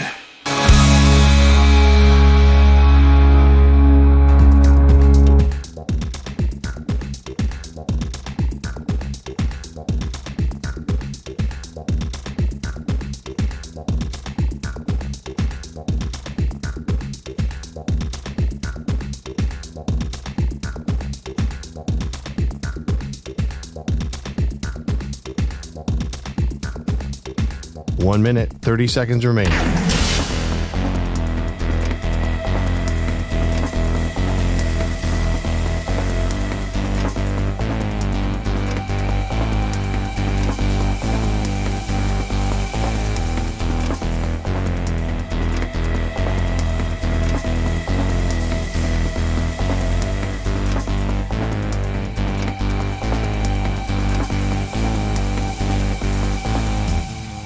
One minute remaining.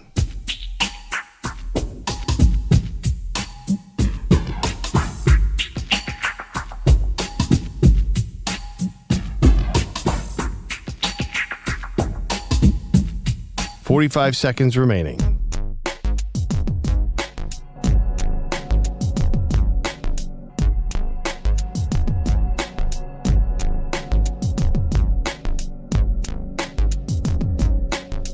Thirty seconds remaining.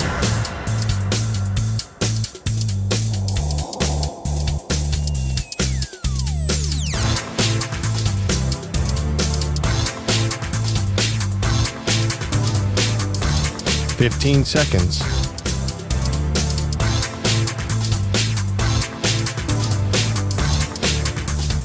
Break ends in 5 seconds.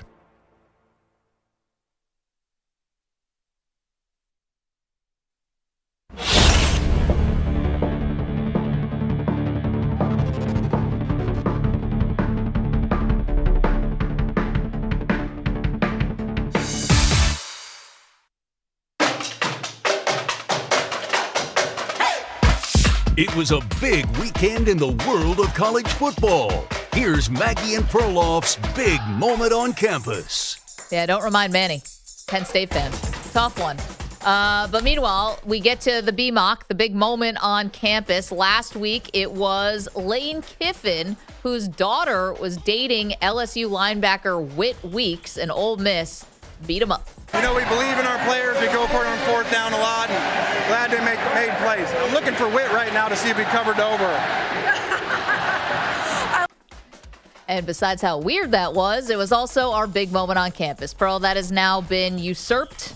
We got a new big moment on campus, and that belongs to the blonde-haired, blue-eyed Jerry Neuheisel, the new offensive coordinator for UCLA, who authored that big upset over Penn State. A splash and a ride for the play caller, who I soon think will be considered the offensive coordinator. And his dad's reaction, you might ask? Get him down! Get him down! Yeah!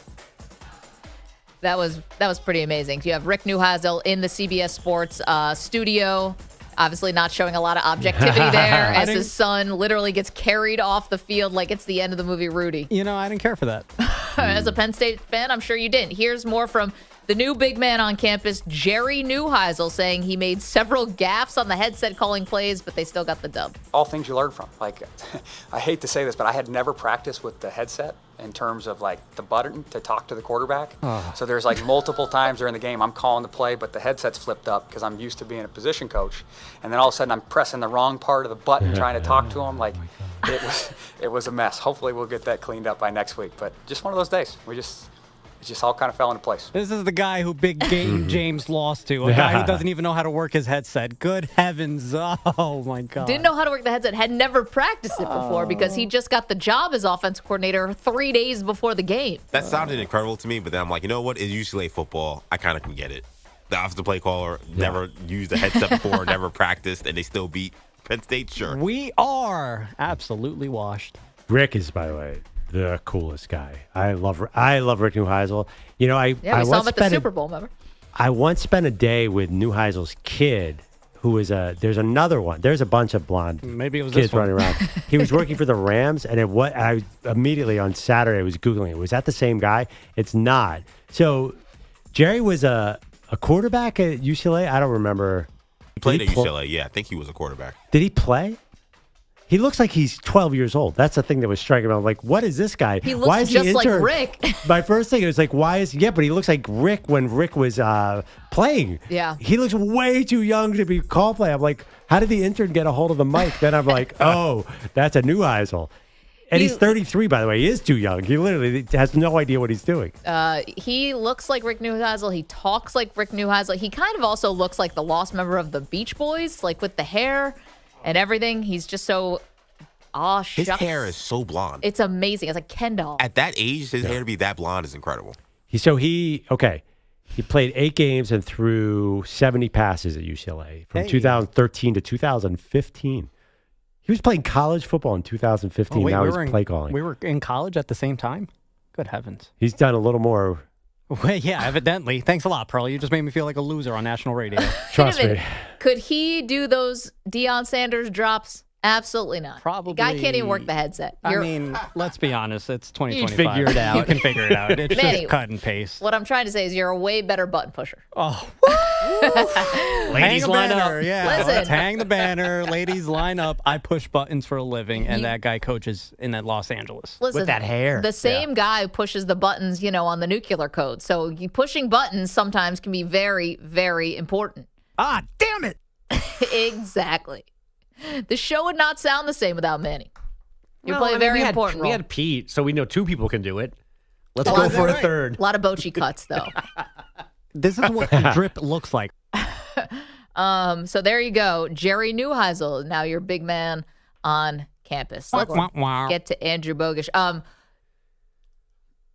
We have to at some point. I'm almost like doing the production meeting on the air. Mm-hmm. I love this. We got to get to the Bill Belichick stuff. So I'm just putting that. I think I got something right here. Beautiful. See, I love this show. But first, 4 seasons, 4 100-catch and 1,000-yard seasons for Stephon Diggs in Buffalo. The homecoming we were all waiting for finally happened last night. Diggs caught 10 passes, 146 yards, as the Patriots gave the Bills their first loss, 23-20 on Sunday Night Football. I was excited. I kind of spoke on it a little bit, for like being nostalgic, doing a drive-in. Came in a different interest this time, but, I was happy about it, and I just was happy to be back playing football. It's easy to get kind of lost in the moment while you're out there, but just try to remain focused the whole time and, be there for my teammates. Diggs seems to be all the way back a year after tearing his ACL with Houston. He is the first Patriot receiver with back-to-back 100-yard games since Julian Edelman in 2019. Now, despite all of that, this game was winnable for the Bills, but they committed 3 turnovers and 11 penalties and could not establish the run game. Only 49 yards for James Cook, so they take their first loss of the season. And now we get to Bill Belichick. I think this is what you're talking about. There's a new report from the UNC Beat that says Coach Belichick has directed North Carolina staffers not to post or retweet anything Patriots related on social media, which is why there is no mention of Drake May's efforts last night, but there is video of a Javonte Williams touchdown run from the Cowboys win at the Jets. A reminder that Bill Belichick is damn near 75 years old. And the Petty King, the new Petty King. I mean. Do you remember when he kind of blasted the pick of Drake May on draft night? He was on Pat McAfee's simulcast. And he was really critical of May and was like, all right, finally we get some real, true analysis here. It turns out he was just dead wrong. Dead wrong. Guy could end up being the best quarterback in the class, maybe outside of Jaden Daniels. And maybe when your team is as atrocious as his is, you should just kind of sit out all non-football related activities. Oh, they stink? Oh, yeah. Yeah. You know, I wonder if this is a Jordan Hudson directive, because since when does Bill care about social media? Seriously. Bill used to control the media more than you knew it. He would make sure that guys had the same answer to the reporters. Like the Patriots would deal with that kind of stuff. This isn't new. But the social media part of it. Yeah, I mean, what did he say was snap face, or he used to call it? Yeah, it's the face. Yeah, but no, this is bad. Here's a question: like, is he just gonna quit one day? Like, is he gonna go through this whole season? I guess he has to, right? No, I mean, they just got blasted by Clemson. But yeah, no, he's going to go through the whole season. I'm sure he'll be back for a second season, right? Aren't you committed if you're UNC? You're not going to fire him after 1 year. But hold on one second. Can I say something? Yeah. As bad as this looks about Belichick and not posting anything about Drake May, imagine the other side, how terrible the replies would be if they did post something about Drake May. What do you mean? Like, it would be a Belichick dunk fest. So I kind of get why they did it. It's just you can't put the Javonte Williams one out. You can't be celebrating all of your grads who are in the NFL and then conspicuously leave out Drake May. But why would people kill Belichick for Drake May doing well? I mean, Belichick wasn't there when they drafted him. Nope, but if he had just, I think it's your former team who fired you who now is looking like they're on the way back up. Got it. Yeah. Could you turn off comments if you wanted to? I don't know, on a college football feed? I mean, that would look very weak. The Oakland Athletics do it. Come on.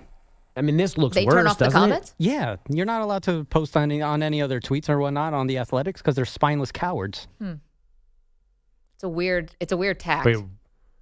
Oh, because of them leaving Oakland. Yeah, I was about to say the Oakland Athletics? Yeah, the Oakland Athletics, Sacramento Athletics, Las Vegas Athletics. You can't respond to any other posts on Twitter because they're spineless. It's silly, but it does also save them.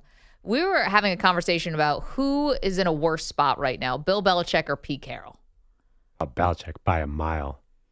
I mean, Carroll took a flyer. The team is still bad. They've been bad for 20 years. Didn't work out. Belichick's embarrassing. I mean, the Raiders just lost to the Colts 40-6 yesterday. Yeah, but America wants to buy Pete Carroll a beer and tell him it's going to be okay. Yeah, we're all waiting to dunk on Belichick. People are, it's so funny. You're right. We feel bad for Pete Carroll. Oh man, as if he didn't sign up for it. Yeah, sorry you signed up for that. Good, by the way, I he's know. made some serious mistakes. I know. All right. I mean, he was supposed to raise the floor here for this team and has not done that. They had a 7-win total this year. Belichick had this incredibly easy schedule in front of them. They can't beat anybody. Not just that, it looks horrible. And apparently, whatever the final number was on portal additions and whatnot, they didn't know anyone was good because who's good on that team? The lack of talent is startling. Yeah, and the Jordan Hudson stuff. I mean, And all of of that, it. too. She's on the sidelines giving him a kiss before the game. It's like, what? Every NFL team that passed on him dodged a bullet.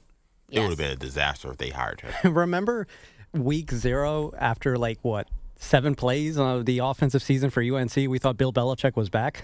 Oh, yeah. Wow, I said everyone who passed on in the NFL was going to have some explaining to do, and it turns out I was dead wrong. By halftime. What a take. By the second quarter. That freezing cold take is up to 1 million views. It was bad, guys. I get it. You did another one too, the next week. It was Shedeur. After the first preseason game. Oh, you mean the third quarterback on the depth chart for the Browns? Oh, right. You're big in teams regretting. Oh, You should have seen yesterday. I tweeted out, "Is there something like worse than ass about Cam Ward?" And then from that moment forward, Arizona did everything humanly possible to lose that game. We keeping the book right now. We ass. Can you do me a favor? Just say something really bad about the Jets, and maybe they'll turn this around. Didn't think I had this kind of power. Anyway. Say, hey, Aaron Glenn, what's with all those penalties and fumbles, right? And maybe they'll just stop fumbling the ball and making penalties. Are you the slump busting queen then? Did you get the Titans out of their funk? Look at me. Wait, who are Told you I we? had superpowers. Sorry, slump on the top. Who are we rooting for in MLB? I can't even keep track. Like, I feel like we have to make Maggie pick one team to be the slump buster. You can't just have a vague umbrella of teams. Okay, well, I guess then I'm going to throw my weight behind the Toronto Blue Jays, the slump bust queen. Okay. Tigers were we have a talking lot about of the slump, Toronto though. Blue Jays? Because I feel like Tigers are in more of a slump. You're right. we were talking about the Toronto slump. I assume most people think we're talking Maple Leafs. But because I don't remember coming this season and saying, man, I hope this is the year the Blue Jays break their slump. All right, then can I have the Tigers? 93 was a long time ago. Can I have the Brewers? I would go tie. I don't know. Well, Maybe the Brewers haven't won, so How about that's Seattle? eliminated. Yeah, they haven't won either. Eliminated. We all said that. Nope, this is a No, UK. none of us. Here we go. You keep moving that line. We all said. I'm like, I don't know. I mean, listen, the Dodgers haven't done it since last fall. Yeah. A long 12 months. That's 56 weeks, more or less, or 52. When are they going to break through? It's killing me. We had summer and spring since the last time the Dodgers won World Series. I have to admit, you have half a fall. Thank you, Maggie, because you've added so much more interest to the MLB playoffs for me. Like, it's hard to keep track of all these teams, but the yeah. slump bus queen. Mm-hmm. Yeah, I'm like Googling Mariners postseason results. The Houston Texans went into yesterday having scored 6 touchdowns in 4 games. Then they scored 5 in a 44-10 rout of the shorthanded Ravens. This is the largest road win and worst home loss in respective franchise history. And afterwards, John Harbaugh said it was not time to divorce his defensive coordinator, Zach Orr. I do not think that that's the answer. So we got to go to work is what we need to do. We need to stick together is what we need to do. And we need to find ourselves, and it has to do with coaches and players together. And doctors, because they need to get healthy. Lamar Jackson, Ronnie Stanley, Kyle Hamilton, Roquan Smith, among the many regulars that were unavailable yesterday. How is there any doubt that this is not on Zach Orr? I mean, what are you talking about? I'm sorry, Yeah, no, I know. That is unbelievable. Like, he was not doing well before. And maybe that's the argument. When they were healthier, they still were giving up points. I just think that the Ravens have lost their identity. It's very disappointing. Like, I don't care if Lamar's out and you lose a game. There's nothing wrong with that. But your defense just doesn't play tough either. Yeah, this is the home of Ray Lewis. And weren't we talking about all they need to do is win these next 2 games and get to their bye at 3 and whatever, and then and recover, and they get hammered by the Texans? But that was easier the 2 games. That was on the premise that Lamar Jackson was faking his hamstring. Oh, right. Remember that story? Turned out that was a Perloff special that did not really turn out to be true, unless he's still faking it. It'd be a real commitment to the bit as you're watching your team get smoked. Yeah, I mean, if Lamar Jackson did want to sit out because his defense was so bad, he picked the right time, though. I don't think Lamar would have helped them win that game. Oh, yes, he would. I don't think they would have won that game. I think because of all the defensive absences, I don't think that they can put together a defense that can win anything. You're right about that. They might not have won, but they wouldn't have gotten smoked. No. I'm saying I'm not sure. But I meant I don't think they win the game even with Lamar Jackson because they are really they're on the third string guys all over the unit. Crazy. Bogusch, thanks so much. Great job all morning. Coming up next, this one was a little shocking. Even if we know that a certain person is dealing with health issues, to see them on the sideline really hard up was a little hard to see. We'll get to that next, M&P. You're in a 5-minute break.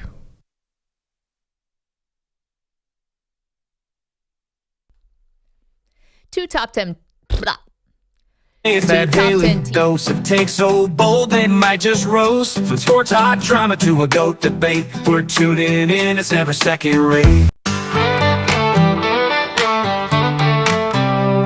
Man, he woke up, eyes full of dread. His yellow little bat was gone from the shed. He checked the closet, the fridge, the cat. Where in the world is my beautiful bat? Oh, Manny, don't you cry. That bat's not gone, it's just shy. Hiding out in the laundry mat. A happy reunion with your yellow bat.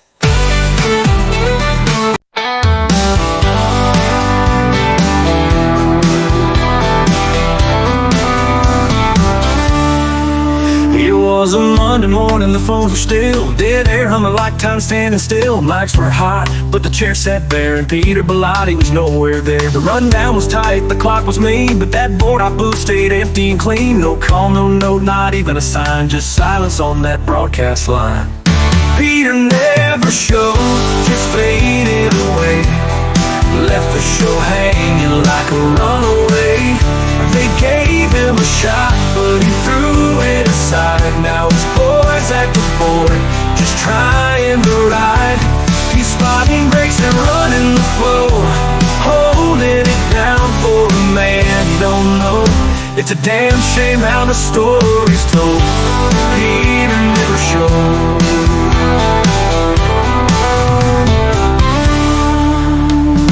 Son walked in with a quiet stare, sat where his father never cared. No training, no help, just pressure and pace. Trying to fix a name, trying to save face. Maggie cracked jokes, Perloff kept cool, but behind the laughs it just felt cruel. Cause everybody knew but no one said Peter's career was already dead.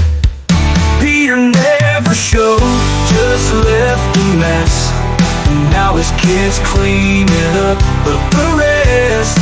Putting in work for a man who ran, taking the hits like a real grown man. Well, man, he strolls in with a grin on his face, Yankee pinstripes all over the place, but his chest is out like he's on the beach. Moist pork yells, button up, you creep. Oh, Manny, button your jersey. You ain't A-Rod, stop trying to be funny.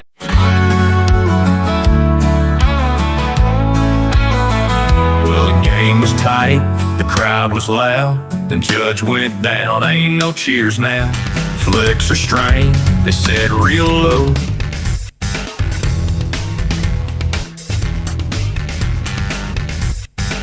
Two minutes remaining.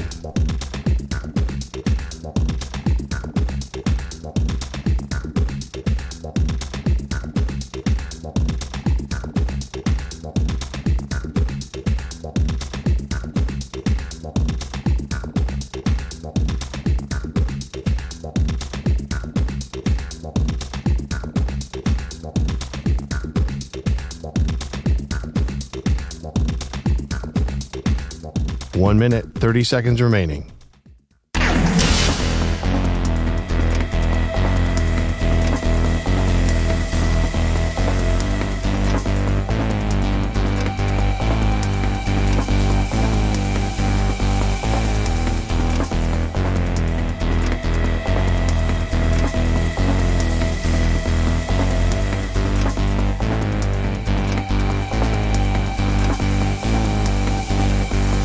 One minute remaining.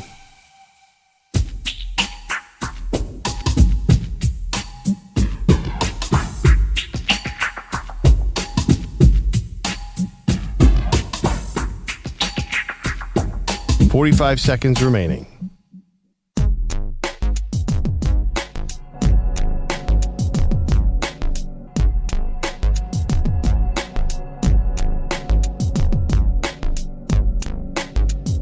$30 seconds remaining.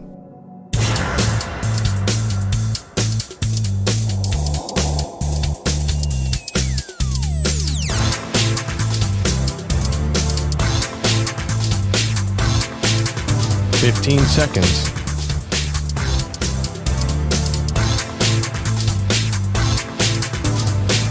Break ends in 5 seconds.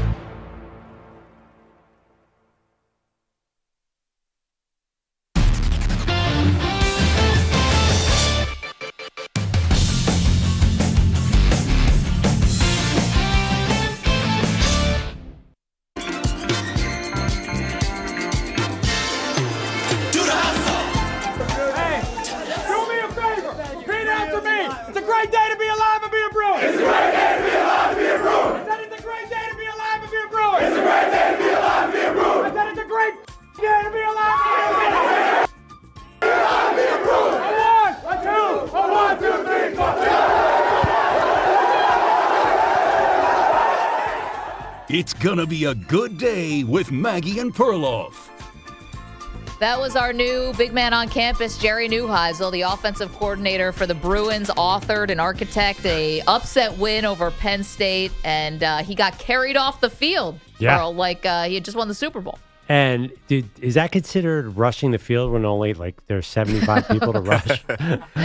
Casually. I saw the saddest video of one security guard trying to track down a dad and his 6-year-old daughter, and he just gave up by the 20-yard line.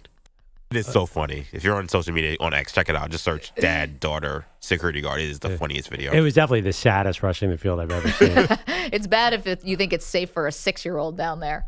I mean, the guy was a typical mall cop type of guy who clearly is not there to be Mr. Tough Guy. He just wants to get a check. He's like, I chase down the 6-year-old kid and her dad. Yeah, he's like, this job pays me $15 an hour. I am not gonna tear an ACL for this. Totally understand that. We'll get to Deion Sanders in just a moment, but Stan is in Westport's been very patient to complain about his Giants. What's up, Stan? Oh man, so sad. Listen, the big thing is with the Chargers losing at home and being pretty much beat badly 27-10 when they're supposed to be a quote unquote good team, that really denigrates our win last week. It makes it, sort of less important. And the other thing is, can you imagine if Brian Dable outlasts Aaron Glenn in tenure from now? Because it's possible. Remember, last time Woody Johnson went to London, the next day he wholesale cleaned house. So if he gets embarrassed in front of his Ascot racing course friends with those top hats this time, it could be ugly for Aaron Glenn. But we'll see. That's a good call. And by the way, no, he's not going to fire Aaron Glenn. Fantastic call, though. You want to know why? Because if there was any NFL owner that would wear a top hat and an ascot, it is 100% Woody Johnson. Facts. Not even Jerry could pull off something like that. That's a Woody Johnson, highfalutin, drinking tea out of a something. That's totally his vibe. Right. But just to be clear, Third generation. Aaron Glenn is perfectly safe, I would hope. Yeah. He's 0-5, Pearl. I don't know. Jets stink. I mean, come on. I'm kidding. Yeah. Even Woody Johnson, I think, would not be this harebrained. Aaron Glenn feels like he's sort of part of the Jets' DNA, too, where Robert Saleh never really fit in. I feel like they're going to give him more time. And by the way, the funny thing is they all went south because they should have beaten the Steelers in week 1, found a way to lose that game, and it's been downhill. Yeah, I mean, the real question is, what does Woody Johnson's kids think about it? What's Aaron Glenn's Madden rating? Do coaches get Madden ratings? Forgive my ignorance there. They get a B+, B. Gosh, we need something we need a segment around Maggie hates this owner. I could do one every week. Or can we do owners and minority owners too? Does it have to be the principal? Well, you like Brady, though. As a minority, you like his role as a minority owner. You thought he was going to save the Raiders. Yeah, but I have to rethink that take because the Raiders are a sorry state of affairs right now. Yeah, I mean, I don't think he made all those picks. I'd hope not because they are terrible. If I could do owners and also can I do basketball, baseball? If I can get all owners, I can do this every single week. I can do it every day. Yeah, no, it's just a small matter of staying on air and just you guys. Yeah, if Woody Johnson comes after us. Well, I'm just saying, if you start expanding it, because you pretty much hate every owner, right? I don't hate every owner.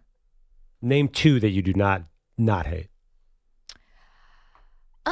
That already took too long.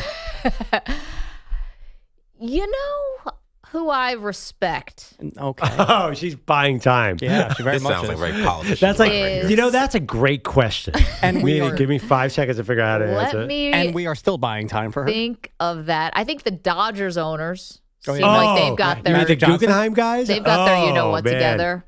I think they do well. They do right by their fans. Okay. I mean, the layup is the Packers. You got to take the Packers. Oh, because they got no owner? Yeah, because they're the people are the owners. And the Packers. I think that's what I got.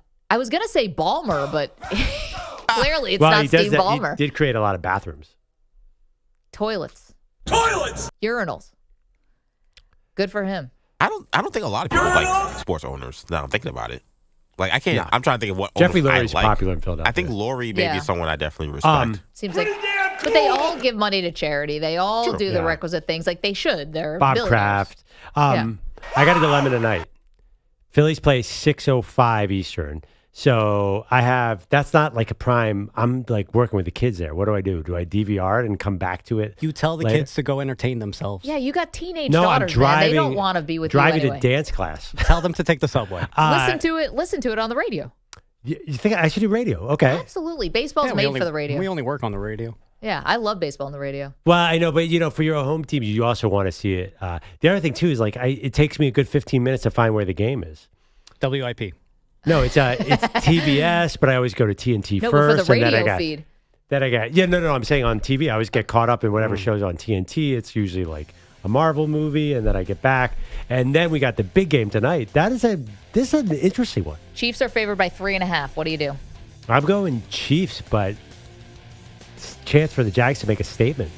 This would be a big one. I'm really tempted to take the points here. I just do not trust Trevor Lawrence at all. And that defense has been opportunistic, but can they keep it up? Thank you, EJ Stewart, Manny Rodriguez, Andrew Bogusch, Andrew Kaplan, Weedos and Coffee Drinkers. Everyone, dynamite job.